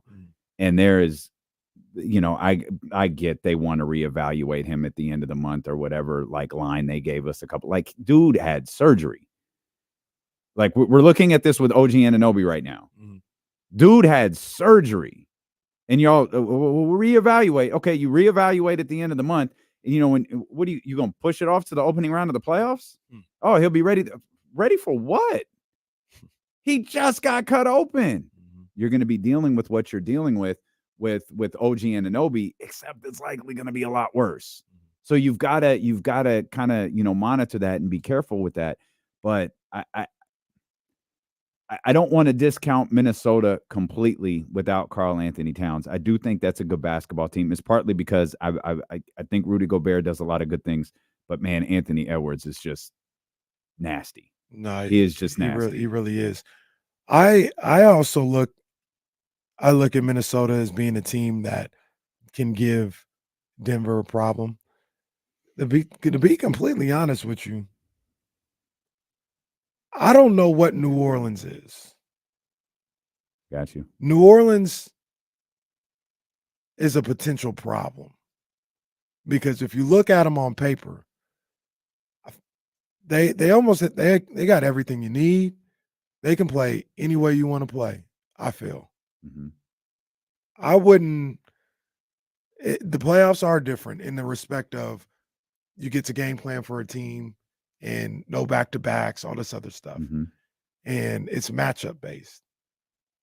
New Orleans, I think New Orleans could beat anybody in the West. I think you could say that about a lot of teams. Like the Kings can beat anybody. I think the Kings are absolutely in that conversation. But I mean, ultimately, when it comes down to it, we're all taking Denver against New Orleans. We're taking Denver against. I'm taking the Clippers. Yeah, I mentioned the Clippers probably the only team I think can get them too. But so anyone can win anything. But I think right now it's just. So OKC is the 2023 Kings, huh? No one's buying this at all? Not yet. Not to get to the finals. Okay. And with Minnesota, do they need Towns? I mean, I'm not either. I just wanted to make sure we were. With Minnesota, do they need Towns, just given we've seen Gobert get played off the court every playoffs he's ever been in? Kind of need someone to like just take that away. Stretch the floor a little bit. Yeah, I think part of what has made Rudy so effective is they figured out the formula for those two. They figured out the formula. The formula is probably Anthony Edwards, but they've figured it out. And yeah, there's probably a little bit of concern right there because you can't do like Rudy can't fill Cat's void. And you can, to what you could probably isolate Rudy a little bit and make things difficult. You could minimize how good Minnesota has been defensively with Karl Anthony Towns out because you can expose Rudy Gobert a little bit. Yeah, like if Towns maybe hurt his knee a couple months before and he was coming into it just now going into the playoffs, I feel a lot better about that. But yeah, I just don't feel great about just Rudy and Ant-Man. The other thing I'll say, and that I don't feel like anybody's really giving in the proper due. So I hear, I don't know if it was like serious or you were just like saying like anybody can make an argument, but I think there is an argument for the Kings. I think the Kings are back to being one of the more prolific scoring offenses in the game. And you're going to have to deal with that. You're going to have to deal with that for 7 games. I think I pulled this up since the All-Star break. They're 6th in the league in scoring, just points per game. At 118, that is 1, 2. They're falling. They're 4th. Mike said the other day, we were 3rd. Oh, but you guys are are tumbling, Mike. Yeah. Well, we mentioned about Minnesota. Kings matchup right now is set to be them in Minnesota in the first round. That doesn't seem like it seemed like the most difficult thing for them. I'll take that matchup. I mean, I'll take the Kings versus anyone except the New Orleans. Pelicans. Yeah, New Orleans. The Clippers. I don't like it, but I'll take it. I don't like it. I just not the Pelicans. I don't want to like. What if the Pelicans beat them again? You're gonna go 0-5. You can't go 0-5. But yeah, but I think the Kings are in that vein. We talked about it a little bit yesterday. If they get in, watch out because they'll play a lot freer, and I think they'll be they'll draw some confidence out of the way they would have been able to finish to get into the playoffs. We'll flip it around too. I mean, going into it last season, it was the Kings aren't going to be ready. They don't know what it's like. You get into the playoffs. You were there last year. It's just one game at a time. Like, you know that feeling. You know, just kind of not the jitters or whatever. Just you know what you need. Well, it's all different this time, right? Not that Golden One won't be turned up, but to me, the most memorable image about Game 1 of the playoffs last year, one was how packed Doko was last year. Crazy. We were talking about this the other day. I thought it was a day game, like reflecting on my memory because we were there so long. But 2, when we came out of that little de facto media area, hey, let's kind of make sure we're up there because it's going to get crazy in here. It was like 15 minutes before everyone was in their seat. Like no one was at the bar. No, like the bowl was packed. And it's like, okay, they're ready to let out some emotion. And you heard all of them, the players, talk about what it was like when they came out of the tunnel the first time. It's going to be fire this year. Should that opportunity? It's not going to be the same though, and it's going to be different for the Kings. Like they're not going to have that same feeling that they did when they ran through the tunnel last year. First round of the playoffs goes to the 7th game. They're not going to have the same feeling that they did last year. Plus, they're probably going to be on the road. Yeah. Right? Yeah. They're going to be playing those 2 games that I just referenced on the road. It's going to be different. The whole thing is going to be different, but it's going to be more comfortable. Oh, yeah. I feel like you said at the end, it'll be more comfortable. I feel like it'll be different, but in a sense, art is like a business trip now. Yeah. Like, there's no emotions. We're not like, oh, we're in the playoffs. Like, no, we're here, playoffs. Let's win game 1 or whatever. Like, this is a business trip now. Yep. It really feels like, and we all talked about this the other day, it really feels like the toughest, most stressful thing for this team is getting back to the playoffs. And if they do that, Steve Young, get the monkey off my back. Yeah, they're going to be energized. They're going to play free. I think they're going to be really dangerous in the playoffs. There's a certain point where, like, you're a regular franchise now, right? In the conversation of 16 because it's still a thing. Mhm.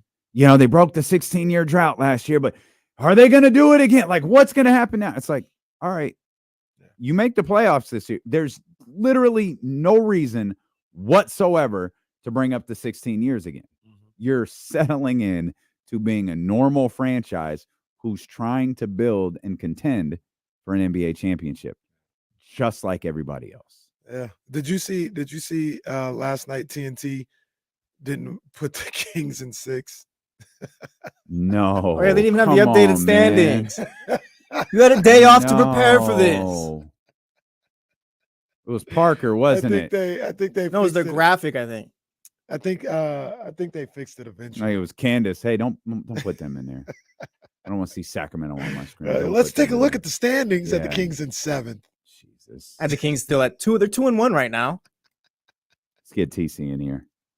916-909-1320. TC, what's going on, man? What's up with my two brothers, man? What up, TC? Where you at, man? You at a brunch? What's up? Nah, man, nah. That was just my background, machines running and all that. Break, Okay. All right, big dog. For sure. you know, hollering at my boys. But check it out. Hey, so the Kings found themselves, you know what I'm saying? Oh, hey, and I'm with Jesse, man. We're going to be one of the scariest teams, man, moving into the playoffs. That's why I'm not even really tripping. Oh, my bad. Hey. My bad, Casey. Hey, KC. Hey, stall me out, big dog. Hey, you good? It's good. Hey, it's good. I don't know if you've been listening. Casey ain't stalling nobody out. Guests, callers, me, nobody. He ain't. But the boys found themselves, man. You know what I'm saying? And actually, with what you were saying earlier, D-Lo, as far as the Pelicans, I think the Pelicans caught us early in the season when we didn't really find ourselves, if you get me. Well, that's very optimistic of you. Yeah, like, cause I want to say we were still stuck in trying to develop Keegan, but still find ourselves. Right now, the band has found themselves. They finally believe in what Mike was talking about. Hey, guys, if we play just a tad of defense, look what can happen. And now I think that I don't know why it took so long, but sometimes, you know, everybody catch on early. It's a team game. Kenny, we know he plays sports too, and I guess everybody finally feel like, hey, guys, if we play defense just a tad, we can win games. And I think that's what's happening right now, in my opinion. TC, let me ask you: Oh, my God. Would you make the switch in the starting lineup? With Keon Ellis? Yeah. To be honest with you, I think I said that the other day. No, and no reason why, D-Lo, right? Because I don't want to leave you out neither. The reason why I say no is because we need all hands on deck. Kevin, look, check it out, bro. We need you to fall through it.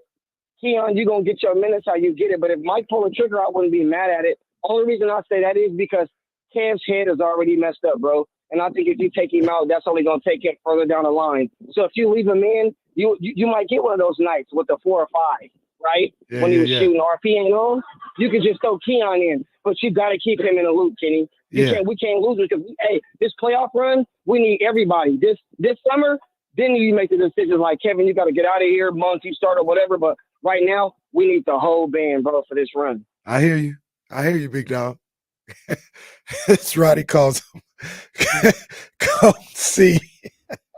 His Mike Brown voice is perfect. Yeah, no, that's good. Come on, guys. I love TC. Shout man. out to my boy TC. TC was the only one who didn't know the wind was blowing 25 miles per hour. And that's how you know TC's a good dude too, because he acknowledges D-Lo. I don't want to leave I you don't wanna out. leave Like, you out. hey, like, yeah. Come on, I man. wanna Shout leave out you to out. my boy TC, man. I love TC's. TC is just optimistic and positive with almost everyone he calls Wow. to talk about. Kings winning by 7 tonight. The band has got it. They got everything straight now. I'm with TC. Me and TC, we're a 2-man wolf pack. In what regard? We think they're gonna be all right. They're gonna make the playoffs. They're gonna make the Well, I 6 don't seed. think you're alone in that. The Playback Monday show. Okay, as far as the team they are now, though, like, have they turned it around? Have they figured some things out? Or is it just they played well for two games against 2 good teams? Well, you can't. I you think they've can't been figuring some discount things it. out. Like you can't discount. like do we the way- feel comfortable with where they're at? Or is it just, are we trusting them now? Yeah, I'm never gonna A little bit more. No, they've got games to win, right? They've got a tough one against New York, and then the part of the schedule that's going to make everyone nauseous is the one that you just referenced, with Toronto and Washington. Those are road games. I think those are back-to-back games, if I'm not mistaken. And then the one on Monday to close out the 6-game home. I think it's Monday. The 6-game homestand against Memphis. Yeah. I mean, at this point, like you just said, they got games to win. Yeah. There is no they figured it out or turned the corner for me. It's getting the job done. Mm-hmm. My thing is, I Getting think into that 6th spot. Yeah, my thing I think is too, like, if you're confident they're gonna go into this, like, make the 6th seed, I feel like that's like where you kind of trust them, because that's all it's coming down to at this point. That's the goal, make the playoffs and stuff like that. I feel good about where they're at in relation to everybody else, right? Like since this whole conversation started 10 games ago, not much has changed. Kings have lost a couple, won a couple. Guess what? Phoenix has lost a couple, they've won a couple. Dallas lost a couple, won a couple. All of these teams are going through the same thing. It's just, can one of them, and right now it's been New Orleans, build a winning streak long enough to kind of pull yourself away. New Orleans, seemingly, they lost like 2 games in the last 3 or 4. That's it. And all of a sudden it's like, oh, they're back a little bit. But it's the combination of Sacramento winning, New Orleans, like it's going to take a number of things for whoever finishes 5 and 6 to finish 5 and 6. I'm sure there's a way to do it, and you probably know how to do it. We can figure it out. Don't. Is there a way to see what the standings look like 2 weeks ago? Exactly 2 weeks ago? Because I'm pretty sure they might look the exact same. All the hand wringing we've done for 2 weeks, they might look the exact same. Yeah, there was a site that I used last year to find out when they first got to the 3rd, and I don't remember what it was. Oh, so thought you said I'm gonna go right there right now. Nope.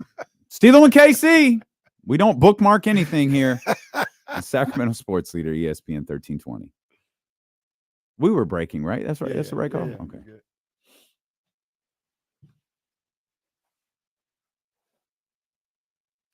Tennessee got smacked.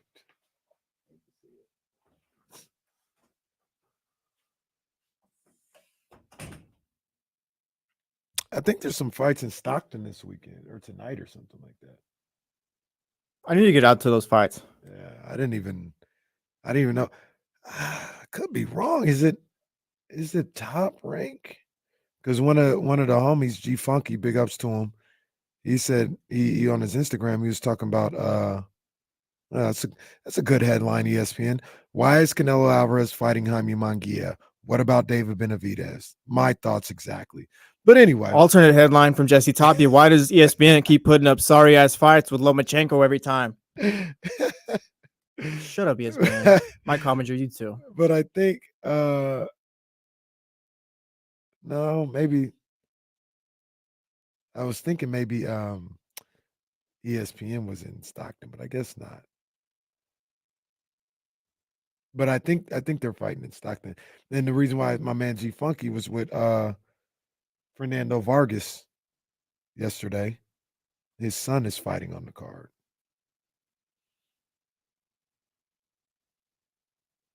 There is fights tonight though, but they're in England. Birmingham, England. Oh, that's probably on right now. I got the standings pulled up from 2 weeks ago too, by the way. Nice. You do that out the break.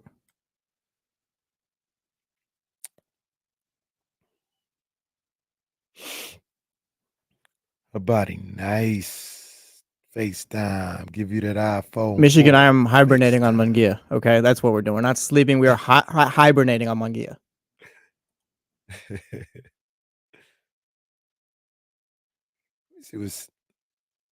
That says Iowa or Pacific, but they got the Sac State logo. What's going on here? What do you think about this?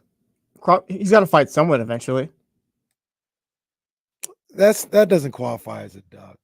Not duck, but like what is he waiting for at this point? He's trying to see if Canelo will fight him. Canelo's already kind of dissed that too, though. Like he doesn't want to do that. I think he might fight the winner of Thurman Tim Tszyu. Might move up and fight that. I wouldn't say he's ducking Boots, because the only reason I would say that is because Boots hadn't really fought anybody. Boots got a David Benavidez. David Benavidez fought a lot of people. What Mm. are you talking about? Mm.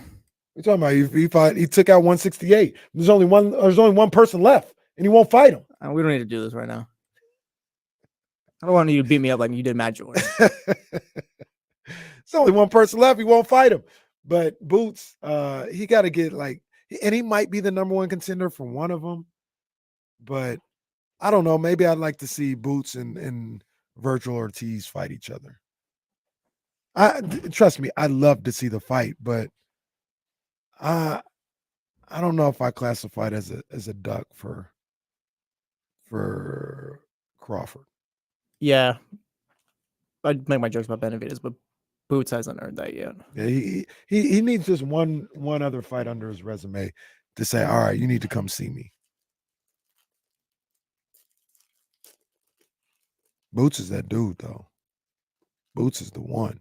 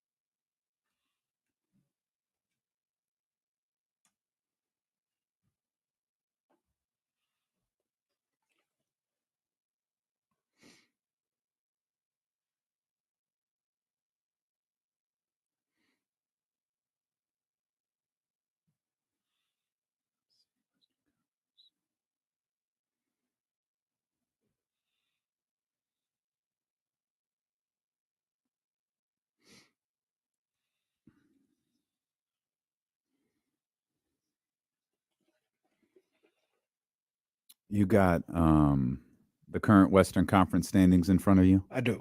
Can you read them off? Oh, I had it. Okay, it's right here.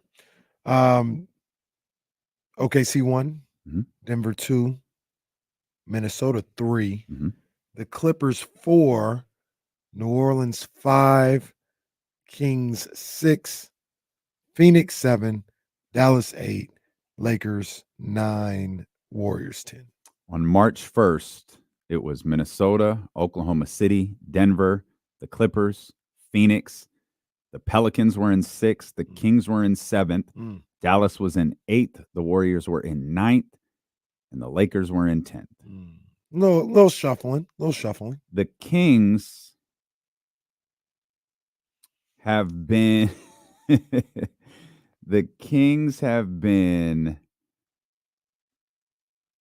they were 5th. Let's see, they've been 5th, okay, that's 5th up there.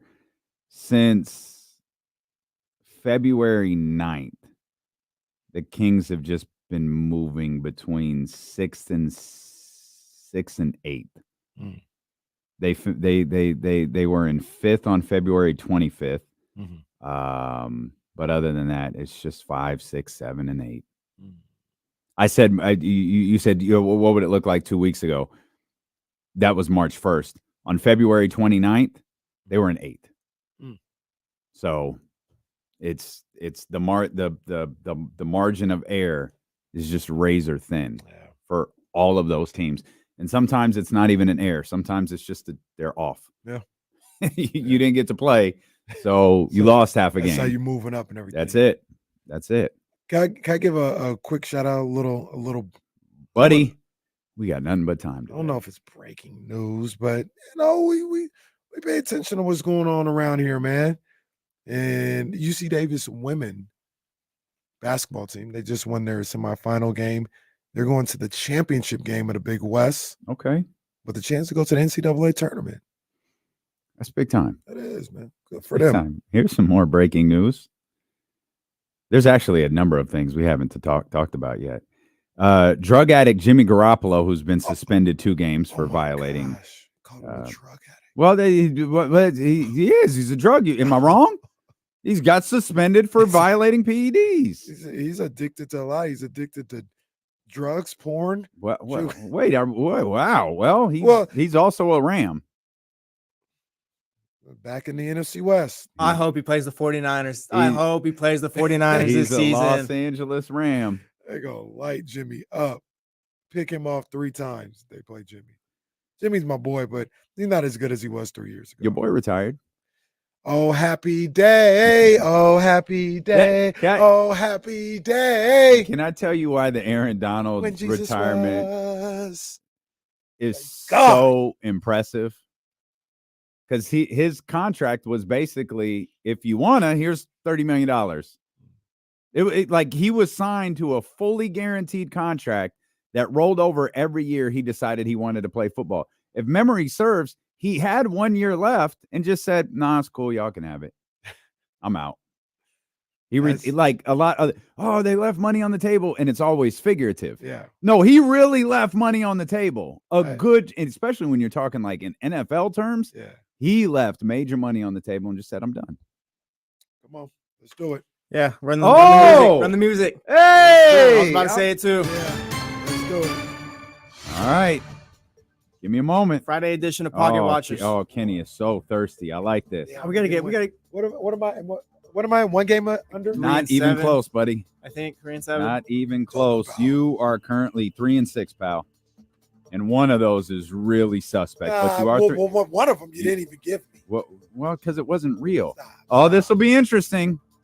This will be interesting. I'll go first today. I'll be the road team today. Aaron Donald, the recently retired best football player in the game, former number 13 overall pick out of Pittsburgh, 2014, played 10 seasons, all for the Los Angeles Rams. His highest grossing year was in 2018 when he received $892,000 as a salary and $40 million in a signing bonus.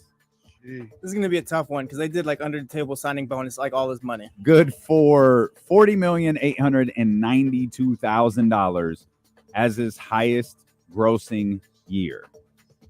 Aaron Donald, 10 seasons, just retired. Career earnings is what? Oh, these football ones are tough. The thing is tough. I don't know if I want to go Actually, high, just let it get dramatic here for a minute. All right, Jesse, what do we got? Oh, Jesse, I'm gonna go this is a tough one. I'm gonna go 228 million. Whoa, 200. Hey, shot clock violation took too long. Hey, that's a win. When did that happen? When did we start doing this? Shot Shameful. clock? This is shameful.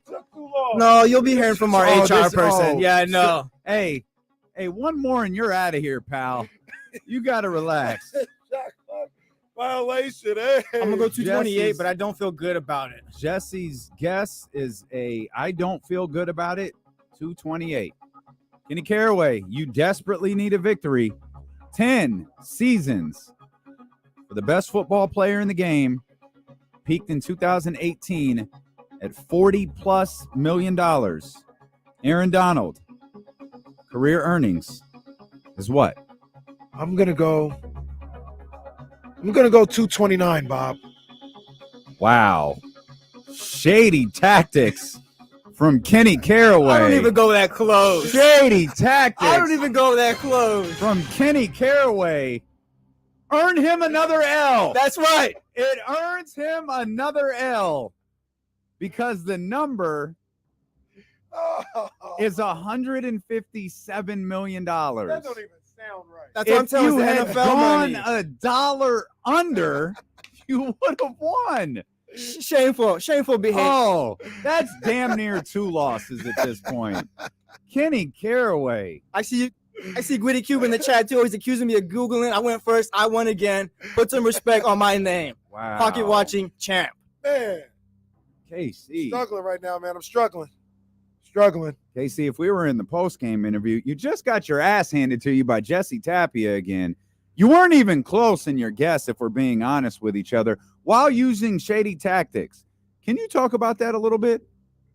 Do you have a question? No. Next. How you Tristan Thompson pocket watchers taking PEDs and you lost? Wow. $157 million. That don't even sound right. Damn, that's crazy. Well, I feel like I got to loan Aaron Donald some money or something. So after that. yeah, why didn't he play? The you need it, bro. The NFL is the toughest pocket watching we can do, because you'll get that 40 million because of the way that they do these signing bonuses. The year before was 1.8 million. The year after was 9.1. Then, for no reason whatsoever, it's 17 million, 19 million. And then in the last 2 years, when he got that guaranteed contract we're talking about, 31.5 and 28.5. I gotta say, if I'm Aaron Donald, I'm going to dinner like with Tobias Harris. He's like, "Oh, I'll pick up the check. I'm gonna be sick because he's making more money than me." Yeah, nah, that's tough. I need to re-up though. We need to go back to the NBA when we come back. Julius Randle, pocket watching. Need to re-up. They play the Kings. That's why it's relevant. Okay, okay. You're like Canelo before he turned pro. You're like 45 before he turned 20. Let's take a break because we have to catch up somewhere. Let's catch up. Have we ever done Tobias Harris? I think. I don't remember. I mean, if we did, I don't even remember. Yeah, because might have been a couple seasons ago. The thought of him loaning Aaron Donald some money is pretty funny. It's pretty funny. We'll come back. We'll get caught up here and get back to business. It's D'Lo and KC, brought to you by Sky River Casino on Sacramento Sports Leader, ESPN 1320. That's a good call. To the locker. Yeah, I just went for the. I had to get something too. I'm at the. I guess we're never getting those fucking donuts again, man. You know, thirsty ass dudes. Yeah, I walked in today, looked at the donut box. There was like one sugar one, a broken up sprinkles one. Of course, they're like, we'll set them aside for you, and then they forget.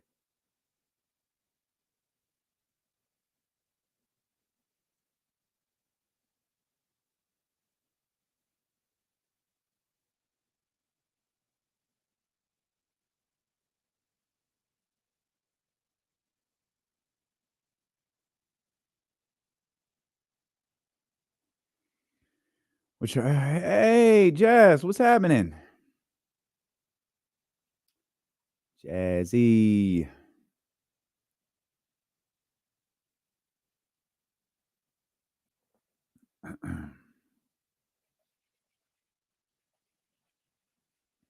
What y'all got going on this weekend?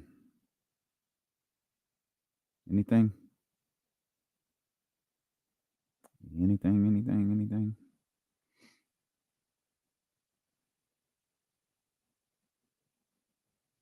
Donuts a dessert or like a morning food? Why is it not dessert? That's what I'm wondering right now. Is it like I'm thinking it's like we only really get donuts in the morning. Yeah, how is a donut just not like cake? And like, is there anything like a donut in the morning? Not pancakes. So like that's separate. That's you don't get a donut at a restaurant. No, it's always some sort of like pastry. Like I don't know why donuts are a breakfast food or a morning food. Yeah, Trojan's right. Breakfast in America is basically dessert. I tried a crepe for the first time like a few weeks ago. Was not a fan. That is the crepe is the fried folded thing, like, right? Yeah, folded thinner pancake type thing. Oh, stuffed French toast. Yeah, and that's so fun. Like French toast and pancakes, like it's all super sweet and it's delicious though. It's delicious. Oh, right on, Andrew. That sounds fun.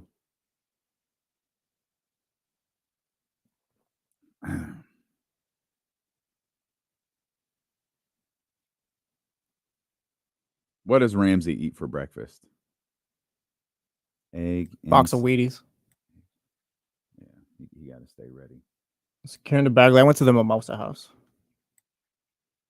That's my spot too. I love that place. Mimosa House. Yeah, that's a good place. Crab cake, man. We see how that couple eats. Jeez. We're the Aaron Donalds and they're the Tobias Harrises.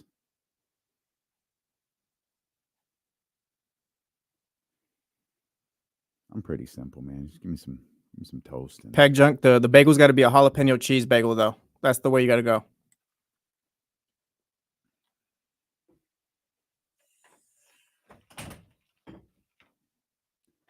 That's funny. Ramsey eats hate with a side of FU for breakfast. Oh my gosh.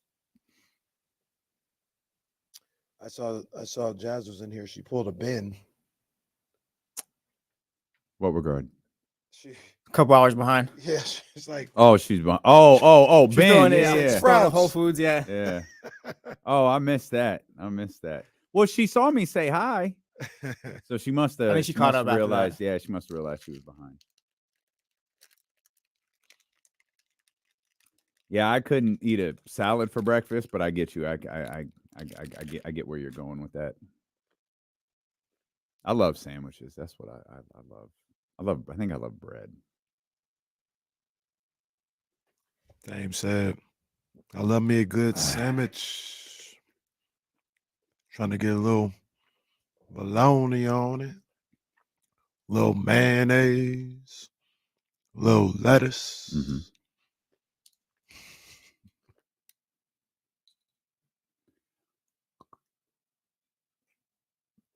Do you even know what impression he was just doing? I don't. All I know is this bologna is not good. A little before your time. A little bit. What movie was this? That was Brunson. TV show, Brunson. Oh, yeah, no. Flow. Dame said he likes sandwiches. Them sandwiches come in handy, Mark. Did we lose Brunson? Nice to with her. Brunson was also in Class Act. He was also he was on another TV show, I feel like. I mean, he was a comedian, but well. I secretly love Class Act. That's a phenomenal movie. Well, it's not, but it's a really it's good not. movie. Class Act. It's not. It's the second time that's happened this week, by the way. Where Katie said, yeah, that's a classic. But I do. No, they said hit. Or the third time. Then that's the third time because there was another one right before that. No, don't point at me. I didn't say Hitch was a classic. I said I was pointing at the Oh, okay. They said Clutch was a classic. Hitch was a classic. That's good. Class Act. Class Act is fun. Class Act. It's fun. Better than House Party 2 and 3. Yeah. Yeah. So too. Yeah. I liked House Party 2 as well, though. I like House Party 2 a lot. I didn't hate 3, but it's not as good as that was the one with Immature. Yeah, 3. Yeah, no. TLC was in there. Charlie Murphy was in there. Bernie Mac was in there. Bernie, what does Bernie say? Nah, I can't do that. Bernie say? Can't do that. Can't do that. Is it worse than Fat Joe?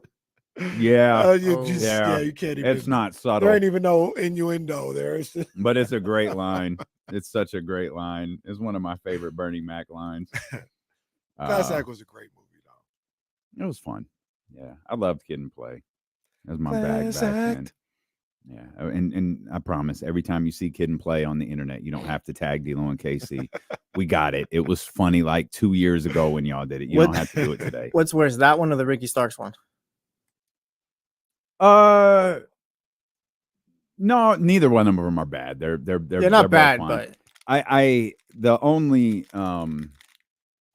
I don't mind the Ricky Stark stuff. The Ricky Starks one, him coming on this show and just like knowing who you were, just being familiar was hilarious. That was funny. He's like, yeah, I'm well aware. That is funny. Fun. Ricky Starks.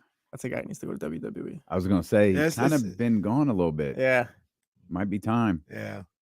I think it would fit now. Like if Vince, like if Redacted was still there, it wouldn't work. But I think the way things are running now, I think you can make that happen. Hunter's there. So I don't remember if we talked about this on the air, but I got our friend at WCW shared a text. It was kind of like our conversation. No McMahon can ever be on TV again, right? I think we were talking about Stephanie, and I can't remember if Stephanie can get on there. Stephanie's on the right side of history. Is she? Do I need to remind you of her retirement of Vince McMahon's original retirement? And what she did? No, that was bad. But Stephanie left. So that's the other what part. I think saves her. So Vince retires. She has this god awful idea of saying, "Give it up for my dad." Yeah, that was not okay. And of course, those fans did it. Yeah. Then he comes back, and she leaves. So it's like, okay, like how aware, like why did she leave? Well, at that point, Shane could come back. Who? Shane.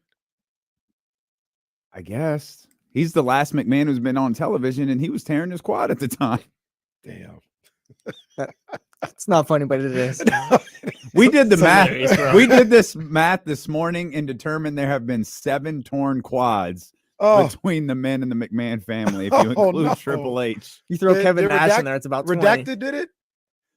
Yeah, Redacted tore both of them at the same time. During like a match? No, you've never the seen Royal this? Rumble. You never seen the Royal Rumble clip? No. I'm gonna pull up the Yeah, projector. you got to. the I projector. don't know if I want to see. You know, I don't No, it's not bad. No, it's good. it's not good. like that. It's the Royal Rumble where Batista and Cena accidentally go over at the same time. And that wasn't the plan. That's not what was supposed to happen. Oh, but they were the last 2 guys, and Batista's ass, they go stumbling out and they both go over and like slam on, and like the referees are like, Batista's the winner, and they're like, I don't know what to do. So Vince McMahon comes out of the back. I don't even think the music played. I just think he started storming out and he's doing the walk and he's like ripping off his jacket and he's walking really fast because this is pay-per-view days and they're running out of time on the pay-per-view. If you don't get the finish in, it's just gone. Yeah. He starts to run and he goes to slide in the ring, hits both of his quads on the end of the apron, goes to stand up. He goes to stand up and just falls. And he can't stand up.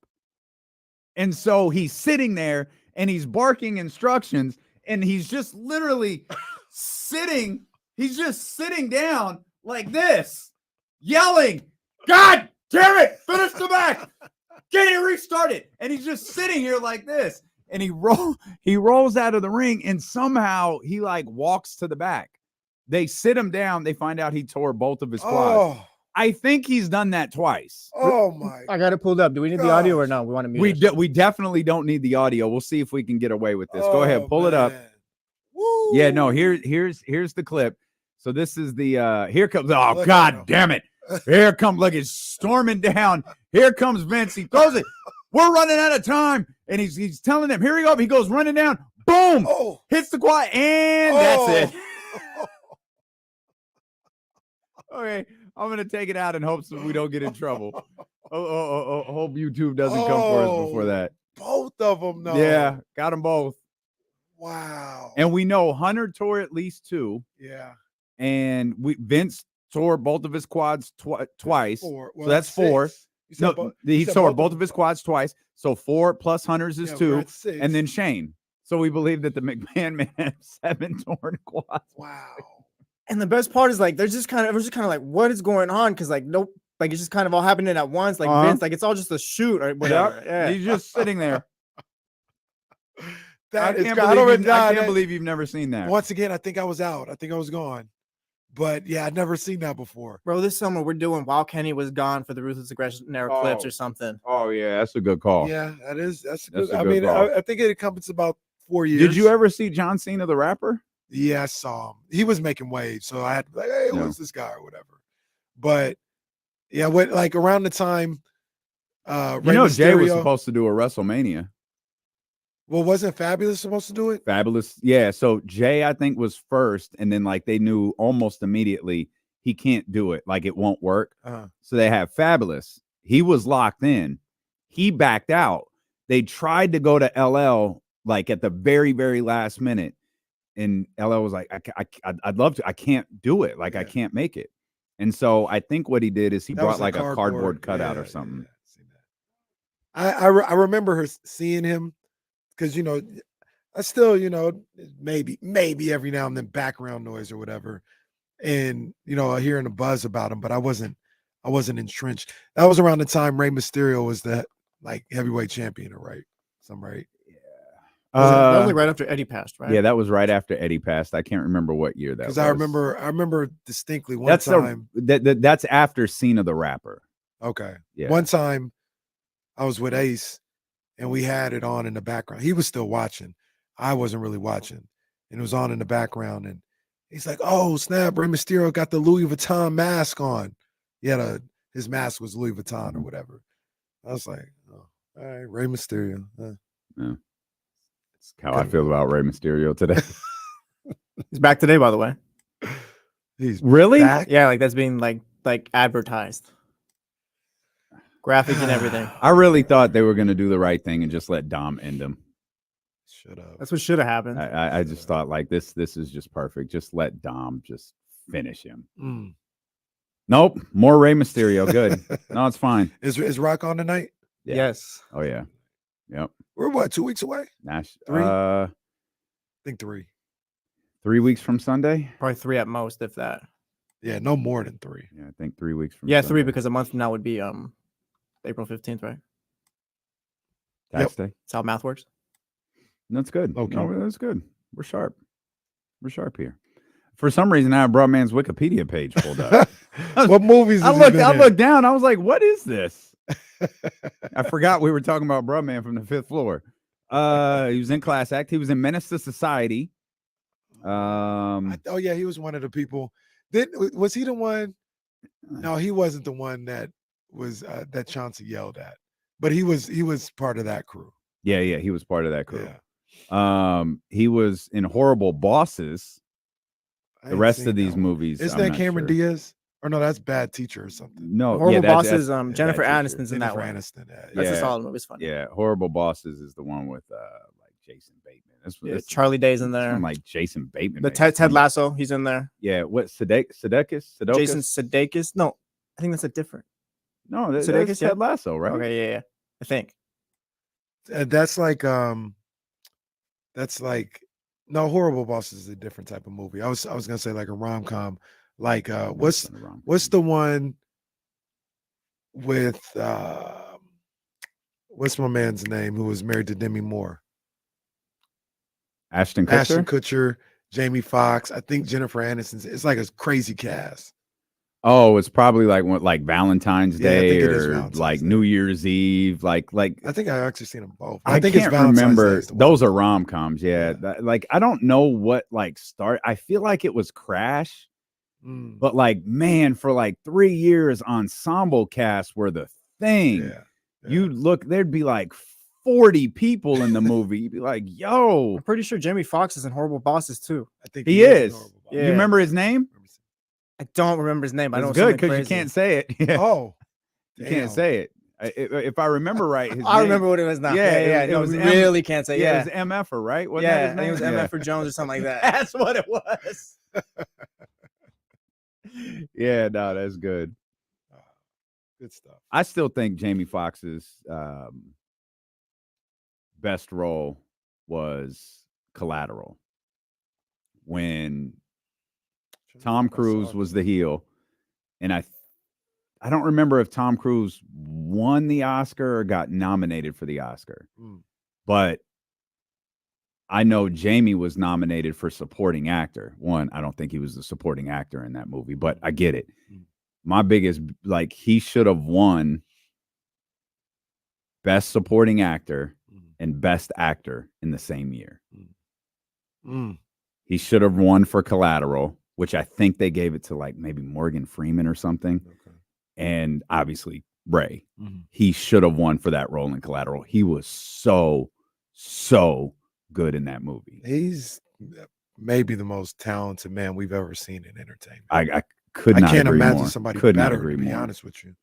I mean, a jack of all trades the way he is. I mean, comedian, actor, singer. He's a one of one. Who are the top 3 people on that list as far as Jamie Foxx is like jack of all trades? Jamie might be in Is a he league one of of his one? own. Like in terms of the best entertainers, I guess Will Smith. Like Will Smith probably goes up there, right? Because he's got the music and the movies and all that. I'd put Will Smith up there. Yeah. I'd probably put Will Smith at the top Of what? of the Ahead of best Jamie? overall entertainment. Yeah. We'll call us No, entertainers yeah, too. You don't have to just do yeah, music and movies or whatever. No. Just Jamie's ahead. I think Jamie is more. He may not be as accomplished. Yeah, but I think he might be Jamie's more better. talented. Yeah. Elton John threw in Donald Glover. He's pretty good too. Donald Glover is pretty good. He's very. He's good. not on those two. I think. level. Yeah, I think. But he's got time too. I think what's great about Donald Glover is he did a lot of the he put Atlanta together.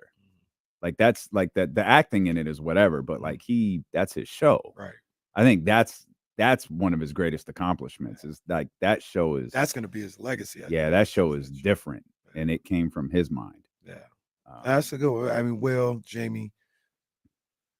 I feel like that's about it. You know, I mean, you know who could move up that list for me? Who? Joey Badass. Joey Badass is. I think Joey Badass is a better actor than he is musician. True. I think he's really, really good on the screen. He's a really good actor, but he only got 2 of the Yeah. components. What's the third? I mean, well, that's why I put Jamie number 1 because he got 3. He got acting, comedy, and singing. I got you. It's something we never seen before. Yeah.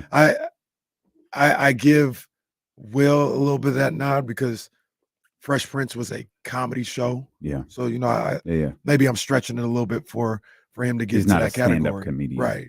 But Joey, like Jamie Joey's Foxx phenomenal. toured with himself.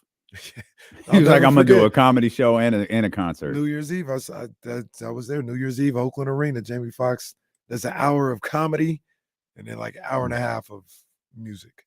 Another name in the chat. Jake throws in. If Tupac didn't pass, does he reach those heights? Like it's Jamie Foxx and Will Smith? Because I know he's doing the movies. That depends. Would you put Ice Cube on that list? I think because because he's still doing movies and like he's still popular. I think because like to me, that's what Pac would be. Pac would be Ice Cube. Like I could absolutely see Tupac doing "Are We There Yet?" Yeah, like Ice Cube isn't on like Will Smith or Jamie Foxx probably, but like he's on that list. Could Tupac? Because Ice Cube. Now Pac is a far better actor than Cube for sure. But here's the thing. With all due respect to our to Cube, Ice Cube is still basically a rapper. Like is he though? Well, what I mean is when you see Ice Cube on TV, it's Ice Cube. His roles don't vary very much. He's like a cranky dad or a cranky cop or something. He's cranky. Yeah, like he hasn't shown a lot of range. Could Tupac have been an actor? Like, could Me Against the World and All Eyes on Me been behind him, and now it's Tupac the actor? The way that he's the DJ, I'm the rapper, and Home Base eventually was behind Will Smith, and he was I Am Legend and I, Robot and Bad Boys and Independence Day and all of that stuff. Could Pac have gotten to that? I don't know, man. I don't feel like I see it. I feel like he could have. Because when you look, because he stood out. I told you this like 3 years ago when I watched Poetic Justice for the first time 2 years ago. He stands out. Like in a sea of stars at the time, he's the only one who looks like an actor. And that role isn't the same as Gang Related. That role isn't the same as Juice. Like in the limited amount of movies that he made, he showed he can be different. But so I'll say this: they're all variations of Tupac, though, right? But I think that's what people knew. I think, and maybe he could have grown, like you're asking. He could have grown and been a lawyer, like the Fresh Prince was Will Smith, right? Like that's I'm talking about the Fresh Prince of Bel-Air. That was Will. That was the rapper character. That was him. And we're talking about probably the best. So it's maybe unfair, but could Tupac ever be Pursuit of Happiness? Oh, man, I mean that's like that's what I'm thinking. I think all those characters at that time, and he was young, so I kind of expect that they were all variations of a Tupac-like character. They were different characters in the same neighborhood. Pursuit of Happiness, like you said, I Am Legend, that is another stratosphere from West Philly. You know what I'm saying? Yeah. And I don't know. I really don't know if Pac, because he was so young. Yeah. Maybe it's impossible to tell. It's a what if. Yeah. It's impossible to tell. Is Ice-T the pioneer of all this? New Jack. Maybe on this level, sure. He's not the most popular.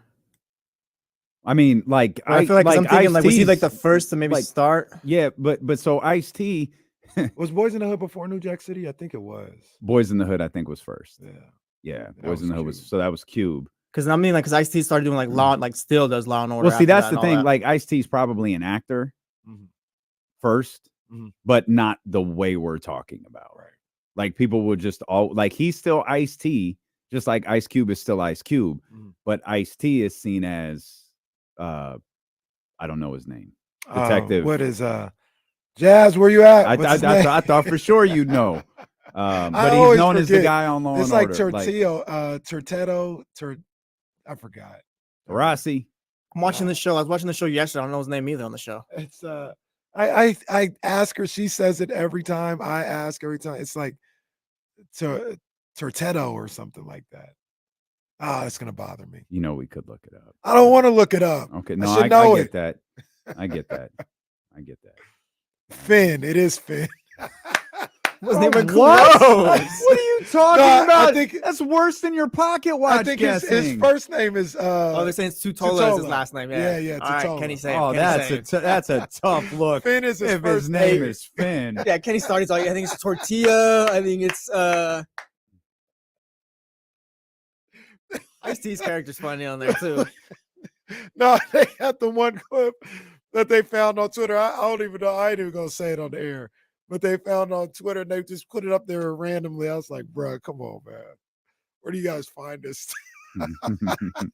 Stick around during the break. I'll say it during the break, but I ain't even gonna say it on the radio, man. Can I read a message to you? I just got to the D'Lo and Casey website. This concerned me. I was like, someone didn't get something. Okay. Dear Damien, I just read an ESPN article about Kara Lawson, and I cannot believe how it affected me. Truly amazing leader and human being. She gets it, really matters. Sadly, that is not more understood. Take care. Love listening to you guys. Nice. I'm a 76-year-old high school assistant coach at Colfax in football and tennis. That's what's up. Didn't sign his name, but my friend salute. Thank That's you for what's that up, man. message. Much love, man. Much love. That explains why he didn't DM us on Instagram. He's a 76-year-old high school assistant coach. Thank you for that message. Man. I appreciate, and I say this affectionately. I appreciate the OGs, man, when they respect what we do and they love what we do and they can listen and find entertainment or enjoyment. I love hearing that from the OGs, man. Yeah, it's greatly appreciated considering, we do kind of aim our show at a different audience. So people who kind of accept that and still listen and thankfully still enjoy means a lot. And I'm happy he read that article. There's a great article. If anyone gets the opportunity on Selection Sunday to check out Sports Center, they're running a feature on the Handle Hard Better speech and how it's affected people and how it's affected Kara. And she sent me the teaser of it yesterday, which I think is attached to the article over on ESPN. And it's a pretty amazing video, and the response to it has been amazing. And I remember when she sent it, thinking this is obviously I didn't know it would be this, and she even it's even talked about in that article, like she's an Olympian and a WNBA champion. That's her legacy. Crazy. Yeah, it's special, man. It's special, and it's something that has and will end up affecting so many more people than what she ever did on the basketball court. Yeah, I told her, I was like, I gotta find like the original text message, so I'm not like it's like this is so it's not about basketball. It's like life, that's why man. it's powerful. Like Yeah, you're absolutely. talking to basketball players about something that's can work, and that's the gist of the article. Realtors, there's life and death situations, there's work related situations, there's just life situations that people related to. And I remember she started talking about this, maybe she was like, I think I'm literally the Handle Hard Better coach now. They don't know that I'm the Duke head coach. They don't know that I have a gold medal or, three or four Final Four appearances. They don't know any of that. They know I was on that video. Yeah. I mean, Stacey Kaufman is showing that at our next meeting. You know what I mean? Like that's Stacey Kaufman has posted that video on her LinkedIn page. Come on, man. That's what it is. Like you're reaching other worlds now outside of the sports world, outside of just the basketball team you were talking to. Yeah, amazing, man. so check that out if you get the opportunity to. They're going to run a very lengthy feature on it on Sunday. But thank you, Coach at Colfax. Appreciate you for that email. Also, we appreciate that. Enter our men's and for the first time ever, women's bracket challenge that will be up on Monday. We're doing it. It'll be up where? You can ask for an invite so you can get in the bracket challenge. Oh, we're doing this again. Yeah. These You are gonna fun, fill out though. one? I'll fill out one. Both men's and women? I'm not feeling. Yeah, I'm gonna fill out a women's one. I got Duke going the whole way. You ain't gonna be no investigative research into the bracket I filled out. Yeah, man, we're doing men's and women I got Duke going the whole way, and if they could beat South Carolina in the championship, then so be it. We'll come back. So, what are we gonna do? Like the CBS thing, or the ESPN one, and I just think send it we out? already to got. everybody? No, we did CBS. So much like the Pick'em League, it just generates a new one. I think it'll automatically. Oh, it's already out there. It's not, but that's what happened with the Pick'em League. I thought that's why we had 2 leagues because I thought I had to start a new one. Oh, I got you. And what it did is it just carried over. So I'm assuming that's what it'll do. Do we know who won either league? Yeah, we looked one day. I forgot who it was though. The powers that be. Yeah. All right. We'll come back. James Ham joins us at the top of the hour. Oh, it was Trojans CBB. Oh, Trojan. Oh, he won college football. Hey, that's fine. He said he needs air horns. Hey, here you go. Well, congratulations. Here are your air horns. James Hand joins us next here on Sacramento Sports Leader, ESPN 1320.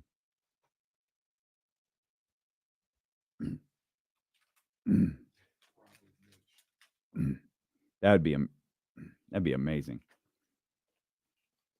All right, so Ice-T, they put this this clip out here on Twitter, and he's like in cop mode, and he looks at the he looks at the guy and he goes, "That means you're gay." What was it? That was Law and Order? Have you ever like gone back and watched like an early 2000s show or like a late 90s one? The stuff they say is wild. Yeah. It's attitude era of like TV shows. I think Ice-T's son on the show is gay. We did have a fight about sprinkles. That's a shoot. That really happened.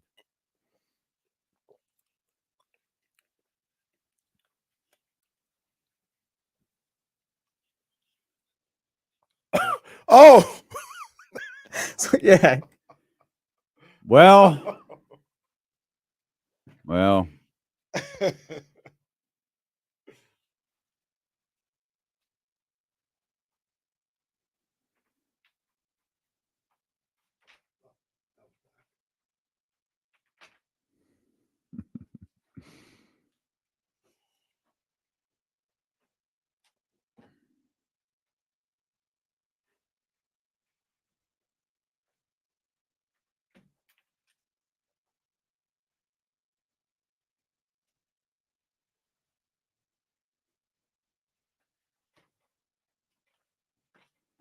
Oh, did I just see some work on the well? Is that what I just saw? I think retweet that.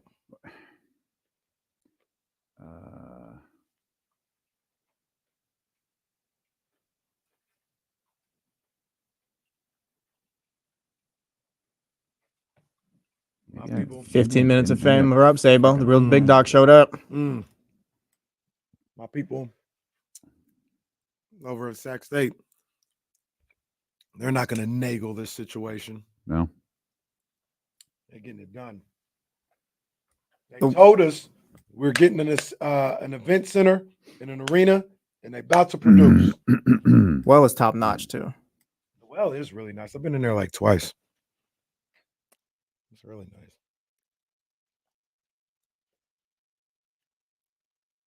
That's facts, Norm. Even the super fan episodes, those ones are crazy.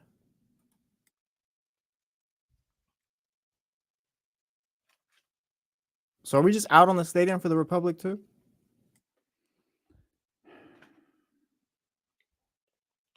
Guess it's never gonna happen. I guess.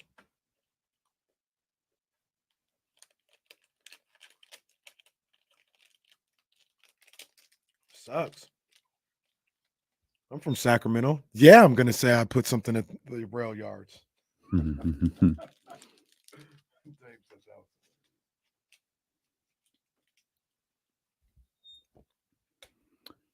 Hey man, James Ham going to join us. Maybe I envision the clip I just told you about. I can't. Getting everybody hyped up. No, I don't know what account it was on, and like my Twitter refreshed and it disappeared, and I can't find it. Oh no. Which clip were you looking for? I thought I saw a clip from Sac State that says something like putting in work, and it looked like it might have been work on the well, but I could just be making this up, so it doesn't matter. I'm trying to find it, but it's like it's just disappeared from Elon Musk's Twitter. Wait. Oh no, that was something else. Never mind. Scratch it. Hey, hit the dump button. Let's just pretend none of this happened. Oh, man, I was getting hyped. No, I mean it's on the way. I mean, Burkle isn't in charge of this, so we're fine. Well, can we pour one out? I prefer not to, but we can figuratively pour one out. Pour one out. Fab Five legend, Juwan Howard. Pour one out. This morning, my guy, he was let go from the University of Michigan. Man. What was their record today? Their record is terrible. I believe it was like 8-20. That's what I thought. I was about to look it up to be sure. Oh, it's bad. I hate to see when Michigan sucks. It's too bad. I said I hate to see it when Michigan sucks. I know that, Tone. Don't be disrespectful. I'm being very respectful. I hate it when they're ass. It's awful. You said it for the third time. I just want to make it clear. That's all. Oh, you've been testy all day. Be disrespectful. Does Juwan Howard's firing have you upset? Is that why you're acting like this? You should be excited. Look, Aaron Donald retired. Oh, happy day. See, there you go. Oh, happy day. There you go. That's better. Michigan dead last in the Big Ten, 3-17 in conference, 8-24 overall. They're 8-24. Man, it feels like it went south quick. Right after that little fight, no? Pretty much. Yeah, it checks out. Pretty much. It checks out. Their 8-24 overall record. It's their last. Mm-hmm. The team that's right above them is Rutgers. Even they went 15-17. 8 wins. Damn, bro. Damn. Wow. I don't know what you do here. I mean, ironically, I think he really seemed to get affected by like the people going to overseas elite and or overtime elite, excuse me, and the G League and stuff like that. Because I think he had, I want to say within the last 2 years, he had like 3 or 4 guys that were commits to Michigan be eligible to go to those programs, and he wasn't able to replenish them. Welcome to college sports, man. Yeah. Welcome to college basketball. College basketball is rough. We never talked about it. Did you hear about, what Nick Saban said a couple weeks ago about when he knew it was time to get out?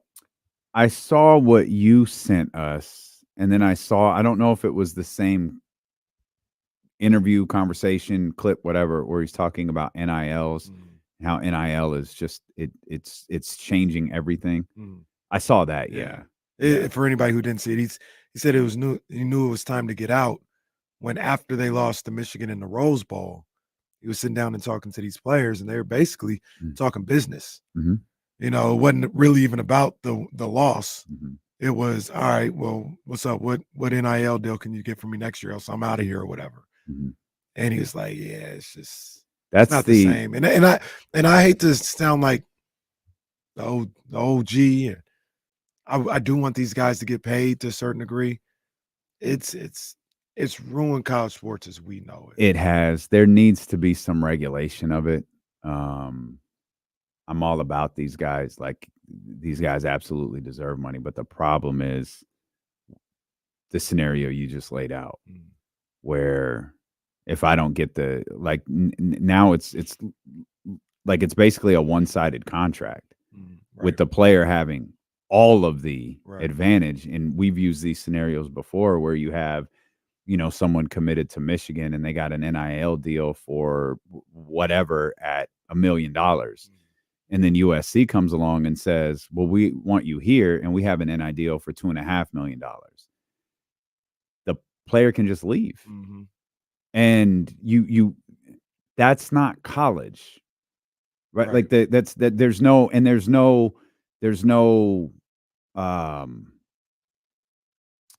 I can't believe I'm going to say it like this. There's no protection for the university. Yeah. Like it's basically kids now are on just 1 year agreements to play. And that is a brutal like scenario for coaches. You have a player who winds up being a star. Like we saw the young lady at I guess I'm bringing him up today. South Carolina. Oh, well. Who just got the Steph deal. Yeah. She's a freshman. Yeah. That's a freshman. Yeah. So does Under Armour have it written in like, hey, you got to stay at South Carolina for the next 2 years for this deal to work, or next 3 years for this deal to work? Like most don't. Right. And it really is like we've talked to Coach Patrick before about how it still feels like NIL is completely legal, but it still feels like a dirty secret. The reason it's a dirty secret is because there's no regulation to it. You can do what you want. And that's where you get stuff like this that we're witnessing now. And like you'd almost feel like in that situation, you'd have to stay at South Carolina, or maybe they say you can't go to a non-Under Armour school because how are you going to have the deal? Right. Like, for sake of argument, how are you going to go to Duke and where Steph Curry's? That's a Nike school. So, yeah, it's crazy. It's like two things. The transfer portal, I've been saying this, they need to go back to making these kids sit out a year if they want to transfer, because that'll, number one, I think that'll slow some things down. It'll make them think about transferring, because if season ends tomorrow and I want to just transfer, the only exception maybe would be if a coach leaves, then you can do an automatic transfer. Agree. In that year. But if you just leaving just to leave, you got to sit out a year. It'll make them think about that. And then it all goes back to the NCAA ruined all of this. They would have just paid these players. They would be in regulation. There would be a certain level of regulation, because there'd probably be like a cap, right? Like you can't get more than $750, because we're paying you $750 a semester, or whatever the number would be. But we're paying you, and there is a cap on that. Nobody can get more than that. Then there wouldn't be no jumping around. NIL wouldn't be legal still. It would be illegal. And because you're getting paid from the NCAA, there's no need for them to make that legal. But they cut, what's the term? They cut their nose off to spite their face, because they knew things were about to be done. Like the super football schools were just going to leave the NCAA and say, let's just start our own power league. And the NCAA was like, whoa. All right, you can pay people however much you want to. We're not going to pay you still. We're not going to give you money, but you can let them get whatever they want. It won't be illegal. They thought that was going to control things with the NCAA, and to a certain degree it did, because they still get their money, but it's ruined the game. And the only regulations there are through the universities. And what universities do is they circumvent it by creating a committee with boosters. So the money doesn't flow through the university first. Right. It flows through the committee to these young people's pockets. It's crazy, man. I was looking like what you get right now, and I've retweeted a bunch of them this time of year. You get all these championship week and NCAA tournament moments for like on this day. Yeah. And it was I for all the young people, for the Reeses who won't understand, that was such a perfect outside of them not being paid, it was a perfect scenario for excitement, attention, drama. The way college sports used to be was great. It was great. I miss it. It's gonna get worse, buddy. Yeah. Let's get Ramsey Well, in here. they got the NIL tournament coming up soon. That is insane. Absolutely insane. What's up, Ramsey? Not too much. Just wanted to touch on college basketball on a local level. I mean, I saw it earlier today. I mean, it's different because it's Stanford, but is Andre Stojakovic going to stay there because Jared Haas just got fired today? Yeah, I don't see why he would. Well, I do know why he would, but still. I mean, other than it being Stanford, yeah. What's his next option? What's that next option for the players of Stanford? Which is the same thing with the whole Michigan thing. And as you know, Kenny, Michigan's lost out on a lot. I mean, Hunter Dickinson left this past year and went to Kansas. Yep. As a prime example. Yeah. Stanford, Ramsey, feels like that's not as big of a thing there. No. Like if you're going to Stanford, you're probably not going to Stanford for the same reason a young person is going to like you're going for a completely different reason. There's the bar purpose there. Yeah, the bar to get into Stanford is different. The bar to get into Duke is different. Like there's a handful of schools where it's like you're going there, you've got good programs there, you're probably going for a different reason. Yeah. Maybe not so much. Or the other reason Duke's still very much basketball, but still. The other reason might make you stay though, like in this situation. Right. Yeah, like yeah. You're Andre, yeah. You're like, man, my coach left, I want to leave, but yeah. Damn, I am at Stanford. I guess I'll stay. Yeah, like you Stanford's not exactly the school you just want to like flippantly leave. Oh, that'll make you think a little bit more. Yeah, when you try to put them transfer papers in. Yeah, that's a different animal because you worked really hard to get into Stanford. It's not like they're out there, like every kid. There may be kids who dream of going to Stanford. I want to go to Stanford. I want to play in Palo Alto. All of this stuff. Yeah, that GPA ain't gonna do it. Right. Like you had to work to get into that school. Yeah. And so I think it's a little bit different, but to Ramsey's point, that doesn't make it any less interesting to follow. Yeah. Damn. I was up last night doing some stuff and just got stuck for like 20 minutes watching these March Madness moments. I mean, stuff that I'll remember for forever. And it felt like such a big deal when these things happen. And I watched a bunch of championship. I mean, you look at the Big Ten tournament right now. I mean, it's packed. It's a full house. There's in those pockets where college sports are special, it's still a huge deal, but it's just not the same. Yeah. And it won't be. Like I only imagine it getting worse. James Ham is football game's coming though. That's happy. What's coming? The video game. Oh yeah, I'm so excited. Yeah, like you're gonna get a PlayStation. I'm going to try to contain myself between you trying to get me to get a PlayStation 5 or whatever, and Matt George trying to get me to buy a $3,000 computer so I could play WWE 2K24 with him. Y'all act like I got the Kenny Caraway wallet here. We've seen your car. Same exact car you and James have. No. Except James won't tint his damn windows. He did ask though. I told him to go to you. I sent it to James months ago. Oh, okay. Yeah, James, I need to get that done. Windows tinted. I need to get that done. Yeah, I tried to get through winter without getting it done. Now it's like okay, summer. you made I got it. Let's clean it up. Yeah, that's right. James Ham with us of the Insiders. You're listening to D-Lo and KC on KIFM. West Sacramento, 98.5 FM KRX QHD2 Sacramento, ESPN 1320.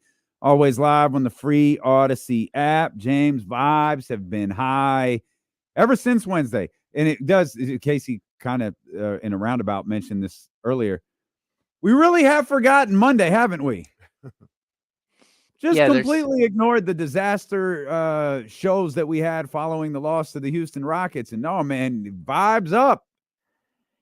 Yeah, it's funny how that works, right? I mean, you always hear it. Winning cures all. And with this team, like, look, they have an opportunity here. It's not just, the Knicks on Saturday is a good team. They're a good team, maybe not in the way the Bucks are, but, they're a better team than like the Lakers. But then after that, there's an 8-game stretch where it's basically the season. Like that 8 games right there that's sitting after this coming Knicks game, like you need good vibes going into that because it's not a difficult stretch and it's your last stretch of games that aren't difficult, and it's where you can make a run and distance yourself and build a little bit of cachet heading into the final 8 games. And so, yeah, I think the vibes are good.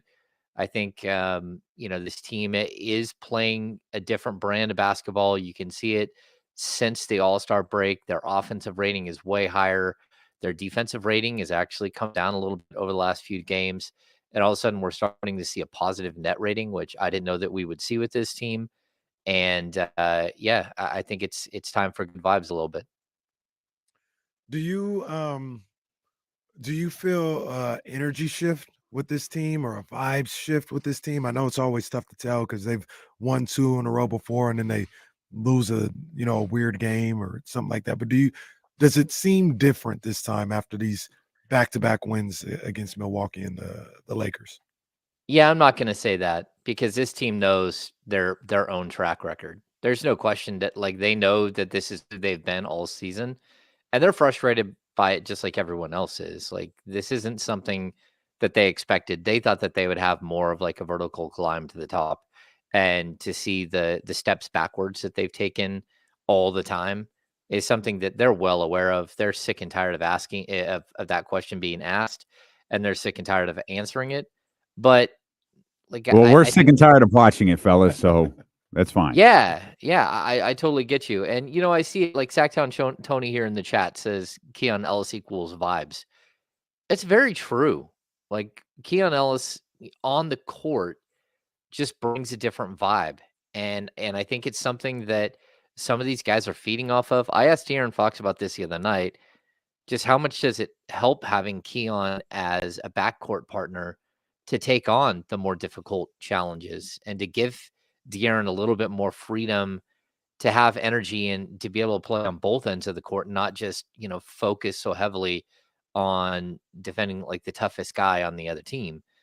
And it matters, it matters that D'Angelo Russell didn't bust up the Kings or that Damian Lillard didn't bust up the Kings. So yeah, it's a good thing. Having a guy like Keon out there to sort of take some of that off of De'Aaron Fox's plate, where De'Aaron played defense on those guys, but it doesn't mean that he played defense for the whole 36 minutes he was out there, or 38 minutes he was out there. And that's something that he's had to do so often this season. Is with Mike, because of the way the Kings play offensively, they're never going to have like the New York Knicks numbers of defense, because the Knicks, and I'm sure they'll at least attempt to show us this tomorrow, they don't want a fast game. They want the game to be slow. They want to beat you by scoring 104 points, not 134 points. And I sometimes wonder if Mike, and I recall last week's Laker game where he says 120 isn't indicative of the way we play defense tonight. I wonder for the Sacramento Kings, James, if the Kings defense is less about what those numbers say, defensive ratings, points given up, maybe point differential or any of that stuff, and what Mike is seeing on the floor in relation to the way they play offense, because their pace is always going to be different. Yeah, I mean, like, look, the Knicks are built to be a grinder. Mhm. That's what that team is, and the Kings aren't that team. And you have to play to the strengths of the players that you have until your players change. The task at hand for Mike has been to grow this team all season long and to force them to be better defensively while still trying to be good offensively. But I think there also came a point in the season where Mike just said, "Hey, look, like we have to get better at this, and this. Like I need you guys to defend the 3-point line better. I need you to continue to do what you're doing on some of these actions that we do, but you got to get better at pick and roll defense. But I'm not going to do a whole bunch of focus on that. We have to get back to who we are, and that is like who we are today. And who we are today is a high-paced, crazy offense that can score with the best of them. And he doesn't have the same personnel that Tom Thibodeau does, and Thibodeau doesn't have the same scoring that Mike does. And so Mhm. you have to play to the strengths of your team. And I think the best to the best of his ability right now, that's what Mike's trying to focus on. Just, okay, somehow get to the 3-point shooter better. Somehow make guys miss a little more often than that 44%. I mean, that 40% we were seeing through the first like 65 games of the season. And so little by little, I think that they are improving on the defensive end. And then they are getting a lot better offensively. All of a sudden, they're number 8 in the league in offensive rating. And since the All-Star break, they're way higher than, I think they're 3rd in the league since the All-Star break. And that's good. Like, what you need is to start to crank it up and show who you are as a basketball team. But make no mistake, like when you look at that Knicks squad, that is just like a brawler team. That team is built to beat you up. It's a bunch of one-on-one basketball. They're hard nosed. They rebound really, really well. And that's not who the Kings are. The Kings are a finesse team. And there's nothing wrong with that. It's just you have to play to the strengths of your team and then work within the margins to clear up everything else that you're struggling with. So, yeah, just go back to last season's game against the Knicks. This is a game where the Kings won at home against the Knicks, and Mike still lambasted his team because they got beat on the glass so badly. I think it was 23 offensive rebounds in that game. And that's not who Mike can allow this team to be, And so he's going to keep trying to hold them to some level of accountability. And then on the other side, he needs his players to live up on their end to, if you want to be an offensive minded team, that's fine. But you're going to have to get stops as well. Yeah, this Knicks team struggling a little bit as of late, dealing with injuries. No Julius Randle. Brunson was out for just a little bit, but he's back. But LG Anunoby was gone for a minute. He's come back. I think they've won the last 2 games that he's played. So some of the rough and tough style that they like to play, they'll have some of those guys, most of those guys back for tomorrow. And it's really going to be a battle of styles, right? Like who can impose their will on the other team more. I think that's what Saturday night is going to come down to at the Golden One Center. Yeah, I totally agree. And, the Kings, the injuries that they have right now are tough. It sounds like maybe Kevin Huerter will go, but I doubt Trey Lyles goes tomorrow. It really does change the complexity of this team when you don't have Trey Lyles, when you don't have that bunch off the bench. But I think the Kings' secret weapon here might be the fact that they can defend the point guard position just out of nowhere. They can defend it at almost an elite level between De'Aaron, Davion, and Keon. And this is a team in the Knicks that really does their point guard, runs everything. Jalen Brunson is their everything right now on offense. And he compares so closely, just the numbers, straight numbers to De'Aaron Fox. It is crazy. I mean, they're both right at like 27 points per game. They're both, 5-6 assists per game. He does it on a different, in a different way. But if the Kings can slow down Brunson, like how do the Knicks slow down the Kings? And I'm not sure that they have an answer for that outside of just, again, beating you up, out rebounding you, doing that kind of stuff. But like the Kings have had a couple of days here to think about the Knicks and to think about this game in particular. And that's a really good thing. This is, if it were a back-to-back, which I think they have a crazy back-to-back, coming up, which might be the Knicks and Celtics. Like, you're not going to win both those games. But this game here, you've had time to work out some of the kinks and to prepare for a team that's really a lot different than most of the other teams in the league that the Kings face on a normal basis. James, it's clear after the last 2 weeks, the Kings are never losing again. So please get that negative thinking out of your head. Hey, they win here. They could bust out an 11-game win streak or something. Yeah, you win here. The schedule lightens up. Yeah, that would be amazing. But the schedule lightening up is what everybody, including that team, fears. Yes. You were talking about guarding the point guard position a minute ago, and obviously we have talked a lot. There's been a lot of discussion in the Kings universe about Keon Ellis. we've been trying to make sure that Davion Mitchell stays in that conversation, the way Davion and Keon are playing. Those two are playing so well as of late. It's almost drowned out the fact that De'Aaron Fox has had an all NBA defensive season. Like, he continues to be really, really good on that side of the floor. Yeah, I mean, De'Aaron, and this season in particular, like he's had an up and down offensive year. You know, he was so good the first 2.5 months of the season, averaging over 30 points a game. Then he went through a swoon. But I think what we've seen from him is his commitment to playing on both sides of the ball. Second or third in the league in steals per game. He's made it sort of his mission this season to try to hit the 2 steals per game mark, which is extremely difficult. Something that he's talked to Doug Christie about, you know, who I think did it like 4 or 5 times during his career. It's just not easy. And so, like, the focus has been for him to get better. And when he's locked in and engaged, he really is just a special talent. And I hope that we see more and more of that as we get closer to the playoffs. Because if you do get that player in, you know, and the offensive weapon that Fox is in the playoffs, then, you know, this team, like, who knows what their ceiling is, but you got to continuously do it, and you got to keep proving yourself as a defender. And it's tough when you play for a team that isn't good defensively. Same thing for Keegan. It's really tough to stand out. We talk about, like, the Kings, you know, could have 2 all NBA type defenders. There's no way you make all NBA first or second team, all defensive team when your team is ranked 25th, 26th in defensive rating. The fact that they're at 20 now, that still doesn't change that conversation. You probably need to be in the top 15 to be any part of that. But it is good to see that, you know, as he's developed as a player, it hasn't just been as like this offensive juggernaut. He's taken his time to improve every aspect of his game.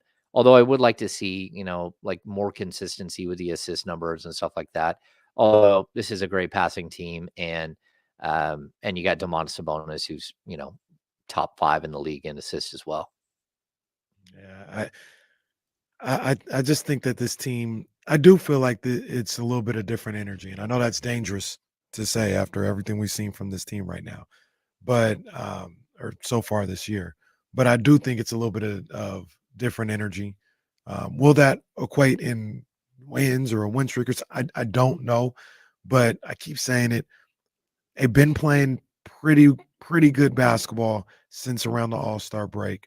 I think they'll build on these 2 games that they had, because these 2 games that they just had this week, it seemed like they were gotta have it games. It was like you kind of dug yourself a hole with losing to Houston and some other stuff. Man, you better find a way. And the other gotta have it game was the one in LA a week ago, and they figured it out. And I feel like they may look at Saturday that way. Like, all right, yeah, you won those 2 games. Nobody's paying attention to that. We're not paying attention. You got to have it. And I just think that's the way they're going to approach a lot of these games moving forward down towards the end of the season. Their back, they feel, is up against the wall, and I think they'll respond. Yeah, I mean, I think it should be pointed out too, like, you know, all we're hearing around the league right now is how the game is being officiated since the All-Star break differently, how scoring is down since the All-Star break, how the NBA is trying to do something here nefarious because they're sick and tired of the blowouts and just a lopsided scores and all that stuff. At the same time, the Sacramento Kings have an offensive rating of 119.5. They are playing their best offense right now. Like, we're seeing it every single night. They're getting better and better and better on the offensive end. And really, they're starting to look more like the team that they were last year. And I think we were all confused by why this wasn't happening earlier. And you can't really control when the ball goes in the basket.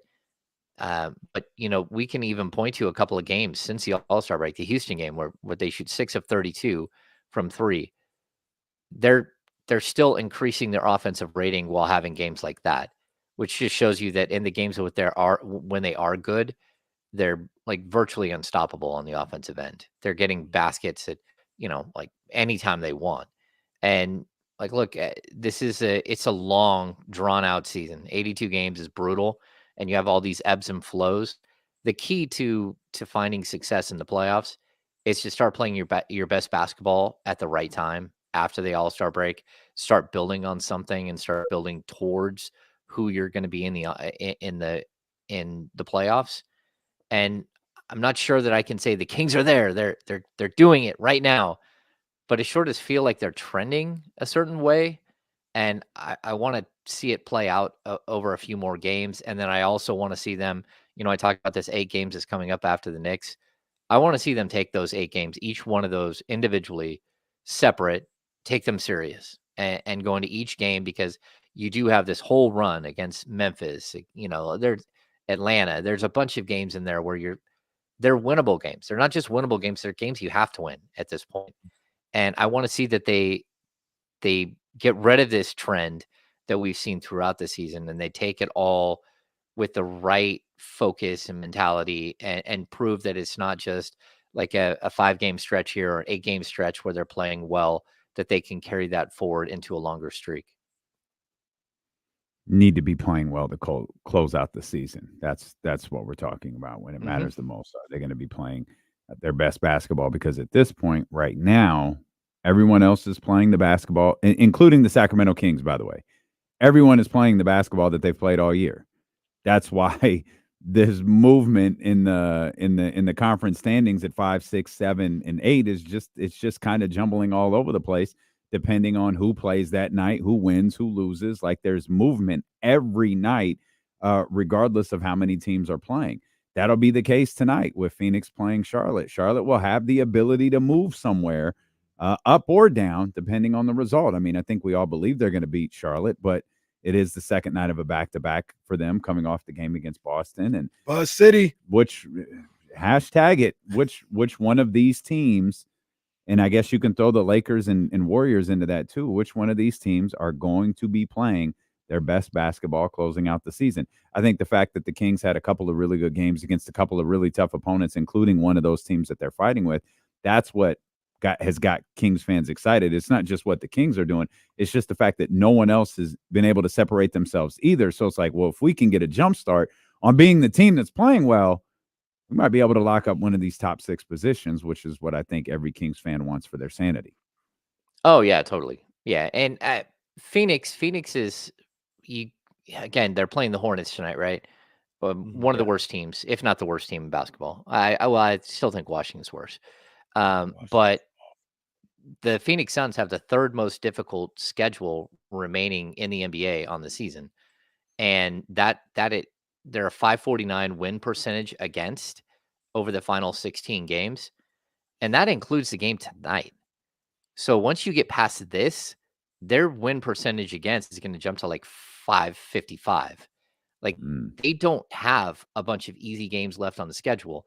So if you ever go to Tankathon, which is a great site to look at the schedule and what's happening, in the future, like the Suns still have a game against Denver, a game against OKC, 2 against Minnesota, 2 against the Clippers, 1 against the Bucks, and 1 against the Cavs. Those are their toughest opponents left.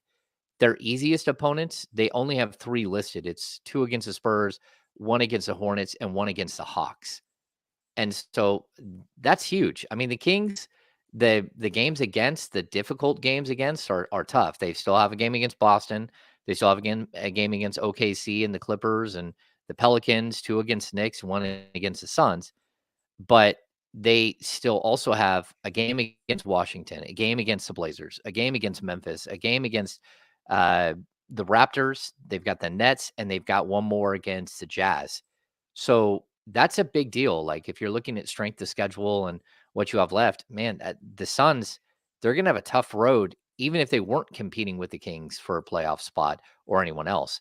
And that's barring injury. They're a team that struggles with injury every year, especially late in seasons. And like, whether they can stay healthy enough to get through this last 16 games and into the playoffs, I don't know, but it's going to be a race. This is fun to watch. It's exactly I think the league needs to be commended for the play-in, because the play-in has made the whole top 10 wild. For years, teams just gave up because they're like, well, we're not getting to 8. It just opens things up, and all of a sudden you have this like competitive battle, not just for 9 and 10 to squeeze into the play-in, but also to avoid 7 and 8, which is making the basketball even that much better for teams that are in that range, where your 5, 6, 7, 8 teams are just battling each other. To hammer home that point, no pun intended, even more, we looked yesterday. It's 2 against for Phoenix. It's 2 coming up against San Antonio. There's a Hawks game. And everybody else is like top 6 in the playoffs on either side of the conference. Like their schedule's tough. I did say, and maybe we're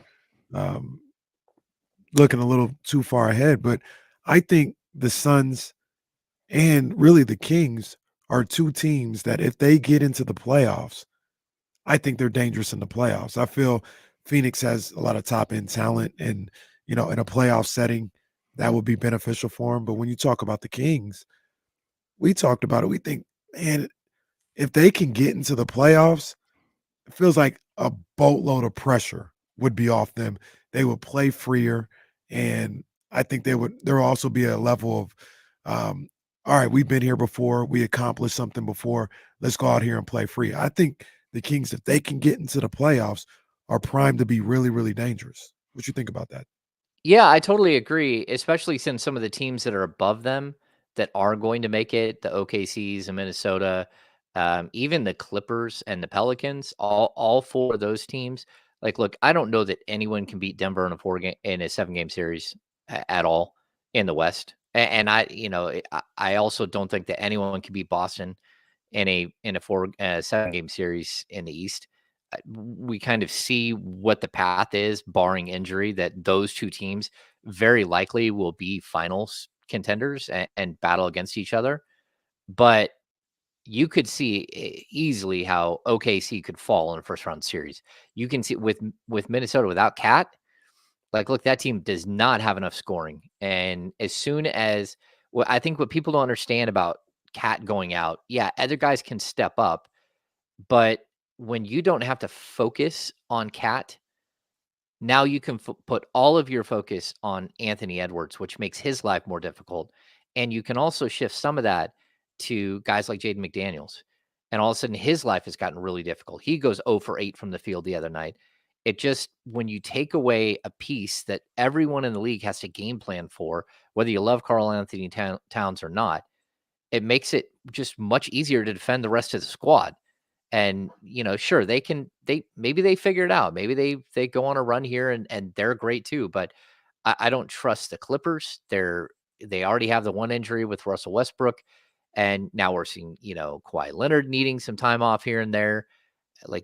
And then the Pelicans, I mean, the Pelicans haven't been able to avoid injury and haven't found success in the playoffs ever.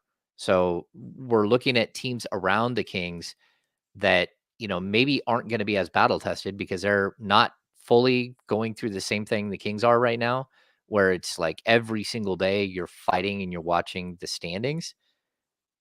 And they also haven't been there before, and they haven't found success before.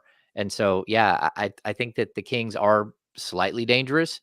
They need to show us that that's who they are. But they also have this thing where they play up to the level of competition or down to the level of competition, which, they beat everybody. They've shown us they can beat everybody outside of the Boston Celtics. They've showed us they could beat anyone in the league on any given night and then lose to anyone in the league on any given night. But the fact that they're 3-1 against Denver, that they're, like 2-1 against OKC, like most of these teams that they're competing with, they have winning records against, and that's big.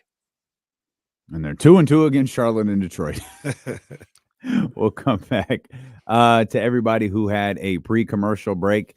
James Ham-Freeze, you lose.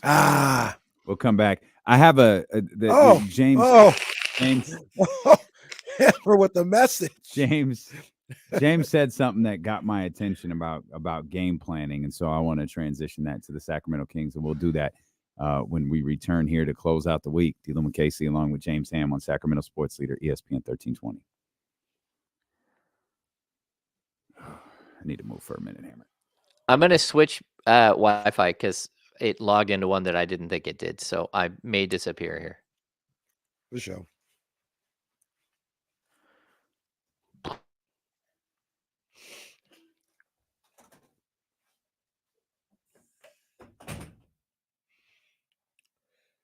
Allergies are starting to kick in.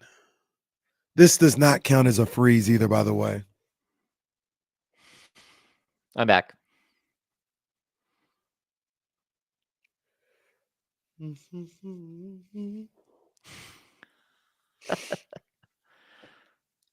Let's see if this one's any better. It doesn't look like it is. I don't know what's going on today. Looks good. Looks good. The sun's out and shiny and bright. It should be good Wi-Fi today. But all the kids come home right now. So they... Russell Hunt, what up, man? Yeah, what's going on, everybody?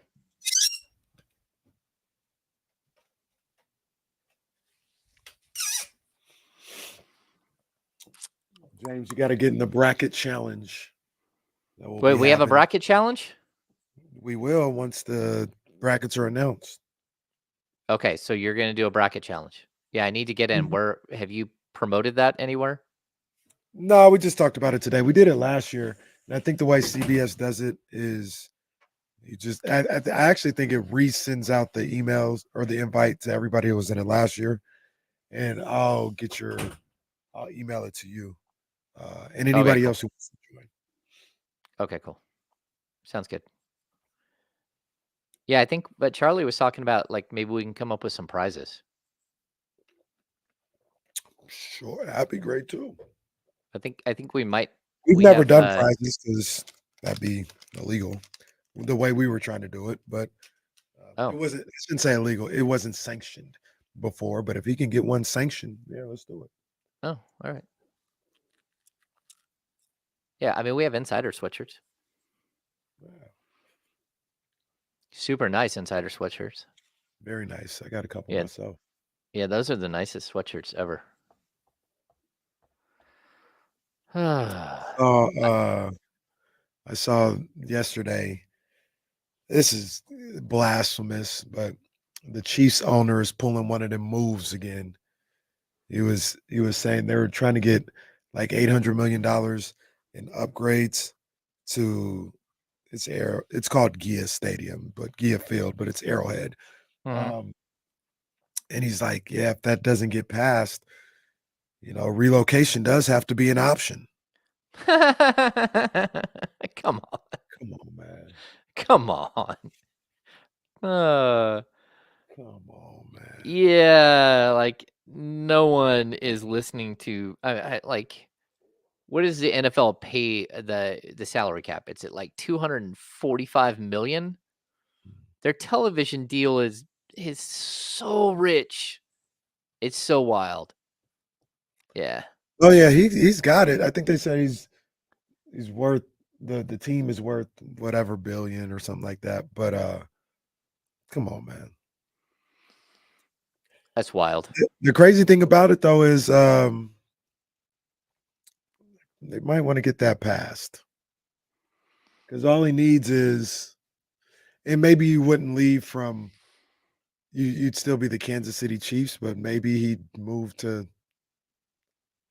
I don't know what's close to Kansas City, but the equivalent of Sacramento. The A's moving to Sacramento or something like that.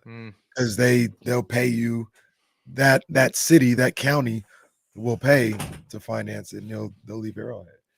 So yeah, I'm intrigued with the city of Oakland, the city council like approving like 2 other teams to come and play in the Coliseum in 2025 today. I didn't see that. I saw yesterday that I think the A's had put up the statement saying they had a good meeting with the city of Oakland.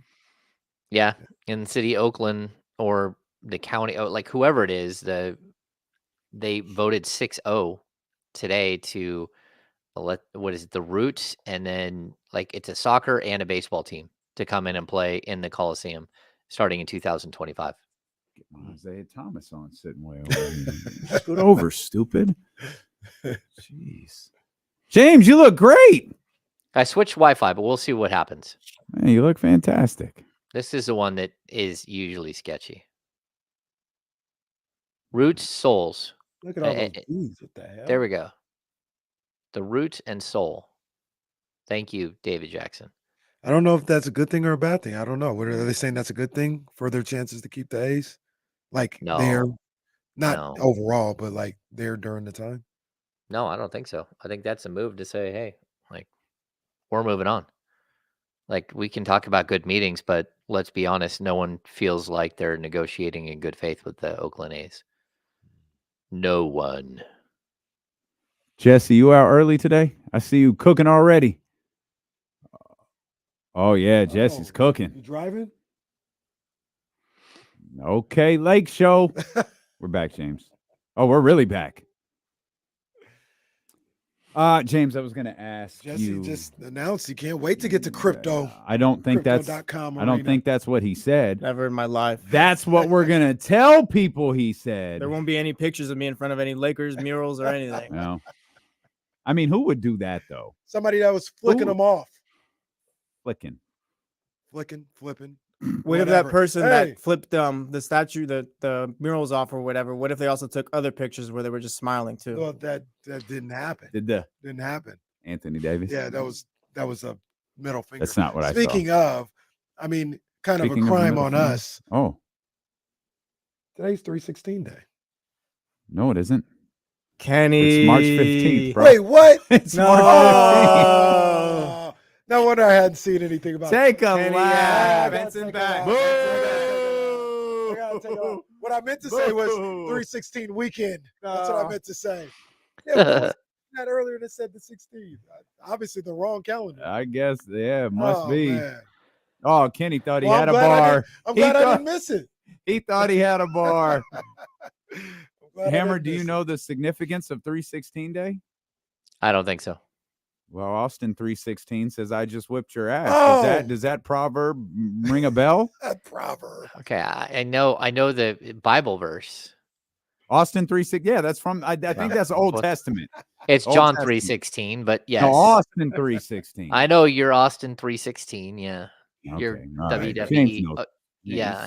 Hammer Glad I knows didn't what it miss it. is. Good. Absolutely buried Jake the Snake, by the way. Oh, Yeah, yeah. but- Never seen or heard from again. Yeah. He's getting carried out. Yeah, and next he says, last look at him. You got your Go get- Psalms. You got your He Proverbs. said, go get you a cheap bottle of Thunderbird and drown your sorrows. Hammer. There was Oh, no man. game planning for Stone Cold Steve Austin. He was one of one. But sometimes I think James hates coming on this show. James got this No, look on his face. I love God it. damn it. Not again. We're talking wrestling again. You mentioned I think you were talking about Karl Anthony Towns, Minnesota Timberwolves. When you lose a player that you have to game plan for. How many players on the Kings do you think opponents have to game plan for? Well, I mean, for starters, De'Aaron Fox Right. is like 1A, but then Sabonis, because if you can limit Sabonis, But can how do you change do everything. that? But how do you limit Sabonis? You throw He's people at in him. so much control. Like, I don't know how you limit him. Like, if you limit his scoring or shot attempts, like, okay, but he's probably going to have some rebounds and putbacks. How do you eliminate him from controlling the offense the way that he does? The way to really get to Sabonis is to throw extra bodies who are slapping at the ball. And so, I mean, you can go through his games this season, and I can probably pull it up quickly. How many times has he turned the ball over? 5 times. And what is the Kings' record when he does that? Because I know typically teams that find success against Sabonis make him turn the ball over. And maybe I'm wrong. Like when he turns the ball over 6 times, what a crazy stat. 6. I'm wrong. When he turns the ball over 6 times, the Kings are 6-0.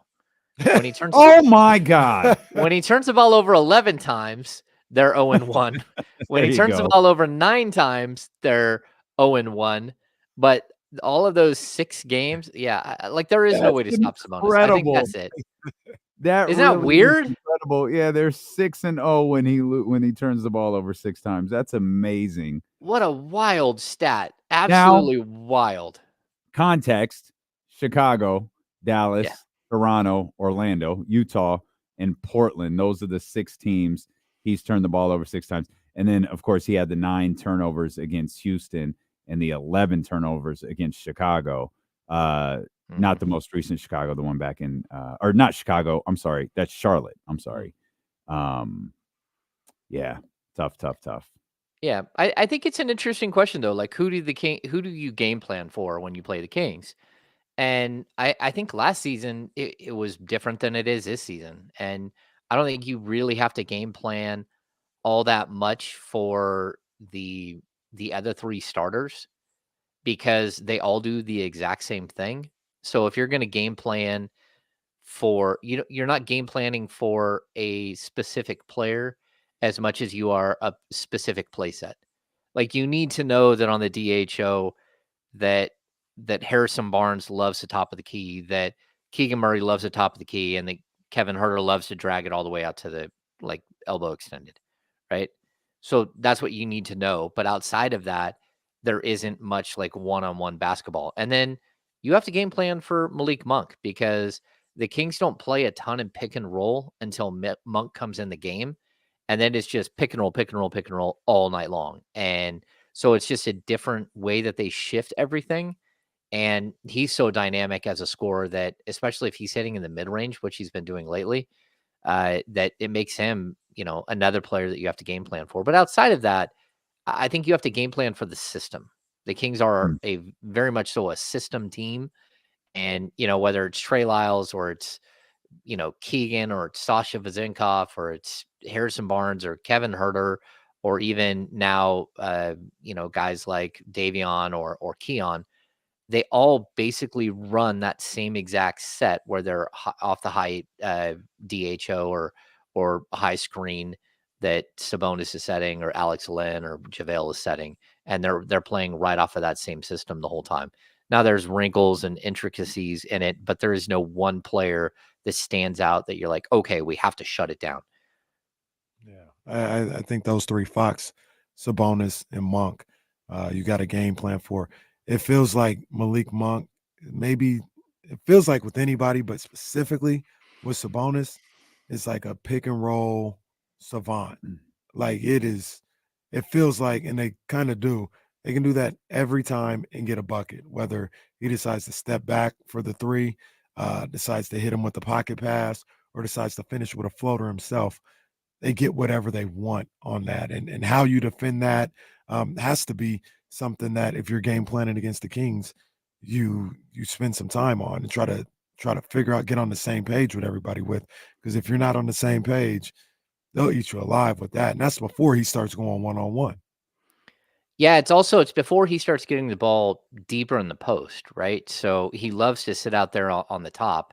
But then when he goes to work as an offensive player, a lot of times it's down low. And he doesn't pass out a lot when he's working down in the post. It's something that I think it's a little different. Like he's such a great passer up top, but when he's in the pick and roll, he's usually the finisher in the pick and roll. And when he's getting like a true post up, there isn't a lot of times where he passes out unless they send a double team at him.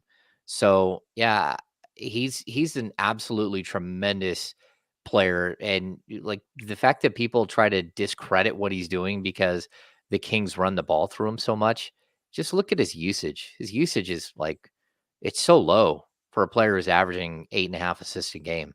It's at like, I think it's at like 22.5 or something. He's not holding on to the ball. It's difficult to defend him because it's almost like a hot potato situation. So the Kings have the two ways that they get to the key and, sort of their draw and kick, their spray three that they talk about all the time. And it's either Sabonis just getting lower post, position and then firing out of that, or it's Fox and Monk attacking the key. But both of those are really difficult to defend because they're players who are doing those actions are so good at what they're doing. And it's impossible to stay in front of De'Aaron Fox. It's impossible to stay in front of Malik Monk. And it's impossible to stop Domantas Sabonis from getting some sort of position wherever he wants. He's just too strong and he's too big. And then he's got great hands. He's a guy that you talk about the pick and roll. How many times does he get a pocket pass and a pick and roll from Monk?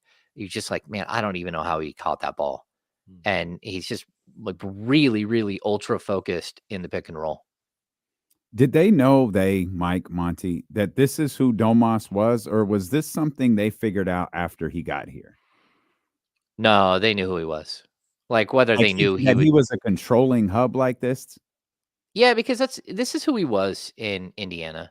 Like he's just gotten better at it, and the reason why he's gotten better at it is because the pieces around him were better and more built for who he is as a player. And like if you had Buddy Hield in Indiana with Sabonis, that would have been a great pairing too. Like those two Buddy would get so many wide open threes and would just be a flamethrower if he was there. But they never really had all of that around him. They had good players around him, but they didn't have a lot of like how the Kings have built their roster with a bunch of 3-point shooting guys who, if they're living up to their career averages, a bunch of dudes who are around 38% from three, some of them a little higher. And that it's just, again, it's the way that the Lakers should have built their roster, but didn't. And it's a way that, it's almost a little bit of like an inverted version of what the Golden State Warriors have. They don't have as many shooters as the Warriors in their heyday, but they still have, a tremendous amount of shooters all around. And then they have Fox, which, again, nobody has something like Fox. Okay. Just asking, because it seems like this was something we didn't see like right out the gate, and something that, obviously that no one will ever forget the first game. But it's like, oh, and James, you point to this all the time. This is different. Like this dude's really, really good. And then, like, really, as the next season got started, and it's probably because of the injuries to start but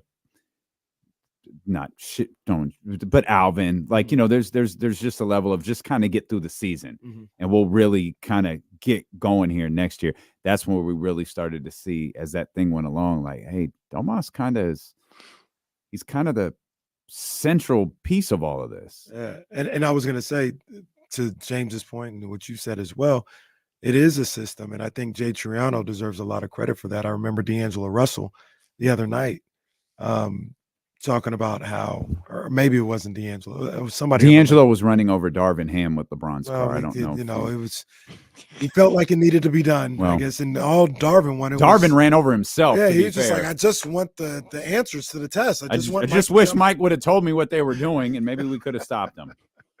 But they talked about how somebody had talked about how the Kings do a great job of running different plays out of the same look, right? So when you try to game plan, you're like, oh, in this set, this is what they like to do. But they actually have like 3 or 4 variations in that same set, which kind of keeps people off balance every now and then.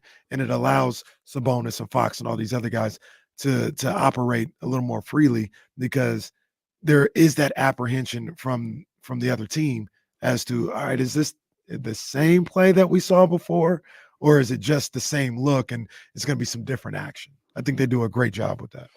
Yeah, actually, Mike talked about it during pregame before the Lakers Maybe game. it was Mike who said it, Yeah, because somebody asked him about, playing a team like the Lakers so many times, and it feels like a playoff series a little bit. And do you have to hide things from them when you're playing them twice in a week and stuff like that? Are there different sets that maybe you didn't put out there? And I think Mike's answer is like, not really, but our offense has so many variants on each set. So it doesn't matter what you're doing to try to stop them. It's the wrinkle. And I think, again, that was the concern about this team throughout, like, maybe the first 50 games. Like, why didn't you just, and I'm not saying that they didn't try, but why didn't they just build off of what they were doing before? And we're seeing it now. We're now seeing that maybe they were just not very good at some of the variants on their standard offense in the first 40, 50 games of the season. They were trying to figure them out, and guys weren't hitting shots. And then all of a sudden they are, and it looks different, and it looks much tighter as an offensive unit, where all of a sudden there are these wrinkles on top of wrinkles. And I still like the fact that they're playing really well offensively right now. Maybe it was just trying to piece it together, and not that you had new faces, but You had new guys. You had guys taking on bigger roles than they had last year, and other guys who were asked to take a step back from what they were last year. And then all of a sudden, again, you see what happens when you put Keon Ellis in the starting lineup. It's not that, he's scoring, all of a sudden he's scoring like 18 points a game and he's just incredible. But all of a sudden, by him being there in the starting lineup and not having 3 offensive players next to De'Aaron Fox and Domantas Sabonis and only having 2, all of a sudden those 2 are starting to excel, in Keegan Murray and Harrison Barnes. And even you go back the game before, Kevin Huerter and Harrison Barnes without Keegan Murray, because Keegan missed the game before when they started Keon. And those 2 came out of the gate firing and looked like, oh my gosh. You remember the first quarter was like dueling banjos between Huerter and Harrison hitting 3-point shots. And I think that like the offense is probably better. Well, the team is probably better overall when you don't have only offensive players on the court at one time and you're able to switch out for a defensive minded 3-and-D guy. And it just gives you a preview of what this team can look like in the future, whether that player is Keon or whether it's someone else that is similar and plays that style, whether it's a 4, whether it's a 3, it doesn't matter what position. You just kind of need someone else in that rotation that isn't hyper focused on, getting up a 3-point shot every time down. Man, imagine if Keon Ellis started in the same game Domantas Sabonis turned the ball over 6 times. Oh, man. Bro, they'd be unstoppable. That's an unstoppable force right there. Hey, on that note, I want to keep pointing this out. Like, people keep saying, hey, he's 6-0 as a starter. He's 6-0 as a starter over 65 games. He's not 6-0 like straight in a row. He's won 2 in a row as a starter right now. And I know people are, oh, well, that's kind of nitpicking. Really, it's not. Well, like it can be the style of team you're playing or whatever. I get what you're, go ahead. No, I was just having fun with the 6 turnover thing. The 6-0 thing for Keon is more interesting because I think, especially like I think people knew it, like because we had it, Deuce had it, Matt had it, like we all had it. Mm-hmm. Then Mike said it, and I feel like it. I think that's it. They might have been 4-0 or 5-0 when he said it. I feel like it took a different. They went mainstream. The stat was the Black Eyed Peas. That's the joint. That's the jam. And then Mike said it, and all of a sudden it was let's get it started, and everybody was all about it. But it also kind of like, oh, Mike's aware of this. Like Mike's pointing it out to people.